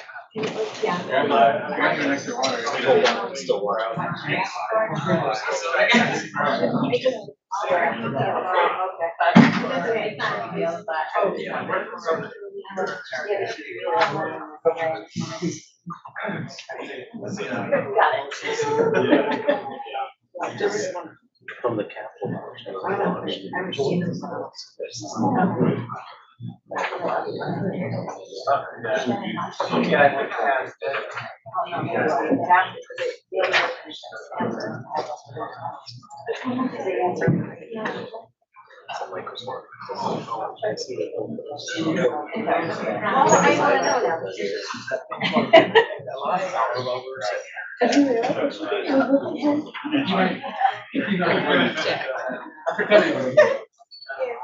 No, it's worked, thank you. Yeah.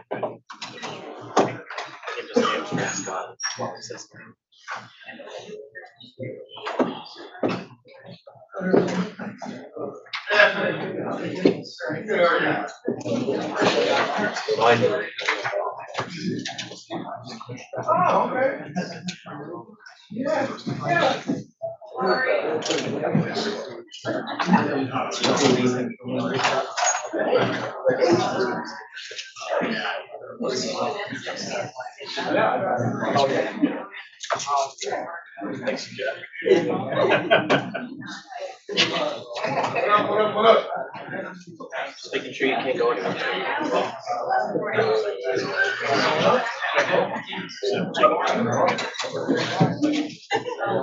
I got it.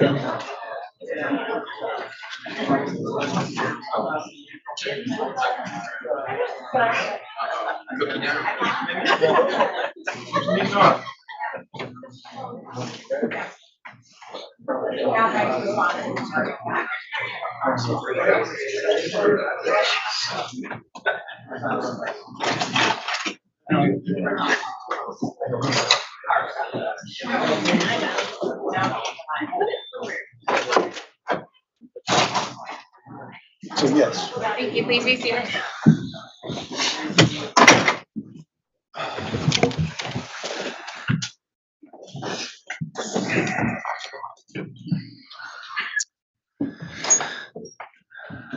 Okay, Attorney Venora, did you want to do any read-ins or? Yes, we do. I'll talk slowly for a minute, let my witness get seated. We do. We have read-in K on relating to telecom expense. Mr. Hurwitz, do you have that information? And upon review, it appears OCC 146 provides the information we were discussing. Thank you. Okay. Thank you. Then, Mr. Sobolewski or Attorney Wheel, whomever wants to kick us off here. Thank you, Chairman. We'll start with cross for Mr. Schultz. Mr. Schultz. Thank you. Good afternoon, panel. Good afternoon. I'm going to be hopefully short and sweet. I'd like you to refer to the revenue requirement panel's rebuttal testimony at page 14, beginning at line 16. One moment.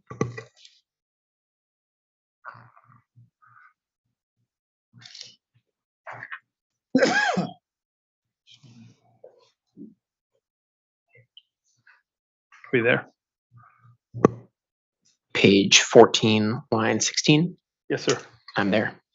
Okay, I just want to make sure I understand what your testimony is saying here. So,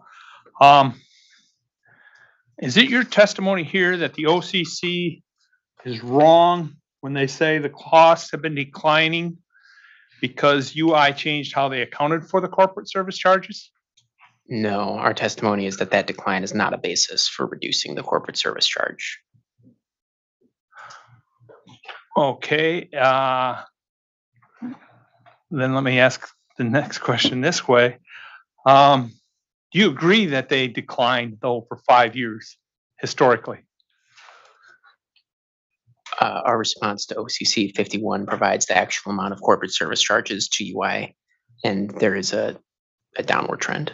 But as we describe here, that's driven primarily by the phase out of the corporate capital charge that we've discussed throughout this hearing. And I just want to confirm, I can rely on the response to OCC 51 as being accurate, correct? OCC 51 is accurate. Thank you.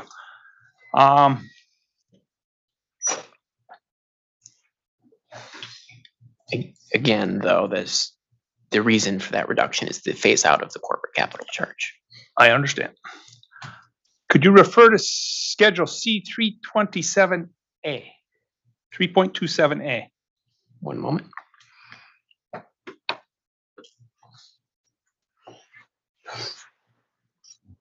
Not the WP 3.27, it's just 3.27A. Now you got me wondering. This one that shows a distribution corporate service charges. And it shows the test year, 2021. C 3.27A, it's just the total number, Right. and then the WP is all the backup detail. So, yep, I'm there. Okay. And then in 2021, the corporate service charges was 37.192 million. Correct. And when you did your pro forma test year, you reduced that to 37.163 million? Correct. Okay. Now I'm gonna have to veer from what I was gonna go to next on this, because I wanted to clarify something, because I can't hear you, I couldn't hear you in your interchange with Mr. Boccolini. Did you say you're adjusting the corporate service charges that you have reflected in the filing for rate years 1, 2, and 3? Yes, as described in our response to EOE 135, and as discussed with Mr. Vacalina, throughout the course of discovery, we identified certain corrections to the corporate service charge schedule that we intend to make, which will result in a lower amount of distribution corporate service charges in our next cost of service update. Okay, thank you. That's what I couldn't hear, which one that was. I'll try to speak louder. Do you happen to have our direct testimony, the OCC's direct testimony? One moment.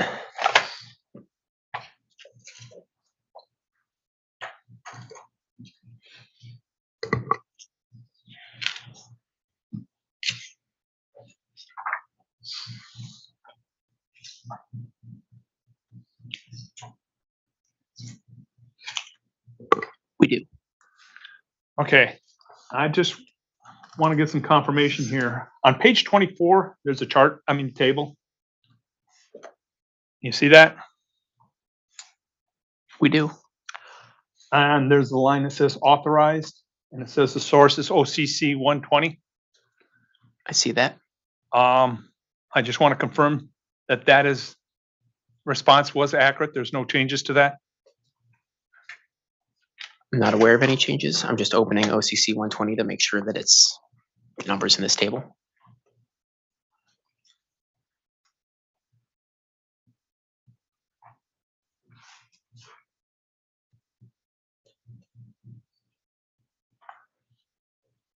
They appear to be the same. Okay, thank you. When rates were set in 160604, they were for 2017, 18, and 19, correct? Yes, the company's 2016 rate case established rates for the rate years 2017, 18, and 19. And then when the years for the rates that are going forward into 2020, 21, and 22, those didn't change as a result of as far as what was originally authorized in the rate case for the corporate service charges, did it? They did not change for the phase out of the corporate capital charge. They were adjusted because of the Tax Cuts and Jobs Act. Okay. So when rates were set, and I'm using rounded numbers, for 16, 17, or for 17, 18, and 19, there was essentially $53 million a year for corporate service charges, correct?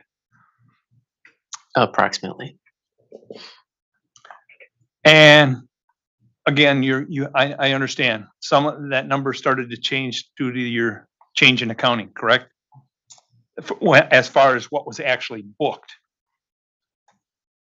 Yes, the amount of corporate service charges booked by the company were affected by the phase out of the corporate capital charge. And you agree that ratepayers were essentially contributing approximately $53 million a year for corporate service charges based on the rates that were set in 160604? They were, but I'll just emphasize that the phase out of the corporate capital charge did not mean that UI's costs are less. Rather, there are assets that were previously on the books of UIL being charged to UI as an operating expense. And as Ms. Deferred and I think Ms. Van Luling have described, the phase out of the corporate capital charge is revenue neutral. It just means that an expense, i.e. a corporate capital charge, was replaced with assets on the books of UI and the accompanying depreciation, property tax, et cetera, that follows those assets. I understand. Thank you. I'm heading that way. So, if you look at that table, and let's say in 2019, for instance, you had $53 million authorized that's set in rates, and because you're charging some to capital, you only expense less $38 million. And it might be a slightly different with the actual amount, but in theory, that would say that you had $15 million difference that in theory might have been shifted to capital, correct? Something about the phrase shifted to capital is just, it doesn't sound correct to me. I would say that there were amounts previously charged to UI as an operating expense, i.e. a revenue requirement type calculation on capital at the UIL level. That capital was then pushed down to UI, which means on UI's books now there's a higher rate base, more depreciation, more property tax. So, and that might be what you mean by shifted to capital. I just want to make sure that we're clear. That's exactly what I mean. And so, now, go ahead. Did that answer your question, or did you have a separate question that I glossed over? No, you've answered that. So that amount that you indicate has been, and I won't use the term shifted, moved to capital plant, and that's being charged. Ratepayers of them being charged based upon depreciation. In the new case, will be charged for depreciation on some of that plant going forward. Would they not? A component of the revenue requirement that we've proposed in this proceeding is depreciation on those shared capital assets that were previously held at UIL that are now in part reflected on the books of UI. So to the extent that that depreciation on that money that got moved over, you're collecting that, going to be collecting that in the future over and above the fact that you collected more in rates from 17 through 21 than what you were actually recorded as an expense. Is that correct? No, because when we allocated the assets from UIL down, they came over at the book value. So UIL had incurred the depreciation expense prior to the shift in the way we did the accounting. And then we only moved the book value down. So the amount left to be depreciated is the amount less of what was previously collected. And you may recall the discussion with Mr. Bakari where we reviewed the accumulated depreciation portion of this push down, as Ms. Van Lewling was just describing. So let me try a hypothetical on this. Where I was talking about, let's assume that in 2019, you had that $15 million differential. Are you saying that when you booked an amount to rate base in 2019, you would have reduced that 2019 amount by the $15 million difference between what was authorized to be expensed and what was actually expensed? Yeah, the 15 million versus what was recorded is a little bit apples to oranges. So what you're seeing in the $15 million here is the reduction in the revenue requirement for a line item for the capital services charge. When we actually pushed it down, we looked at what was the remaining balance for the asset and for accumulated depreciation on UIL's books, and we split that, and that's what was allocated down to UI. So now what we're asking for in this rate case is to recover the depreciation expenses on the remaining life. So if the assets had a 10-year life, and I'm making this up, the assets had a 10-year life, and 3 of those years were collected already through the corporate services charge, we've only put a remaining 7 years left down at UI.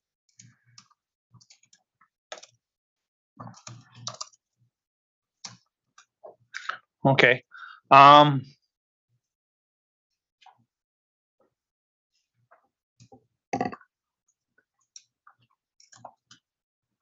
If I could I get a late filed exhibit? Yes, what for, Mr. Schultz?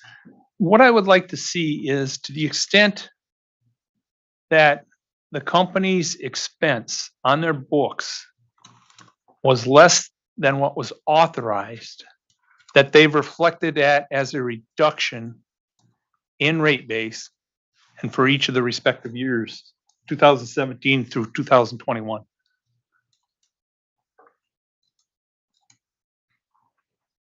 Yeah, it wasn't in rate base before this year.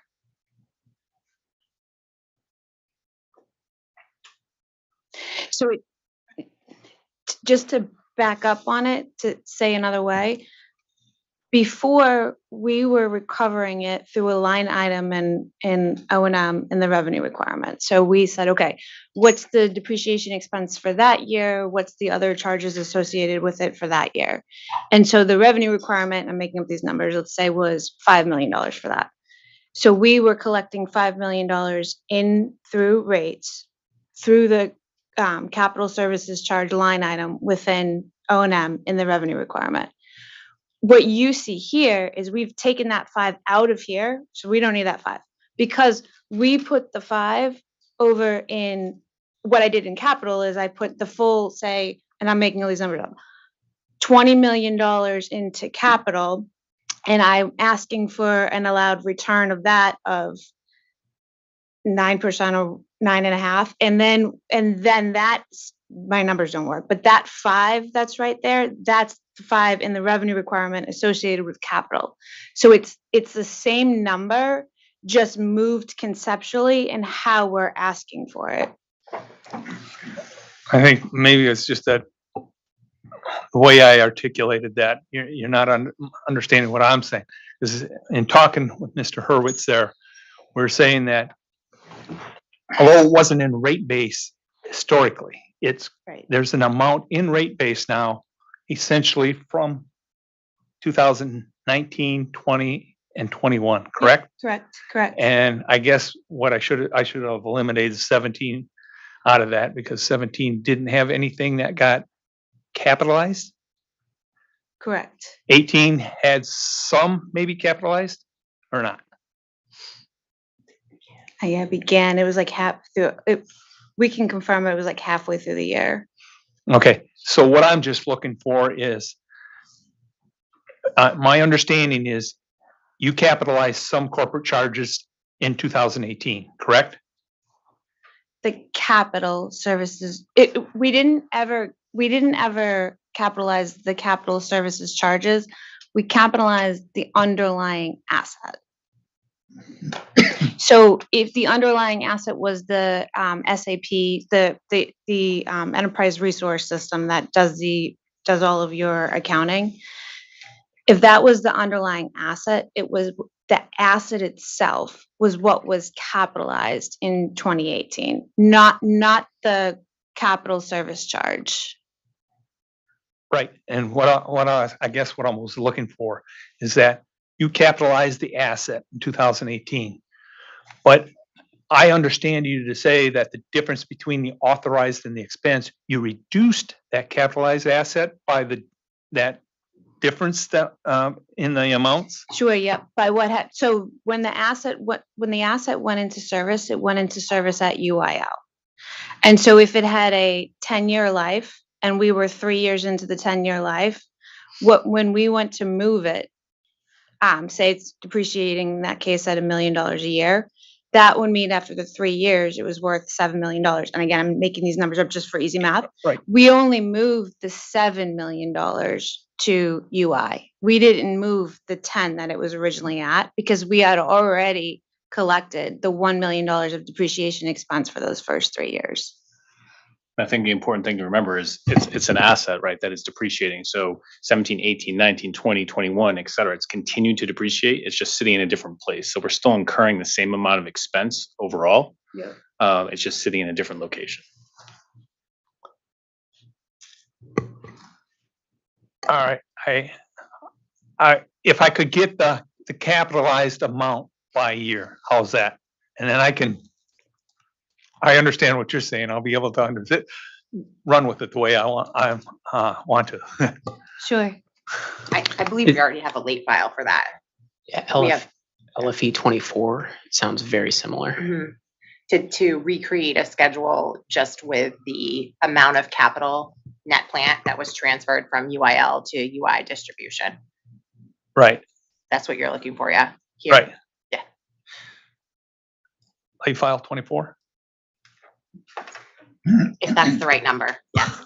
Is it a revised version of OCC 158 attachment 1 that reflects only the plant and service as of the date of the phase out of the corporate charge? That's not right, is it? I think that might be it, Madam Chairman. There was a question from Mr. Pfaff about how that schedule of general property investment in each year would look different if we isolated just the Plant and transfer. service. So I was planning to break that into the two components, like naturally occurred capital at UI distribution and that was transferred from UIL. Okay. Is that what you're looking for? That's what I'm looking for. Okay, so that was late file exhibit 24. 24? Thank you. Thank you. That was April to Burge, by the way. Thank you. Oh, thank you. Can I ask a quick clarifying question? When you say you're pushing down, you're pushing down the corporate ladder, right? From where it used to be to a new spot. Correct. We moved it from UIL down to UI. Okay.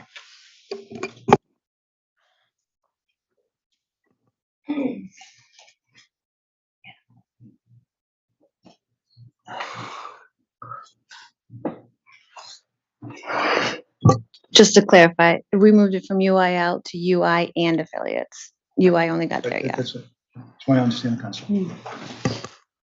Okay, in the corporate service charges, is there incentive comp that's being allocated down as part of the corporate service charges?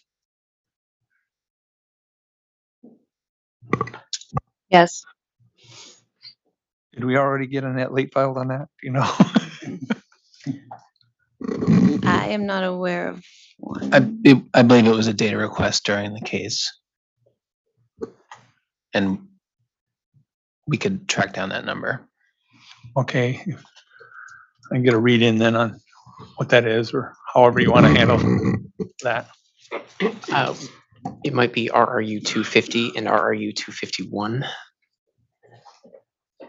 That provided information about executive compensation and the portion that was fixed and variable at a couple different corporate entities. Okay, thank you.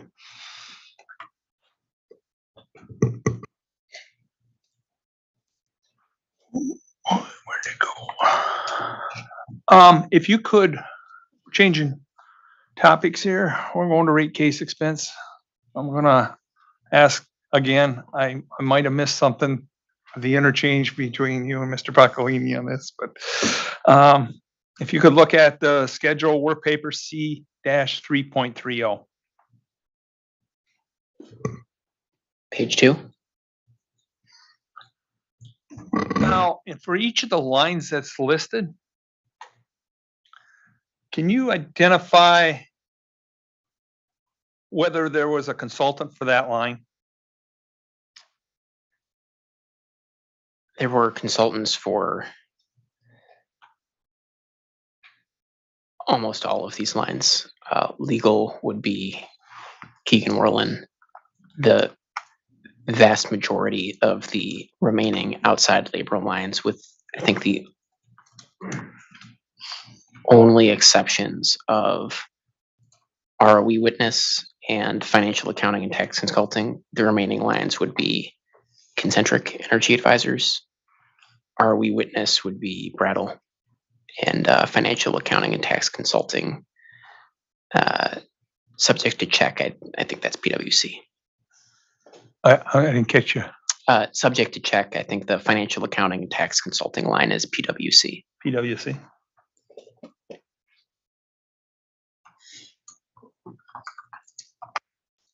Is there a witness from PwC in this case? No, I don't think that there is.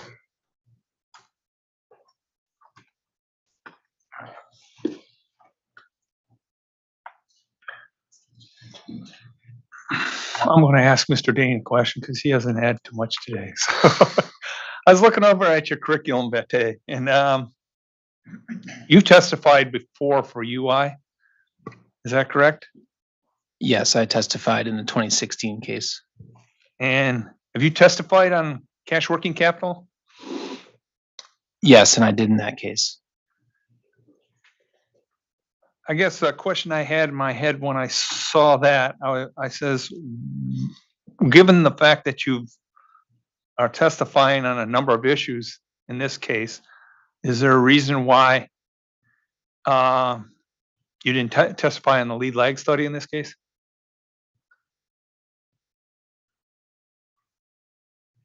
If I could just confer for 1 minute.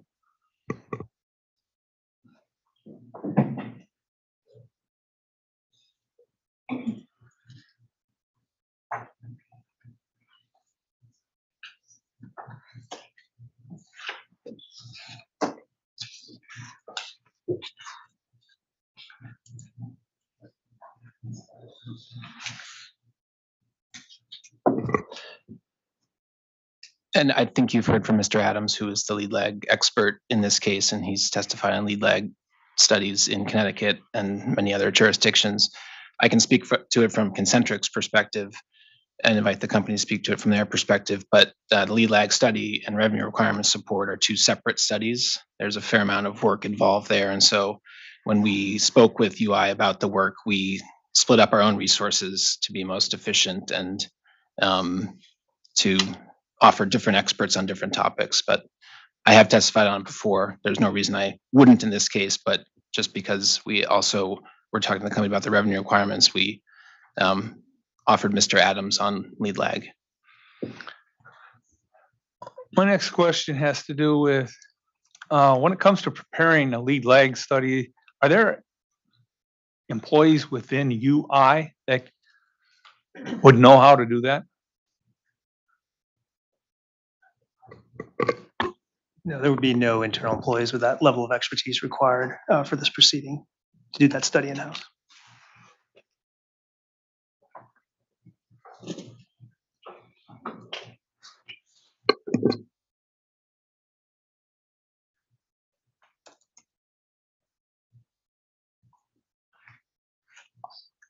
That's all I have.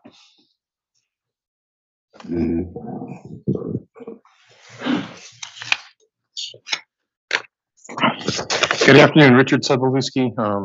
I'm the supervisor of utility financial analysis for the OCC. On Friday afternoon, there was some cross from the chair on English Station. And my understanding from the response was that there's been no charges to ratepayers for English Station since the last rate case. Is that correct?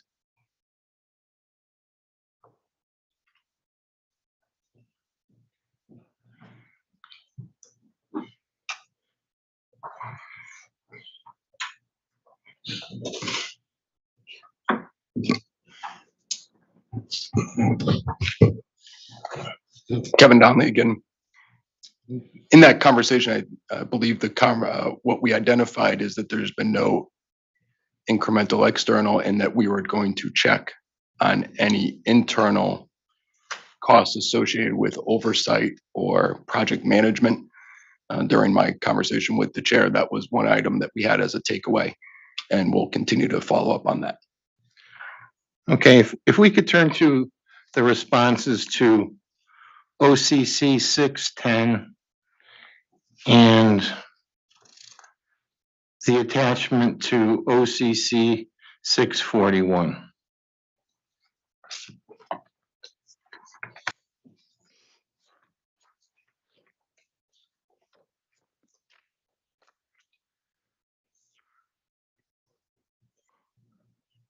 In 610,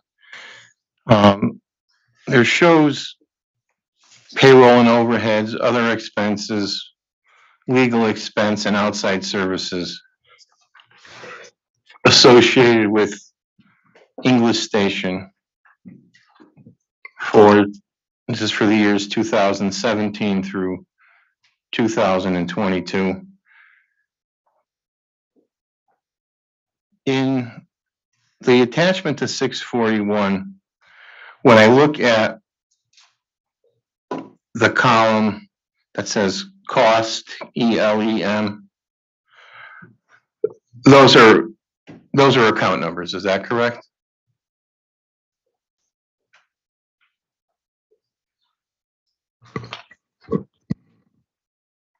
Within OCC 641 attachment 1, the column labeled cost LM is account numbers. Okay, so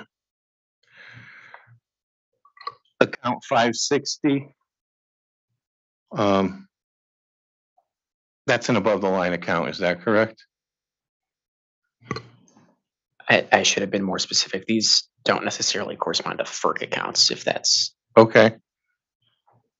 What you were the logical connection you were just making.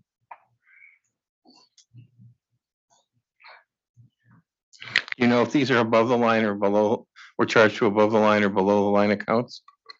One moment.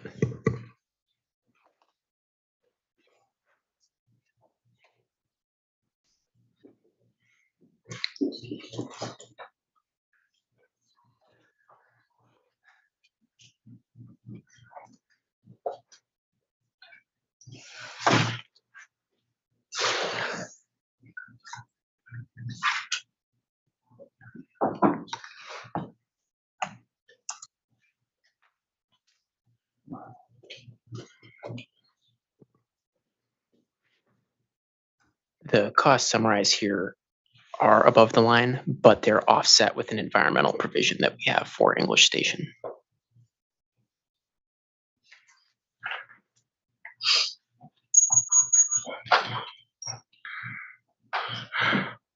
Okay, I'd like to ask for a late file exhibit then. First off, showing what FERC accounts the items in 641 attachment 1 were charged to. Then if you have some other either reserve or something else that exists, I'd like to see how that accounting works. Is it your testimony that through whatever account, clearing account or reserve account that you have set up, that these expense items, the way they were charged, don't impact the distribution companies, financials or earnings position for the given years?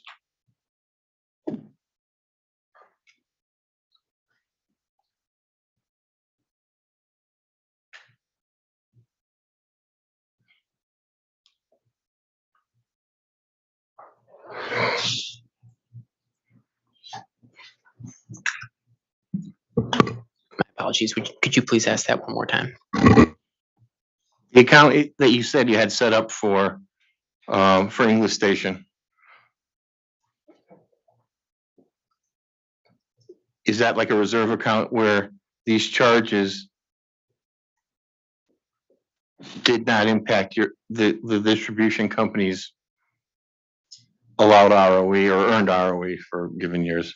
We can track down exactly how that works as part of the late file. My understanding is that the majority of these costs are offset with the provision. I'm not sure about the legal cost component and a couple of the internal employee costs. We'll have to check that as part of the late file. Okay, I'd like to see that. Yes, sir. Late file exhibit 60.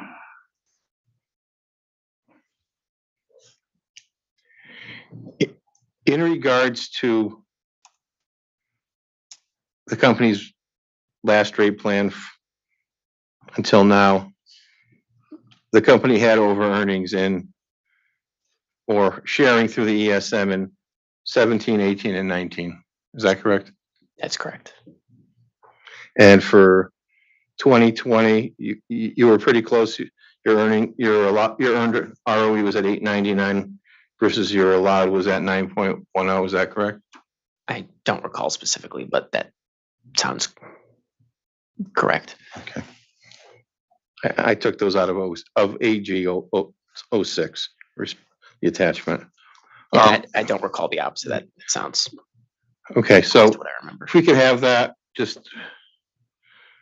gets that accounting of for 641 and anything else, there were any other account that, was a reserve or whatever that you charged it against. And if there's anything else that didn't get charged or that did appear in above the line and it did impact your earned ROE, if you could just make sure you does, highlight that. You'd be looking essentially for a comparison of the total amount of costs without respect to the provision, and then, what costs were not offset by the provision. Correct. That should be no problem. Thank you. That's all I have. Okay, I'm sorry, Mr. Sobolewski. That last one was just part of late file exhibit 60, or was that a? That's all the same. Okay, thank you. Good afternoon. My name is Tom Wheel. I'm a staff attorney with the Office of Consumer Counsel. I'm going to start with there was some testimony this morning about there's a long exchange about non-hardship uncollectibles. And Mr. Hurwitz, you mentioned there's a question about the historical practice for what happens when non-hardship uncollectibles exceed what's allocated in base rates. And you testified that there historically wasn't a mechanism to resolve that just went to the company's bottom line. Do you recall that testimony? I do. Okay. What's your understanding of why the company was permitted to track those COVID-related non-hardship uncollectibles as a regulatory asset?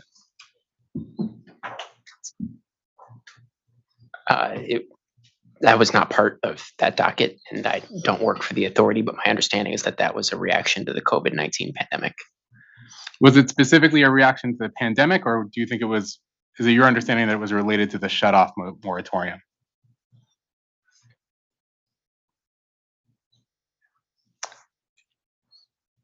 I'm not sure. Yeah, good afternoon, Tom Wheel. I think it's probably a reaction to both. We're in an unprecedented time. In March of 2020, the authority was opened a docket to explore what impacts the pandemic may have on utility bills and on EDCs and LDCs as well.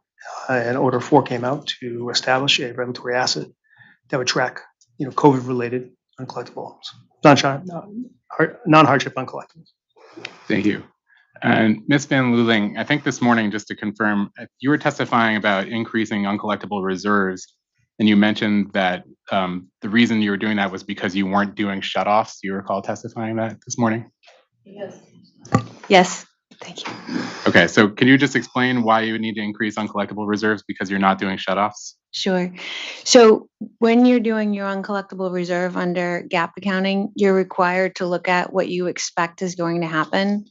If we are not doing shutoffs, then theoretically people are not going to pay their bills. And if they're not going to pay their bills, then we will have higher uncollectible debt and need to reserve now for that future expected higher uncollectible debt.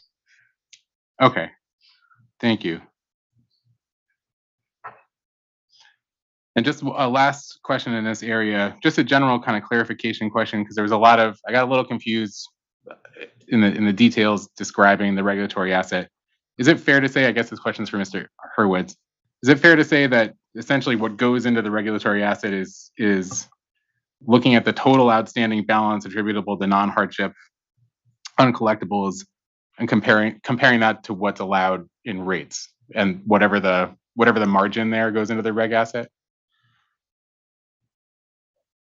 I think conceptually that's right. The way you asked it was tripping me up a little bit. It's when we do the calculation, we don't start with considering the total amount of AR, although that might be, how the full calculation happens. When we do the calculation, we're comparing non-hardship distribution uncollectible expense actuals to the amount in rates, and that delta is the majority of what goes into the COVID regulatory asset. And Ms. Van Luling was describing, how that first line comes to be. Okay, thank you. I have some questions about starting with Schedule C 3.03. That's the membership dues. My first question, I heard Mr. Hurwitz, you were talking about the community engagement. And you mentioned that there are some expenses that were going to be removed from the revenue requirement. Does that include these expenses? No. Okay, thank you. So I noticed there's a significant increase in this expense over time, and it looks clearly like the majority of that is coming from the proposed membership in the EPRI. That's that $239,000 number. Am I right in saying that seems to be am I right in reading that that's the primary reason for the increase from the 56 to the 229, 56 in the test year to the 229 in rate year one? To clarify, Sorry, 229 is the pro forma test adjustment. year. I Yes, do sorry. agree that the increase in EPRI is the primary driver of why rate year membership dues are more than the test year. However, I'll just note that as footnoted on this schedule, the reason we made a pro forma adjustment for this EPRI membership is not because it's some new membership the company's undertaking, but rather it was simply due to the timing of the payment, and one wasn't made in the test year. Okay, but isn't it part of this case? Isn't this case proposing this membership? We're fee proposing oh, I'm sorry, I didn't mean to cut off your question. in the clean energy transition testimony? There are EPRI-related proposals in the Clean Energy Transformation Panel's testimony. They're not proposing that we join EPRI, they're proposing certain expanded participations. And so you'll see that there's the EPRI membership due line on Schedule 3, C 3.03. Yeah. Yeah. I see it increases a little, like it goes from 239 up to 251 in the first rate year. Is that gap is that's what's being sought in the clean energy transition testimony? No, if you go to Schedule C 3.11, the last line before the totals at the bottom, Excel row 32 or numbered line 23, is simply titled Smart Grid Innovation and Planning. And there's a test year amount of just $22,000 that increases to $747,000 in rate year one. My understanding is that the EPRI component of the Clean Energy Transformation Panel's proposals is reflected in that line. Okay, I was getting there because my read of that testimony was that membership was closer to like 500,000. Is that accurate as a very rough approximation? I don't recall the exact amount, but this line contains more than just EPRI. Okay. But if I'm right, if you'll accept subject to check that increased membership is incremental around 500,000, then why are these, looking back again at 3.03, why are the test year amounts for that under, they're at like 250?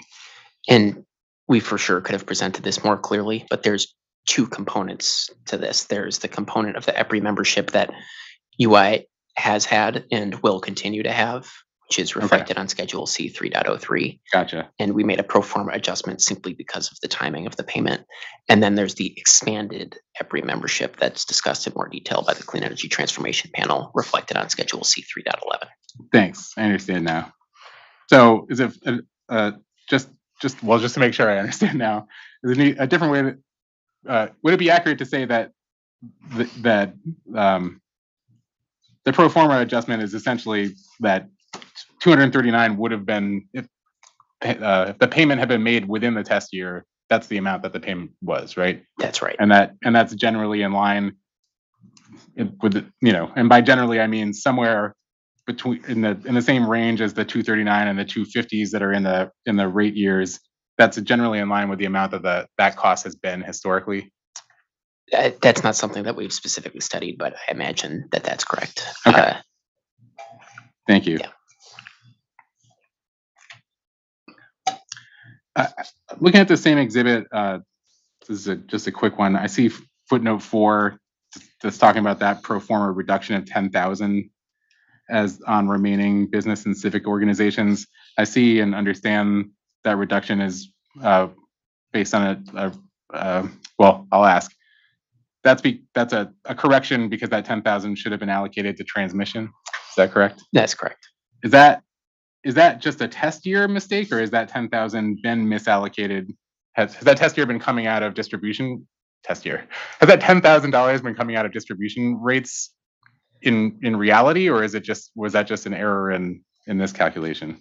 I'm not sure whether there was a similar issue in the 2016 rate case, which would, that's when the error would have to have been made for it to be reflected in rate making. We, as you imagine, when preparing for a rate case, do the best we can to scrub our test year data and make sure that it's the appropriate amount for distribution rate making. And through that scrub, we identified this $10,000 correction. Okay. So it sounds like it's probably it was an error in the revenue requirement calculation in the last rate case that was discovered when you were doing the calculation for this rate case. Yeah, I don't know that I'd say that. Okay. It's, I guess, would you say the second part of that question is correct? That when you were looking at, when you were preparing, for instance, this exhibit, the company realized, oops, that portion of the current revenue requirement should be in transmission. Is that accurate? That I'd agree with. Okay, thank you.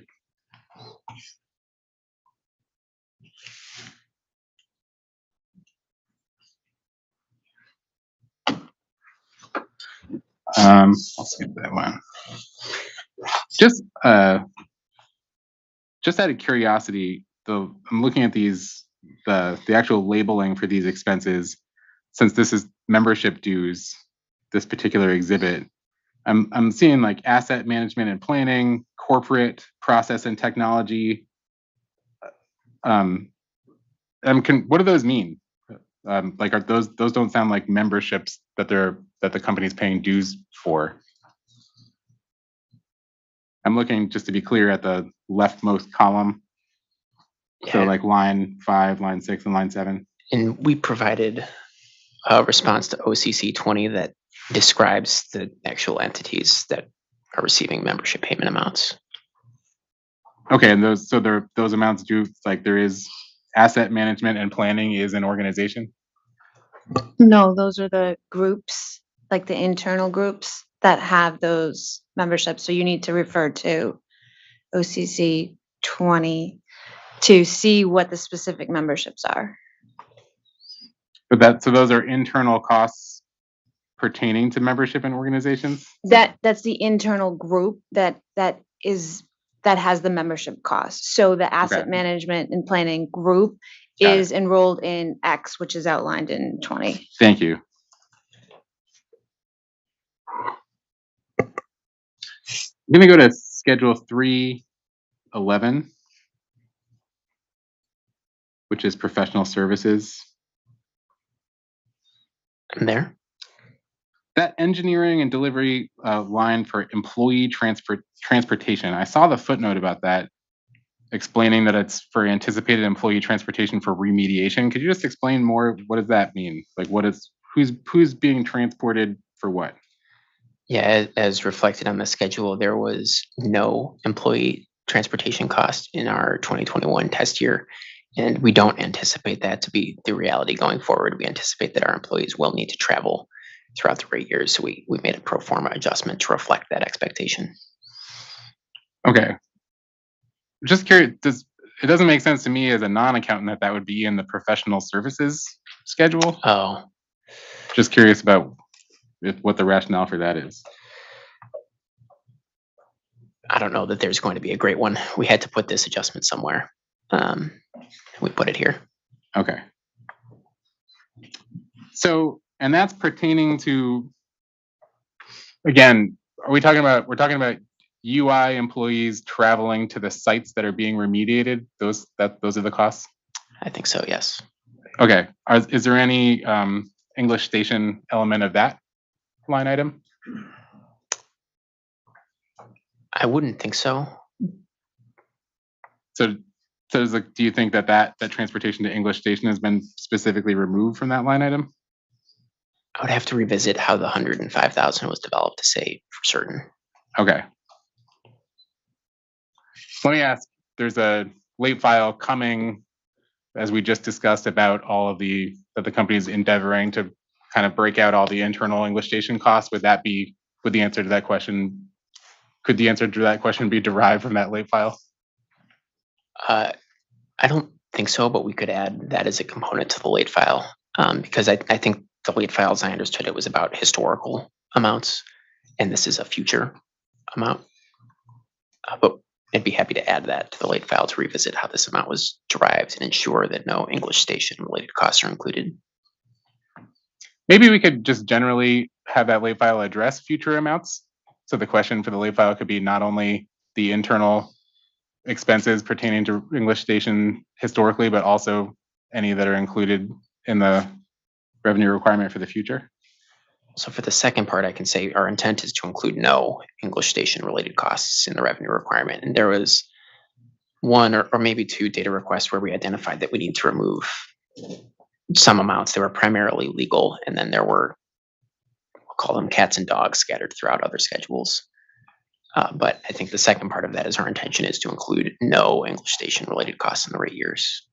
Okay. I guess then maybe we could just amend that. And do you know, sorry, which late file we're talking about, which number we're talking about? I have it as late file 60. Okay. 16? 60. 60.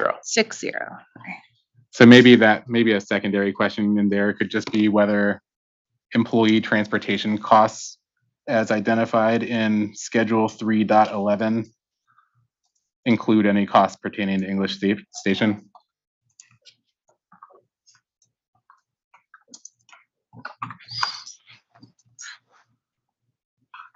I'm gonna move on to some questions about legal services. So, and I heard I think I heard a response that generally answered this question earlier, but looking at I guess the first question is just about that $952,000 pro forma adjustment. What's the reason for that? We included a handful of footnotes on the schedule describing it. In short, it's for costs that we do not anticipate to recur. Thank you.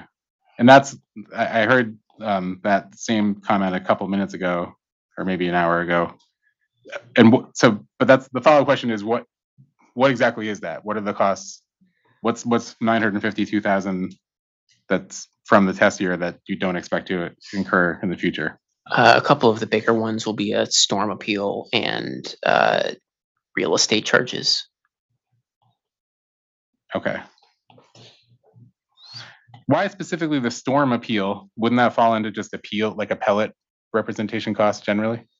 And to be honest, we did go back and forth on whether this adjustment was appropriate. The case for not making it is in any given year, a company like UI will have legal expenses. And the specific matters at issue may change year to year, but it's sort of like maintenance on your house. 1 year you'll replace the roof and you won't do that again, but maybe the next year you need to replace the boiler or, do the windows. And so it's sort of non-recurring, recurring. Ultimately, we chose to make this pro forma adjustment to be conservative. We felt that approximately 1.3 million in legal costs was reasonable based on UI's historical experience and the conservative thing to do for customers. Okay.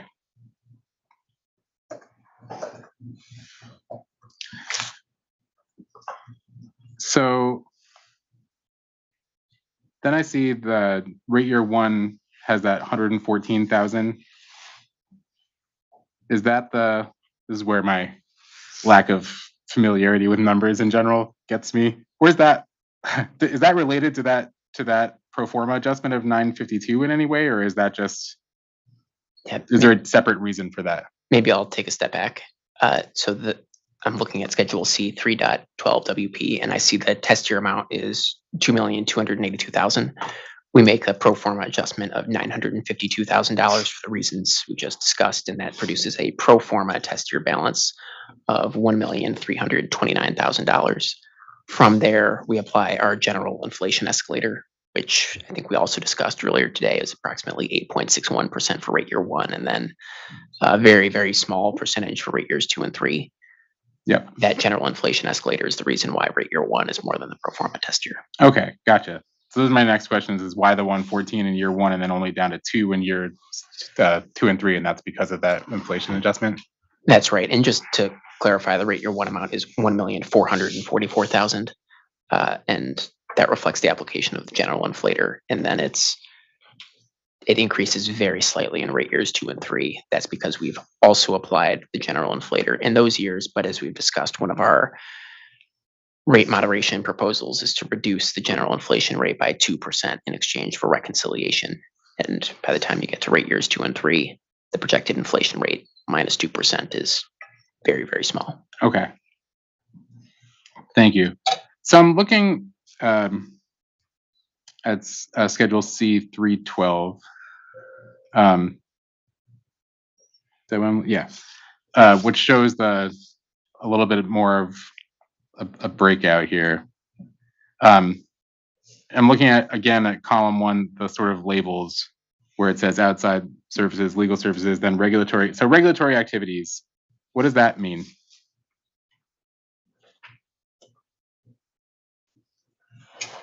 I think just what it sounds like, legal expense incurred in connection with regulatory activities. Okay, and that would include representation before this commission?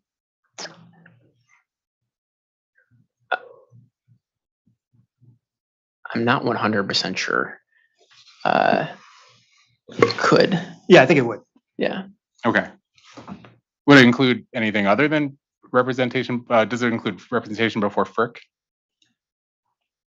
To whatever extent, I guess, the UI operating company incurs that expense? I do not know the answer to that question, but I'm sure we could. Yeah, I'm thinking there's probably a total amount of legal expense, and then if applicable, there's an allocation that we apply.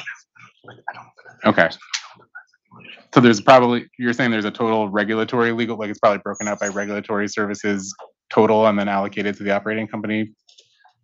Or is it a total legal expense?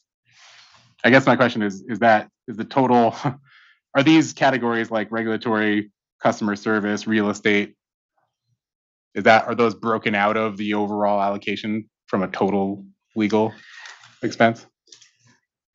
Well, the company does some allocations to get to the amount of expense reflected on UI distribution books. Sitting here, I'm not 100% sure how that, which lines that affects. Okay. So we can, Mr. Attorney Wheel, we can confirm that that's a distribution number 551, if you'd like. Okay, because that's something could just be a read-in. Defer to Mr. Horwitz on the. The amount shown here will be the UI distribution amount. I'm just not sure where there may be allocations and where there wouldn't. Yeah, it sounds like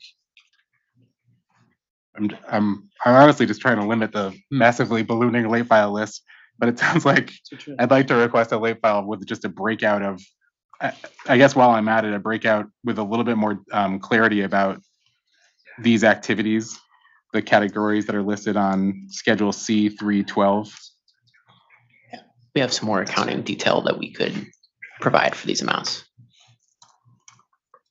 Thank you. Okay, that's late file exhibit 61. Thank you. And this next question might have to wait for the late file hearing on that exhibit, but the customer service category here, that's the 1.037. Does that include or does that include the amount that's paid to the company's legal collections firm? Not sure. Yeah, I believe that's correct. Attorney Real. Do you thank you, Attorney Canavan? You're still up, Whatever you play, whatever you play. Attorney Canavan, do you know whether that's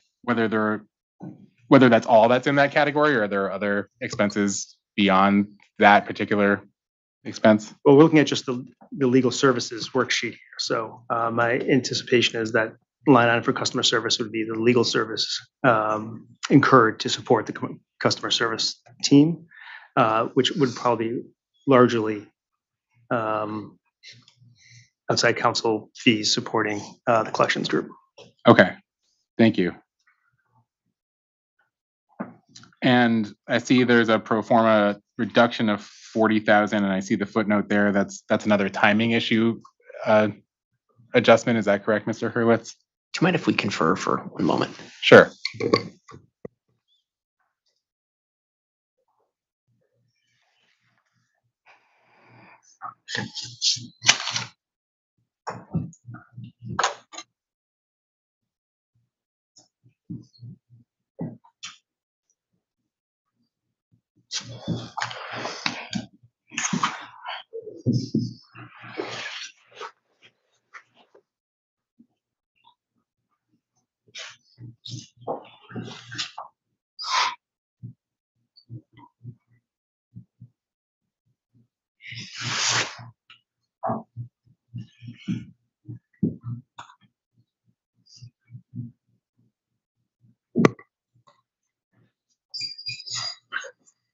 Apologies, but just to circle back on the line of questioning you were just going down, a couple of data requests might be helpful to you. EOE 136 provides a list of the law firms that we engaged in 2021 and accompanying documents governing those engagements. And then EOE 150 lists each of those law firms. It provides a brief description of the activities that they performed and then the costs for those activities by firm for the last 5 years. Thank you. Do you know whether those, I did see those responses. I just wasn't sure if there was enough to connect, well, whether we're supposed to just infer based on those descriptions which category here those activities fall under. That's fair, and that may not be obvious from those responses. Okay, thank you.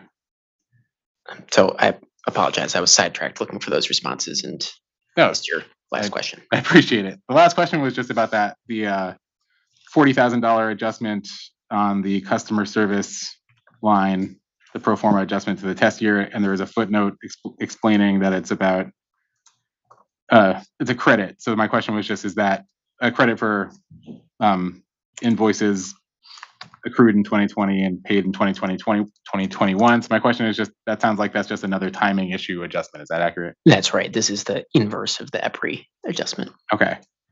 And there's a slight projected increase in that customer service cost across the rate years, it looks like.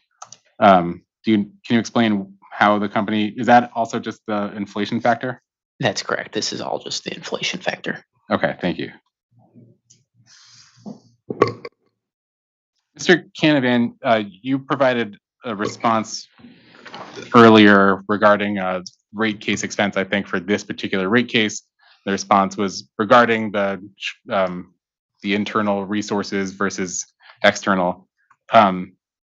The internal resources available to the company, do they have historically represented UI before Pura, right? Correct. Is that activity anticipated in the future in this rate plan?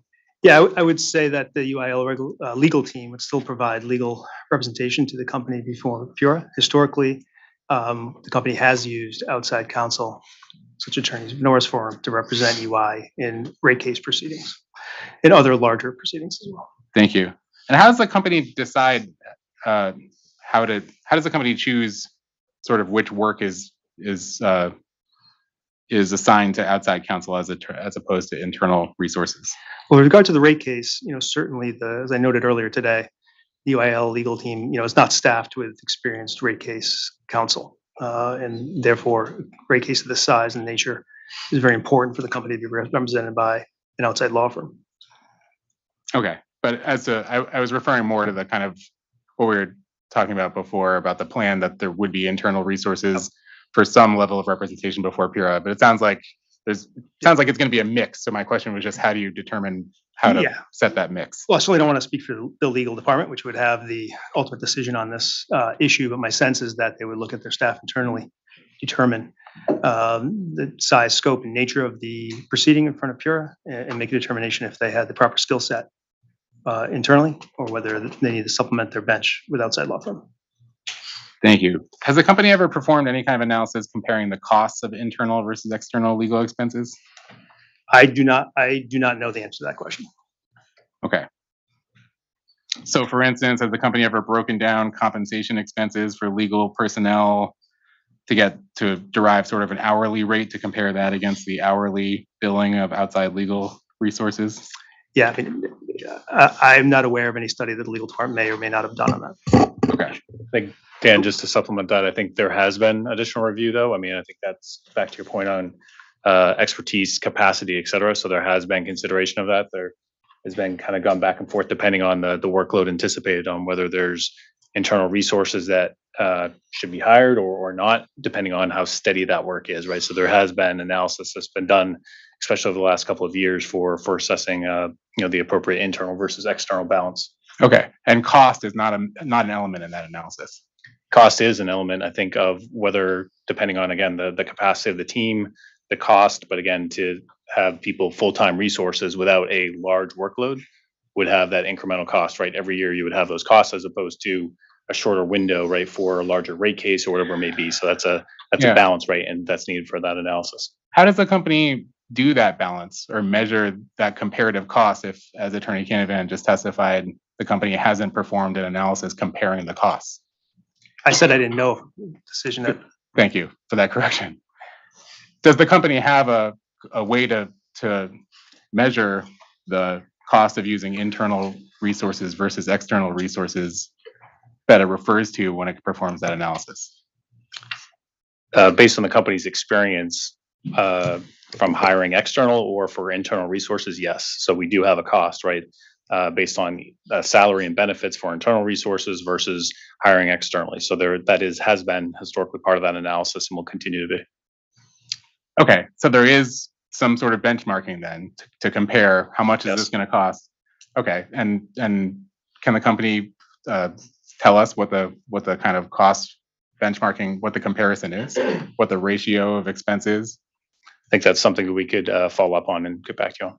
Okay, I guess that'll be my last late file for the day. I could just add that EOE 149 attachment 1 is a copy of Avangrid's outside counsel guidelines. Okay, do those guidelines include that comparison? Do those guidelines include information that would allow us to see the comparative costs, i.e.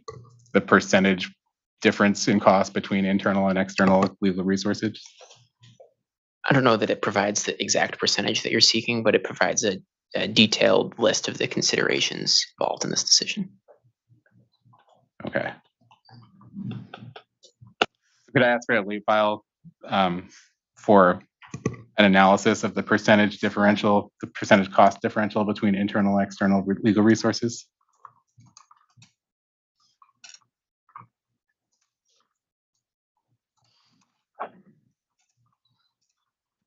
Then I only have like 3 more questions, I promise. Okay, that's late file exhibit 62. Do you want to further specify any of the assumptions that they should use, Attorney Wheel? I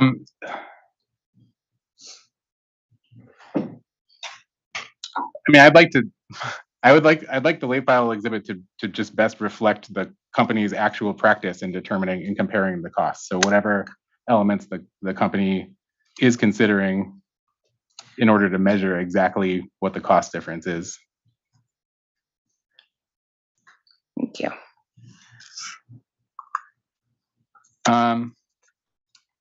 There was a question, these last ones are just follow-ups. There was some testimony earlier about the other benefits category in Schedule 3.24E. And I heard that included loyalty gifts. I think that was a testimony. Is that what I heard?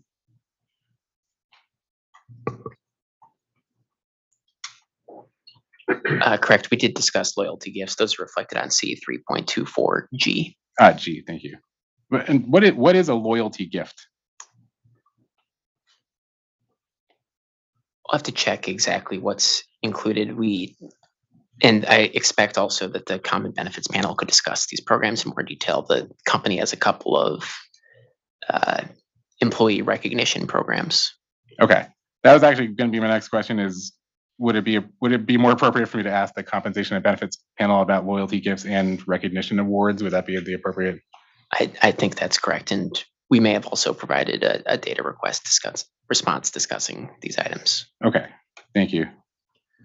I think the last area of questions I have is just about, there was in regards to RRU 281, there was some testimony earlier about UI, and there was a question about UI employees engaged in lobbying activities. And the answer was that there are no UI employees engaged in lobbying activities, correct? Correct. Okay. Just follow up, do any UI employees ever assist in preparation of testimony before the Connecticut General Assembly or any other legislative body? If we could confer for one moment.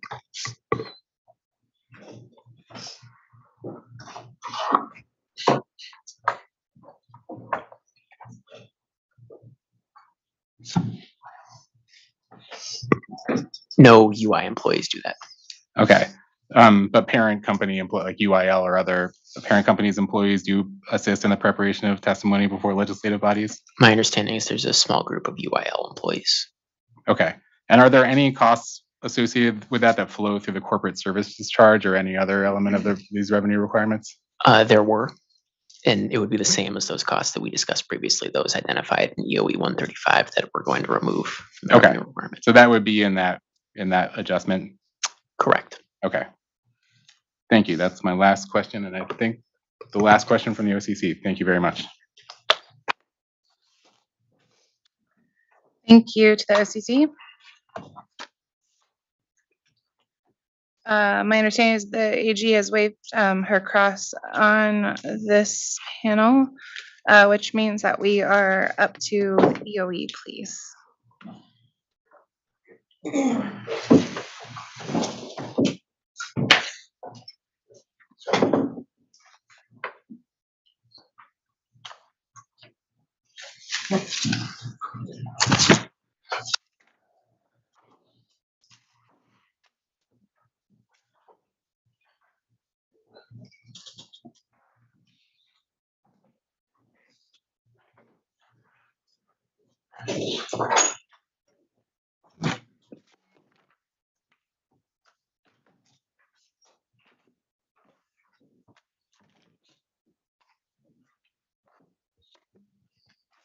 Good afternoon, panel. I can make a promise that this is going to go a lot quicker than the 3 hours that are here. A lot quicker. Multiple of the other panels covered a lot of our questions, so fortunately we're in much better shape. Some of the questions that we have are pretty much just trying to clarify a few things that we heard. So my first question, I'm going to refer you to EOE 137.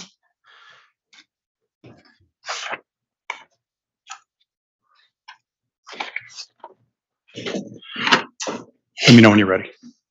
We're ready. So when I read that it's a write-up regarding uncollectibles, I guess my question before I jump into that is are you familiar with the purchase of receivables process with suppliers?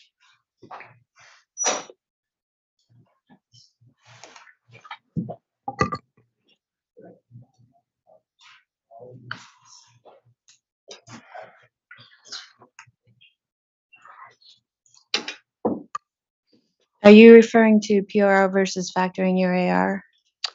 Yes. Yeah.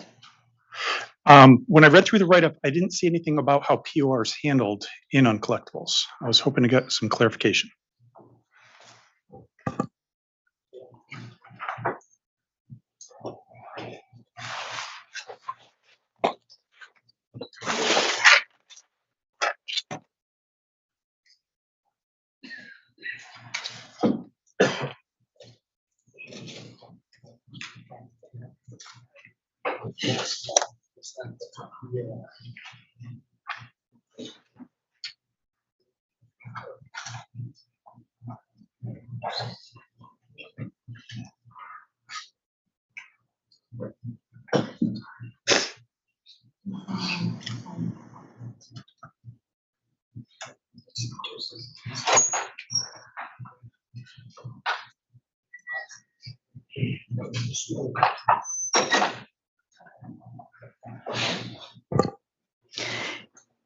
Can you repeat the question one more time? Can you provide some clarity as to how the purchase of receivables, the amount that you guys reduce the receivables by, are factored into your assessment of uncollectibles? So we have an uncollectible amount related to that, but then that flows through on the other side for the POR. That's not paid to them. So, sorry, if I understood you right, when you have receivables that you're purchasing from the suppliers, you're basically paying them with a discount. So you're paying them slightly less than the amount that they actually collect. Am I correct? Yes. Okay. Am I correct that it's 0.7%?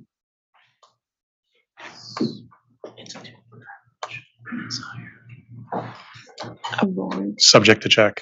It's a rolling 2-year average. We can double check on exactly what the percentage is. So my question is, how does that discounted amount impact the uncollectibles?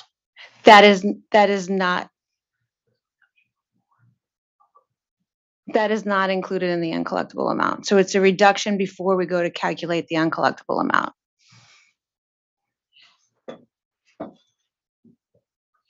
So I'll just back up and try to visualize how I'm seeing this. So if you purchase $1 million worth of receivables from suppliers, you're paying a smaller percentage to that, slightly smaller percentage. The amount that you're paying that's less, that doesn't offset the uncollectible amount going into it first?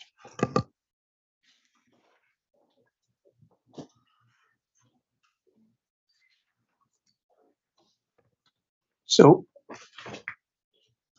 I'm Jack Jessup. Lost my name tag back there.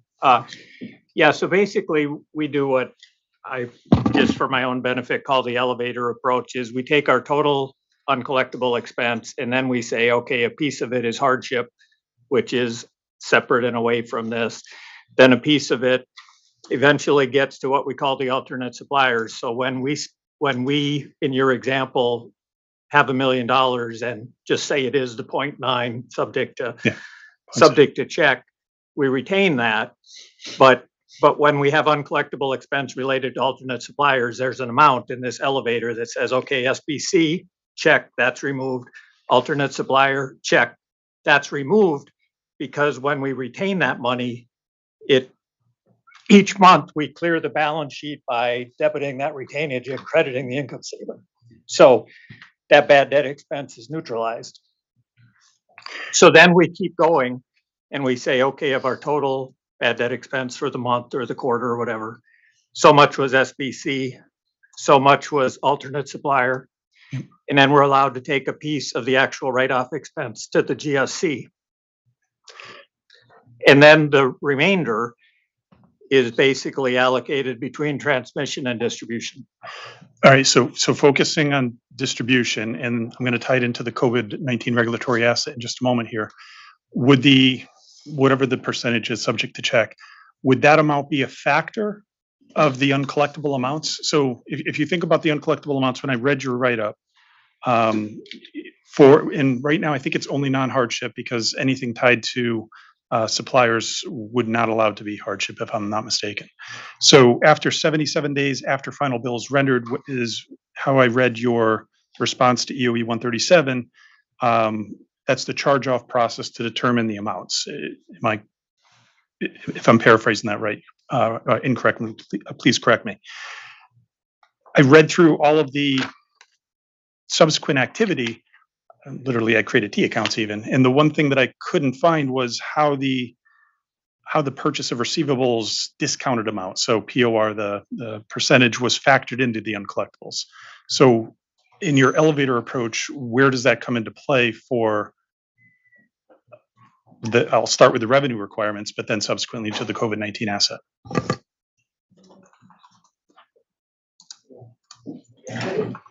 So is essentially with the amount that we're not collecting goes into what you would think of as like a reserve account. And then anything that we don't get, the actuals just get applied against that. So it doesn't come down to the uncollectible expense that goes into the COVID reg asset.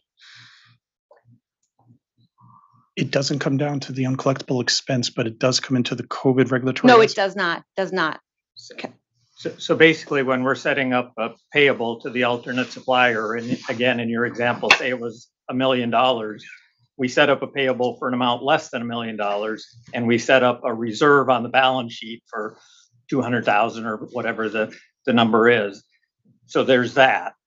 And then when we do our monthly uncollectible analysis, again, we say, here's total uncollectible, here's hardship, here's alternate suppliers that did hit the income statement as write-off expense. But then each month we unwind that reserve that was sitting on the balance sheet. So we debit that and credit the income statement. So it negates the income statement impact. And we remove that bad debt expense before we ever get to what flows into our reg asset for the non-hardship uncollectibles. So then am I interpreting it correctly that any of the amounts that you would have in there for POR would, you said negate, would offset to the uncollectible expense that you would have? Correct. That's why we don't include it in the COVID calculation for the COVID reg asset. Okay, and you don't include it there. Yeah. Perfect. Thank you. It wasn't clear when I was reading this, and I didn't see references to it anywhere else, which is why I was looking for the clarification.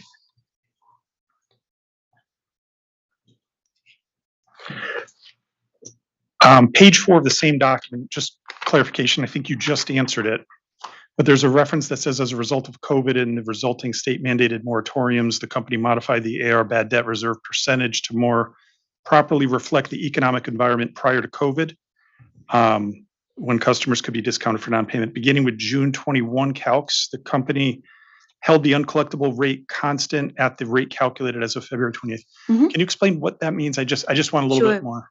So when we stopped doing write-offs, when we stopped being able to final accounts and do write-offs, what happens with the uncollectible reserve is it looks at a historical of what actually happened.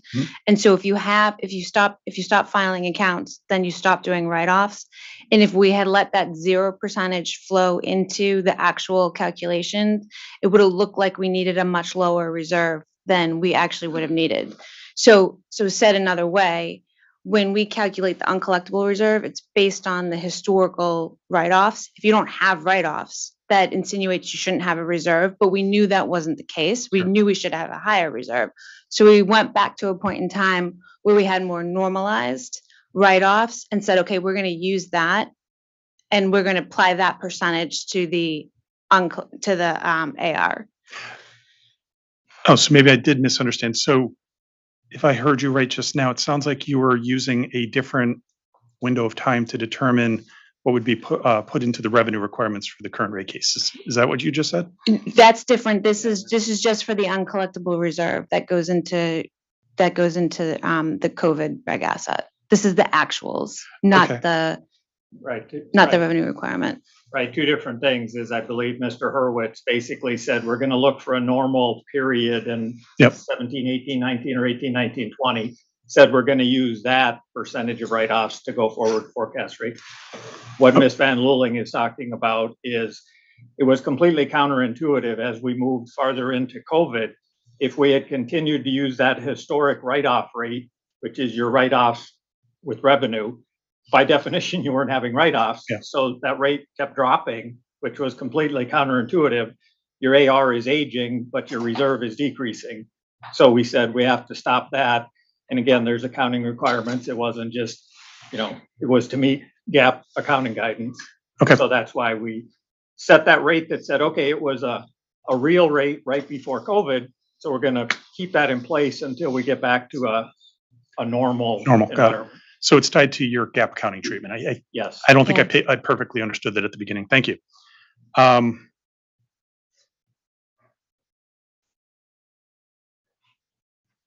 Okay. I'm going to move on to mutual aid.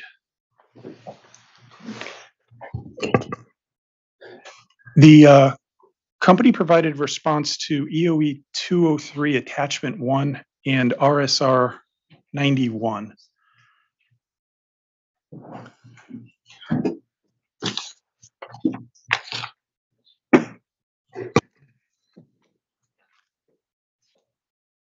EOE 201 and A 203 attachment 1. oh, sorry, 203 attachment 1 and RSR 91.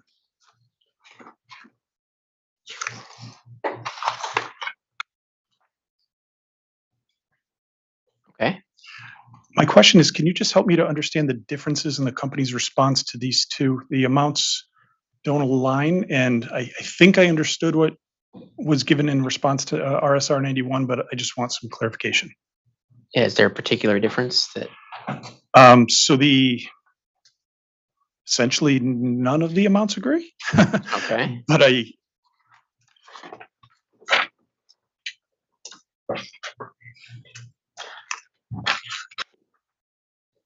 can start with what costs are included in each. Yeah, one moment.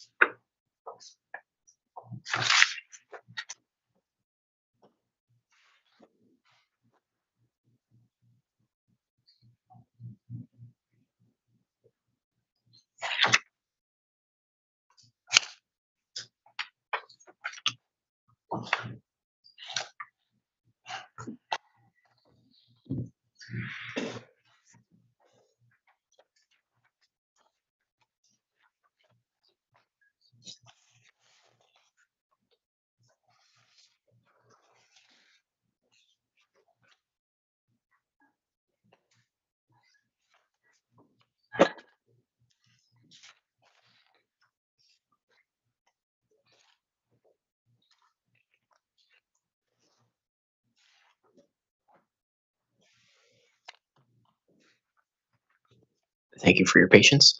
Apologize that I stumped you. RSR 91 provides the cost of the resources we release to perform mutual aid activities if they were doing blue sky work. So it's different information than EOE 203. So if I'm correct, it's what you referred to as like the fully loaded costs of the employees. I think that was the terminology used in prior testimony. Yeah, part C of the company's response to RSR 91 discusses the fully loaded equivalent costs. So what was provided in EOE 203 attachment 1 then?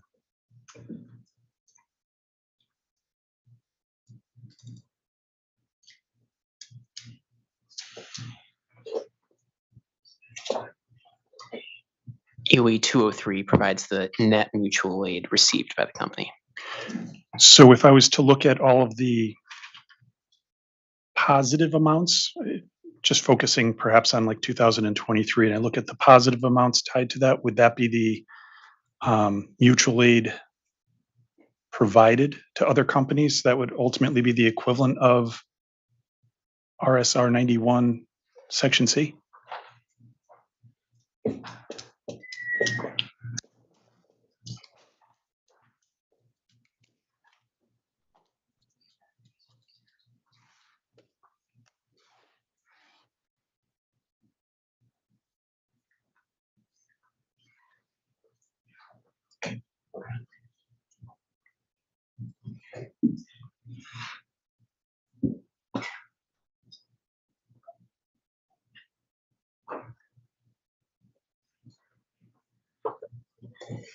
Would it be okay if we try to do a read-in to more fully investigate how these two responses compare? Or a late file, whichever. I think maybe a late file, because I have a few nuances that might be better to lay out, and it might tell the story. The late file would be an exhibit that details the fully loaded mutual aid costs recovered from the other companies, broken down by, I feel like I'm talking too fast. Yeah.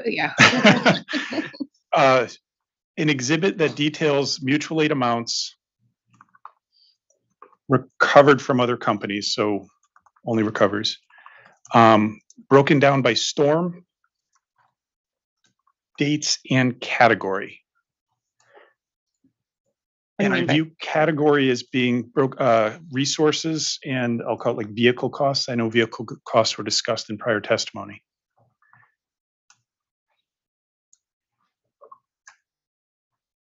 So that's fully loaded, and then the other side of the equation would be for the actual amounts recovered.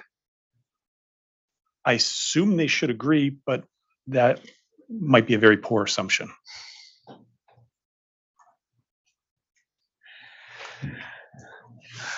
You're seeking an exhibit. I'm going to try to say back to you what you're looking for, and I think I'm about to do a bad job, so please correct me.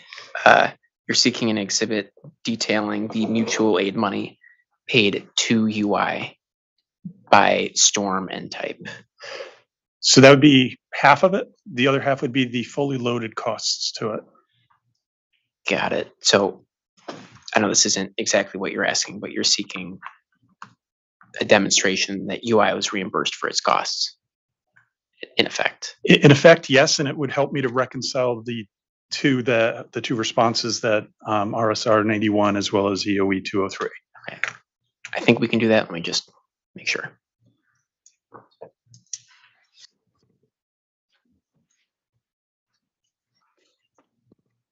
It should be doable.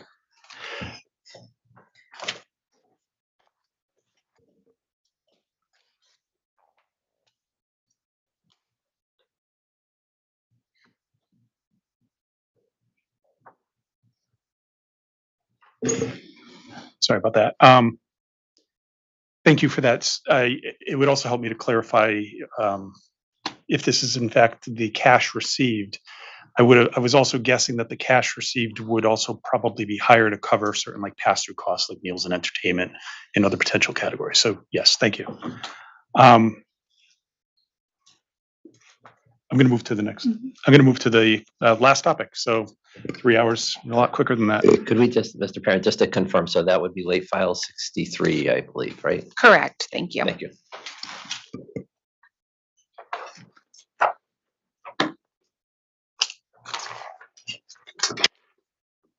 Last topic generally is the earnings sharing mechanism. And I'm going to refer to EOE 181 attachment 1.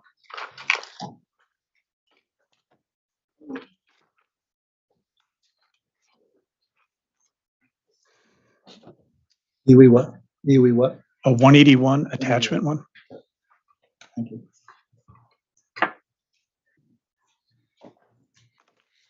I have that. The earnings sharing mechanism really hasn't come up so far. So I was hoping to just start with, can you just provide a general overview of the earnings sharing mechanism? In short, UI shares with customers 50% of any earnings above its authorized return.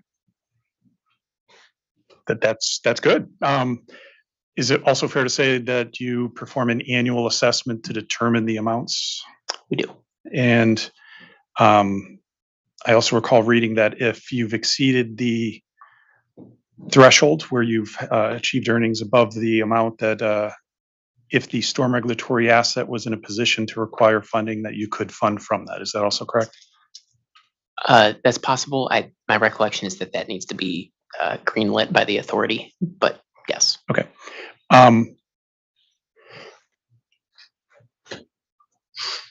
OCC 642, while you're pulling that up, I'll just start by quoting here. The interrogatory requested that the company provide the annual compliance filings filed with PURA associated with the company's annual earnings sharing mechanism for calendar years 17 to 21.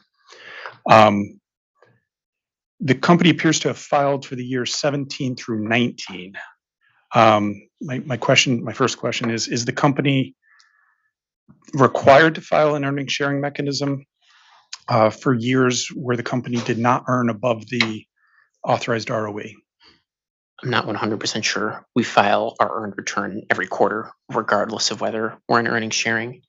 And as you noted, we were only in earnings sharing in 2017 through 2019, although we did return certain over earnings in 2020. Those were related to 2019. I'm not 100% sure what filing requirements there are for years in which the company is not in earnings sharing. Yeah, I don't think the company would make an earnings sharing filing if it wasn't in sharing. Okay, so that does align to OCC 642.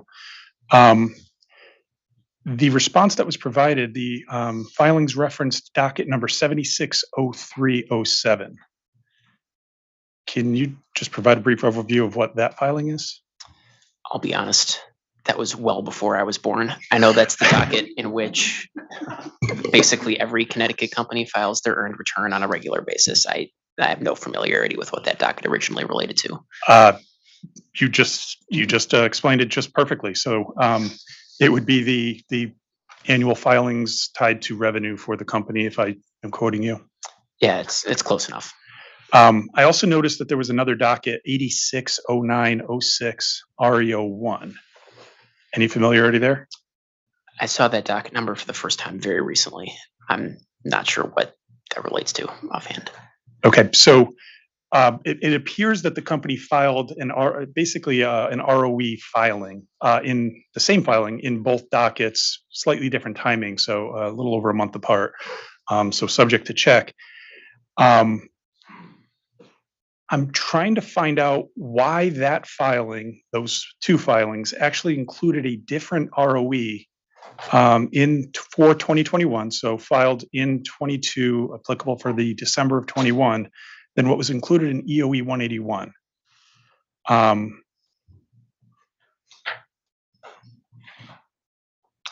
Is there a document or something from that docket from the 80s that you mentioned? So it's filed regularly. It was filed in early 2022. We can pull it up. We can pull it up if you give us a moment. That might be helpful. Thank you.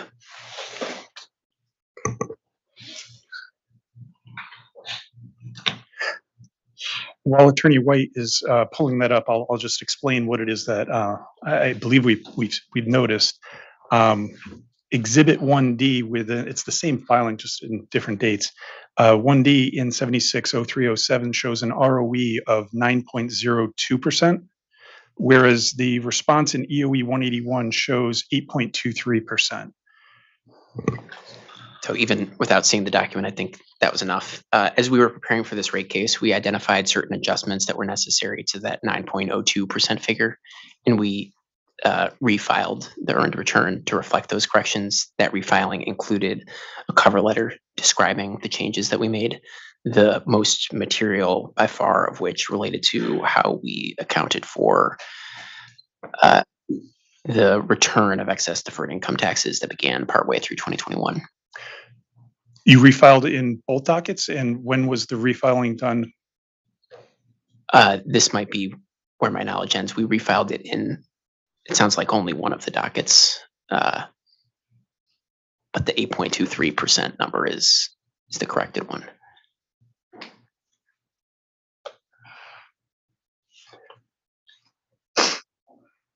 One second.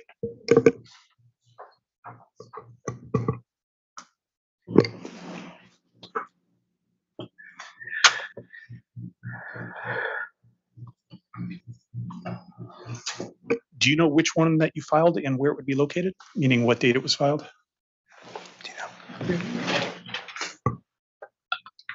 I don't recall an exact date. I'm recalling sometime in the May, June 2022 timeframe. And it would be the filing with the lower ROE, the 8.23%. That should be accompanied by a cover letter describing the nature of the changes that we made. I can relook and try to find it, but in the meantime, could we get a read in on that this way here? It'll be like a 1 to 2 page document, so that might be a lot. A read in on the date that it was filed on which docket? Sure. Thank you. It's read in M, I believe. Yes. Okay. The date and docket number in which the refiling occurred. Yes.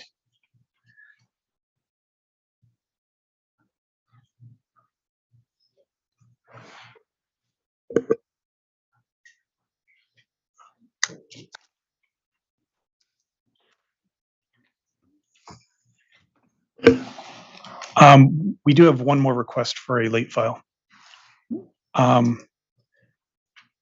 Can we obtain an aggregated exhibit that details the differential earnings sharing amount that was provided in EOE 181? So what was originally returned plus what was recalculated under the 50/50 authorized ROE, inclusive of carrying costs?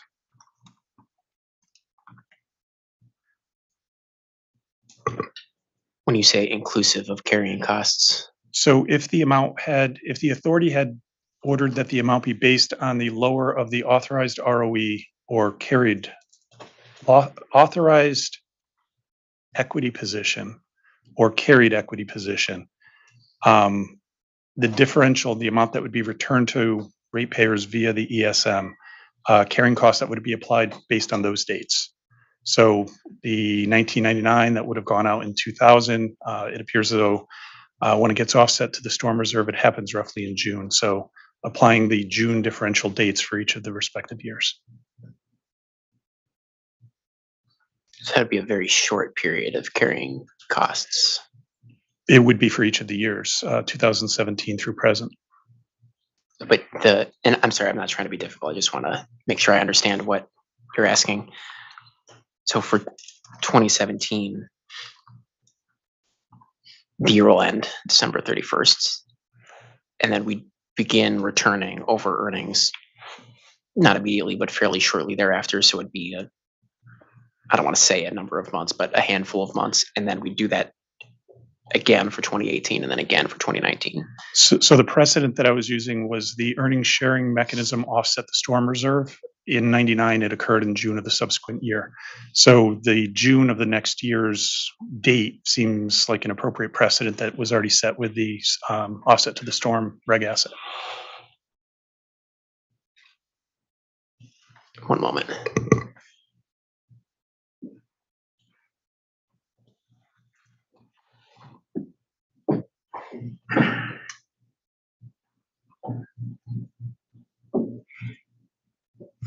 I'm so sorry. We're really struggling to follow. Let me try to give an example based on your submission. That would be awesome. Thank you.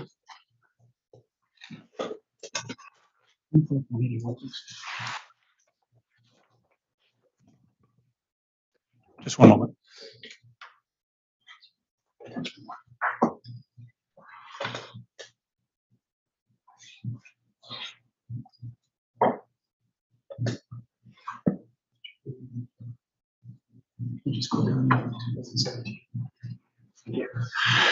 So on the screen is the top section of your response for what's on the screen of 2017 is what the earnings sharing mechanism actually resulted in as a return to ratepayers.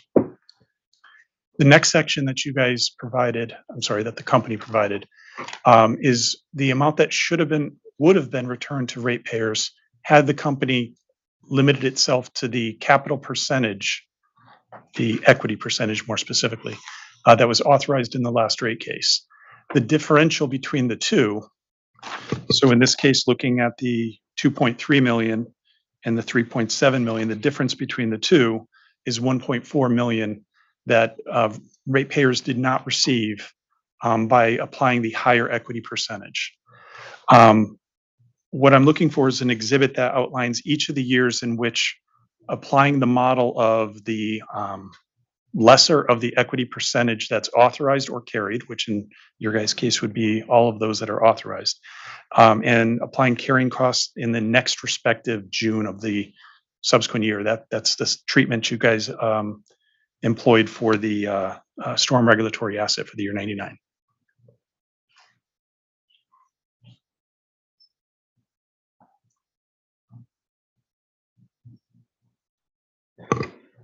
So first, I'll just note that we don't apply carrying costs in the factual scenario of the upper section of what actually happened. I understand in that case, which the money would have been returned. So I guess the way I'm asking this is it would be treating this as a regulatory liability or an offset to the storm reserve.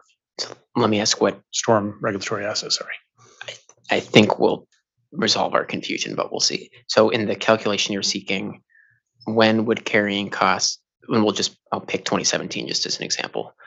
When would the calculation of carrying costs start and when would it end? June of 18 through rate case. So through the beginning of rate year one. Yes. So you're seeking a calculation of if the commission were to retroactively require us to calculate the ESM using its authorized equity ratio, what would that produce in terms of an regulatory liability? I'm not sure about the choice of words of retroactive because that retroactive rate making would go back prior to the 2016. This is all subsequent to the last rate case that we're interested in. I read your response and I do know that there were other events that occurred prior to the last rate case. So, trying to understand the impact of this on the current rate case. So I forget the difference in 2017. I'll say it's $1.5 million. Yes. So for 2017, as an example, you'd seek a calculation of carrying costs on $1.5 million from June of 2018 to September 1st, 2023. Yes. Okay. And I think, the company's position is that would constitute retroactive rate making, but mathematically we can do the computation you've requested. I do appreciate that. Okay, so that's late file exhibit 64. And Mr. Perrin, I think what I caught was for 2017 to the present to provide an aggregated exhibit that illustrates the differential ESM amount inclusive of carrying costs through rate year one. Can you fix that for me, please? Yes, in relation to the exhibits provided in EOE 181. I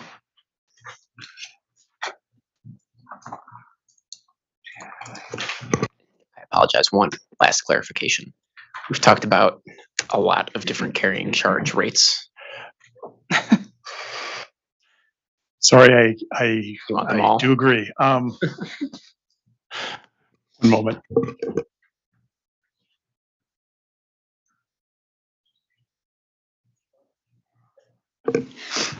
At this point, I'll stick to just the weighted average cost of capital. Thank you. All right.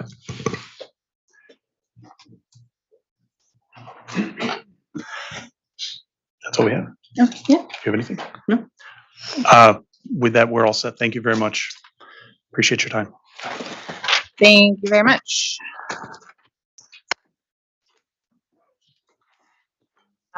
Does NECTA have costs for this panel? NECTA. Nope.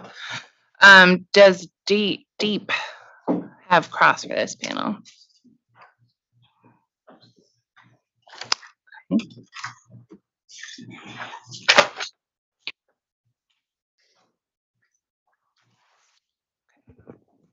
Commissioner Karen. I think I would, but no. Mr. Vice Chairman. Just one quick question for Mr. Hurwitz. When you answered questions from OCC before, you mentioned when it came to our favorite topic, English station, it's like a bad penny, isn't it? You talked about environmental provisions. What was that? What exactly did you mean by that? And I might phone a friend to describe the environmental provision a little more precisely. Thank you. So we have a reserve for English Station, which means that at one point in time, not related to this case and not included in the revenue requirement for this case, we incurred expense and created a reserve for English Station. And any charges that we incur now go against that reserve, so they don't actually show up as expense because we had already expensed the reserve, if that makes sense. It does. Okay. Thank you. Thank you. Okay, I want to start with a late file exhibit request. I think in discussing with our staff earlier today with respect to non-hardship uncollectibles, Mr. Hurwitz, I think you referred us to 2 interrogatory responses. Or I apologize, it was some witness on the panel referred us, and I think we had a chance to review those responses and did not see the complete information that we were hoping for with respect to the historical context. So the late file exhibit that we're specifically looking for is on an annual basis from 2014 through 2019. We were looking for the actual non-hardship distribution uncollectible expense incurred. So not the non-hardship uncollectibles that were attributed to transmission or GSC. We're just looking for the actuals that were incurred compared to the amount of non-hardship uncollectible expense that was allowed in the corresponding distribution rate year. Does that make sense? That makes perfect sense, no problem. Okay, so I'm gonna mark that as late file exhibit. That sounds right. Late file exhibit 65. That's what we have. Thank you. Okay.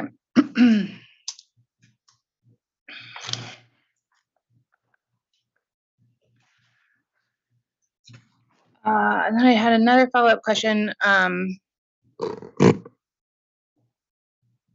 Regarding some of the exchange you had with our staff about inflation as well. And I just want to make sure I understood.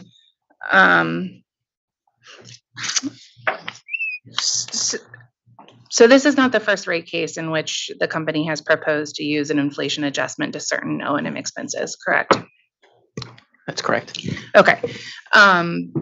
Has the company or a consultant that you've employed on your behalf performed any study to kind of reconcile what the utilities forecast of inflation was in a rate case to actuals that were experienced? You're asking, did we go back to evaluate the forecast that was reflected in the 2016 rate case and see how that compared to actuals? Correct, or any rate case before that as well. I don't think that's something we've done. Okay. Chairman, I might just offer that the forecast we used in this case was from Blue Chip, which is a consensus of economists' views on inflation. And as we've discussed, the other element of the proposal is that reconciling mechanism, which would, I think, effectively going forward, do something similar to what you're describing.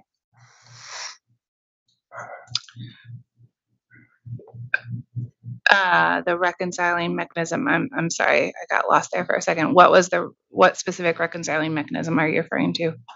So as Mr. Hurwitz described, and as we've described in testimony, in developing the inflation adjustment, which I think we said this, but I just want to be clear, it's only applied to certain O&M expenses in the revenue requirement. It's not to be applied to the entirety of the revenue requirement. Right. In developing that analysis, we used the Blue Chip forecast. We reduced that by 2% in the interim period in each of the rate years. And then as part of that approach, we're requesting, or the company's requesting, sorry, that the authority approve a reconciling mechanism for where inflation is in the revenue requirement. If inflation is different from what's been put into revenue requirement, that there would be adjustments to reflect that. Okay, and can you refresh my recollection about how the company proposes to evaluate the difference between the forecast and actuals moving forward, since it sounds like there's no experience having done that previously? I'm just going to confer. Thanks.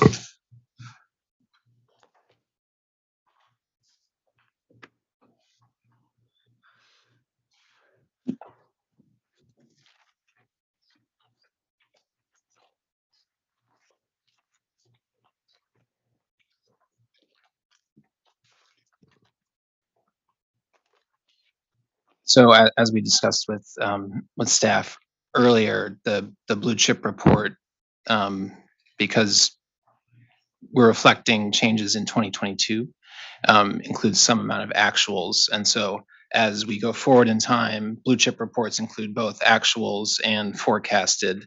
So the approach would be to compare the actuals per the same source to what is in the projections. Okay, thank you. Is there a productivity factor associated with this? I mean, it sounds to me like you're indexing to an external forecast, I mean, at its core. And have you assigned a productivity factor at all? And we answered a data request similar to this. Okay. And so, again, this is a projection for those specific O&M expenses that we think are subject to general inflation versus others where there's been specific amounts, and there would be no changing regardless of how inflation changes to those projections. And so, in response, there isn't a direct productivity factor built in. In responding to that data request, we wanted to bring a couple things to the authority's attention. One is that we've reflected that 2% reduction in all years, which likely exceeds a productivity factor. And we cited to some other cases where the productivity factor has been negative, which would actually further increase the inflation adjustment in, for instance, an I minus X environment, which I think the authority is reviewing PBR in another docket right now. That's clearly not what the company is proposing here. So those were the two things we wanted to point out in consideration. There is no productivity factor, though, built into the specific projection. Okay, thank you. So would you describe the cost that the company is seeking to apply an inflationary factor to as exogenous costs or costs over which the utility exercises some control?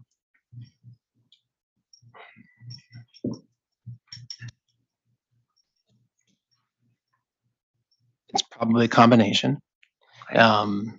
So when we're talking about inflationary factors, those factors can affect costs that the company certainly exerts some control over, but it doesn't exert control over the macroeconomic forces of inflation. Yeah, so I would respond as such. Okay, can I, and let me clarify my question in response and to the response that you gave. So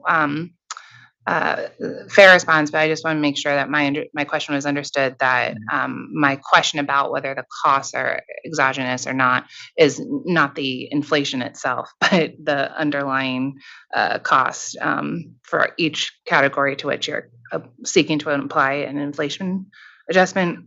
I think that was understood, but I just wanted to clarify for my follow-up late file request, which is I would like a delineation of for all of the cost to which you are seeking to apply an inflation adjustment. I would like them characterized as exogenous or within the utility's control, with a narrative explaining as to why the answer that was provided was given. Does that make sense?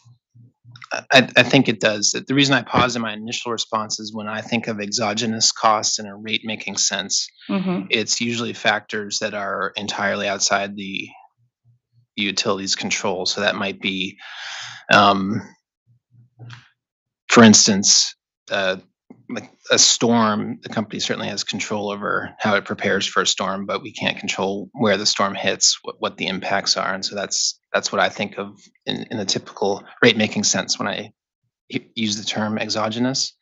So in the revenue requirement, the expenses that we've applied inflation to, the company does exert some amount of control over them. And so I think we can do our best to do your labeling, but my hesitation is that I haven't traditionally thought of exogenous in that way. It's more something that's not in the revenue requirement that might come up in the future period that we can't foresee, and that a utility the company has in here might request an exogenous factor, for instance, for these unforeseen circumstances. And so I don't know if that helps at all in framing sort of how I think about this. That's why I'm struggling with the request a bit. It does. I think the reason I'm making the request and would like to see the late file exhibit is in other formulas I'm familiar with around this, they would have a productivity factor, and then they might have a productivity factor X and then a factor Y for costs that are outside of the utility's control. And it appears to me that you're not following that formula or something like that here. You've opted instead to do a 2% modifier. And so would like to understand which categories and why you consider exogenous or not. And I'll just take whatever response. That helps. And I think what we might do is explain why we applied inflation to certain accounts. Okay. And your question mentioned, I think, sort of an I minus X framework, and I just wanted to reiterate that's not what the company's proposing here. It's where we've applied inflation. It's the company knows that inflation is going to impact its cost structure. It knows in certain other areas we've discussed there might be a discrete adjustment we could make, and so the goal was to put forward a cost of service that is reflective of the period in which rates will be in effect, and that's the calculations we've done, but not a PBR mechanism. Okay, thank you. So look to see what you can come up with. I think that would be late file exhibit 66. Please.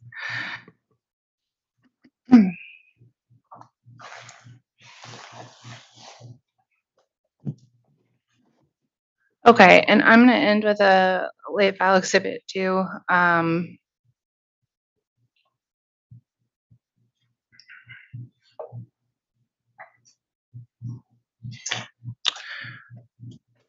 know what, I'm gonna hold that one for the customer employee compensation panel. So I'm gonna stop there. I think we have time for a redirect. So would you like a recess? Yes, if we could, 5 minutes or so, and then we can scope any redirect. Very good. And just for everyone's situational awareness, after we complete redirect, we'll take up any administrative items and then we'll be done for the evening. Okay, thank you. Thank you.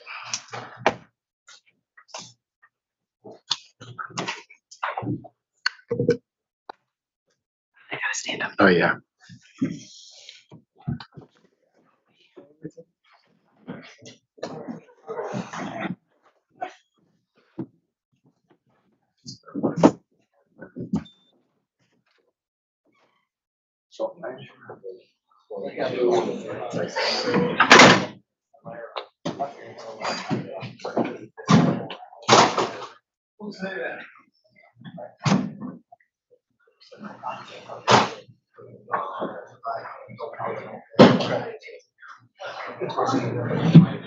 Anytime that happens, you just have to go back.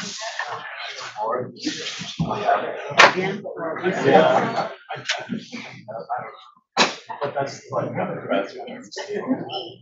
It's really crazy.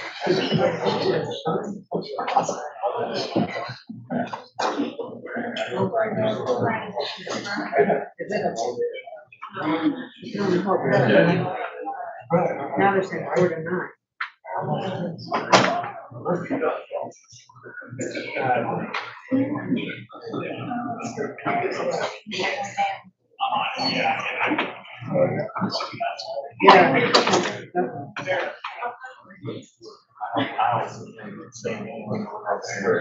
Totally agree. Yeah. In the morning. Depending on, yeah. You're already driving here. You're like, oh. Yeah, you get that way.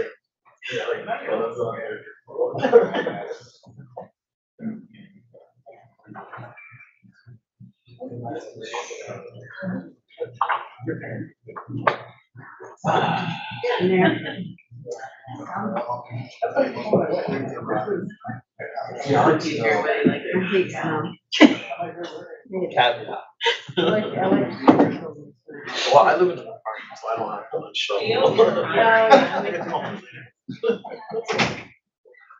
James, I have the work at 8.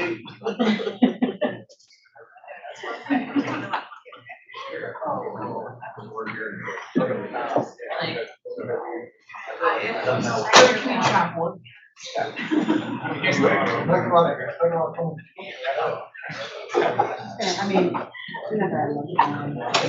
you can't tell on shares. So on YouTube, we have to pull the control up. That makes sense. I know. I mean, it is. You know, for sure. It's crazy.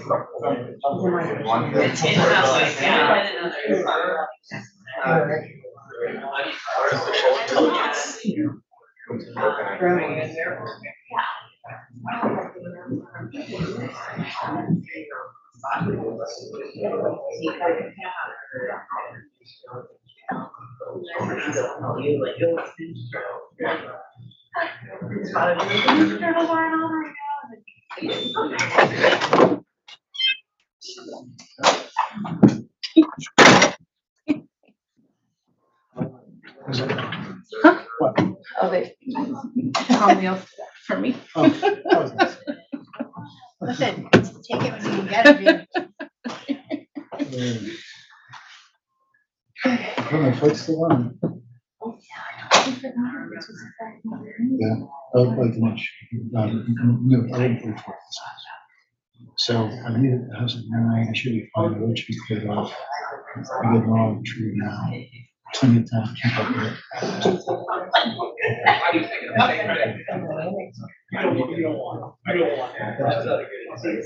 Yeah, I don't think it's. Okay.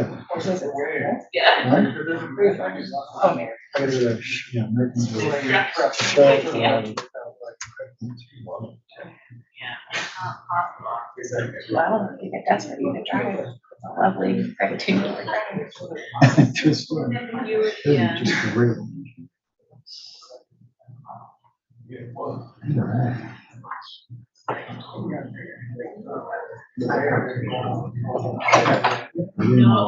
No secrets. Yeah.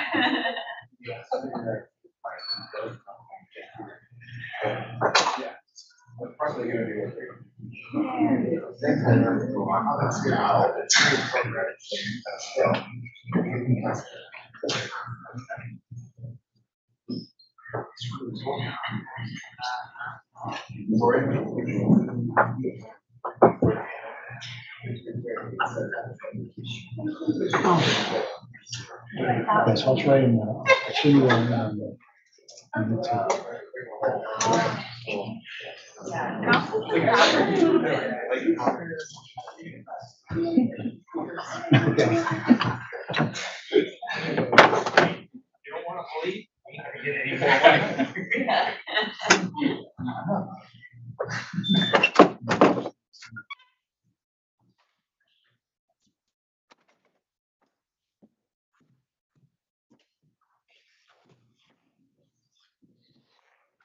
Your kids probably don't have school tomorrow.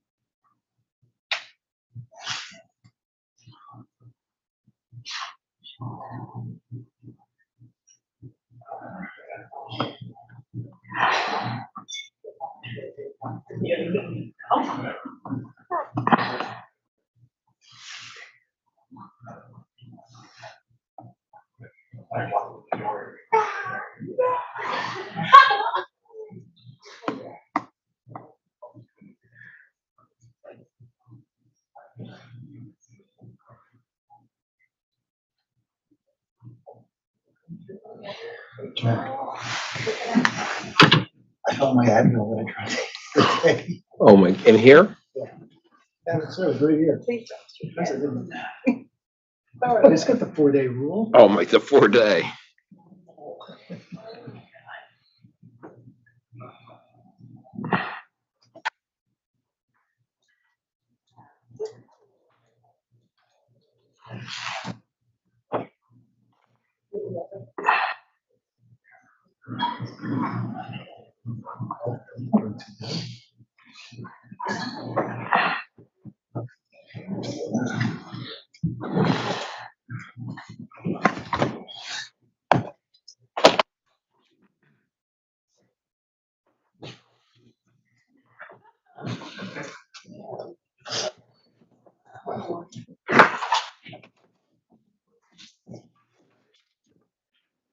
So we took a little more than 5 minutes, but I can report we don't have any redirect.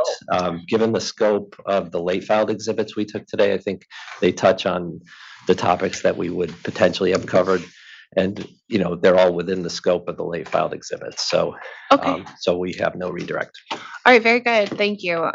In that case, we will excuse this panel until the late file exhibit hearing and thank them for their participation. So with that, we have, I think by my count, we have 3 outstanding read-ins. I just want to confirm that I'm on the same page with the company, and if so, we can target the next time we come together.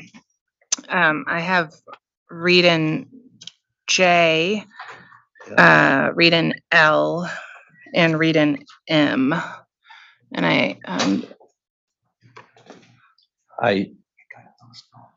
Yeah. I have the same thing. Okay. Yeah, J, L, and M. Very good. So I'll put those to the side, and if we can check on those the next time we come together.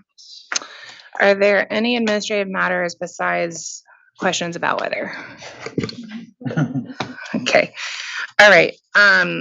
So I think at this point, we are going to affirmatively say that we will start at 11 a.m., give time for roads to clear a little bit. If the state closes, that would be, that would govern our hearing as well. So I would stay tuned for the state announcements, which I think are available through the DAS website, if I'm not mistaken. So if the state closes office buildings tomorrow, we will reconvene Wednesday, and we will pick up in either case with the O&M panel from the Office of Consumer Counsel. The company is listed as first up for cross. I believe the next time we see each other is Wednesday, a reminder that that date's hearing is set to start at 11 due to the authority's regular meeting.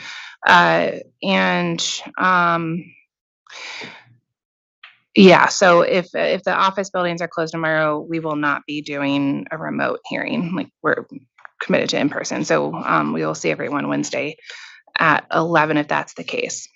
But unless you see anything on the DAS website, we will be in tomorrow at 11 a.m. Are there any questions? Hopefully I didn't go that too much. All right, very good. Then thank you and have a safe drive home, and we will see everyone whenever. I don't know. Yeah, later this week.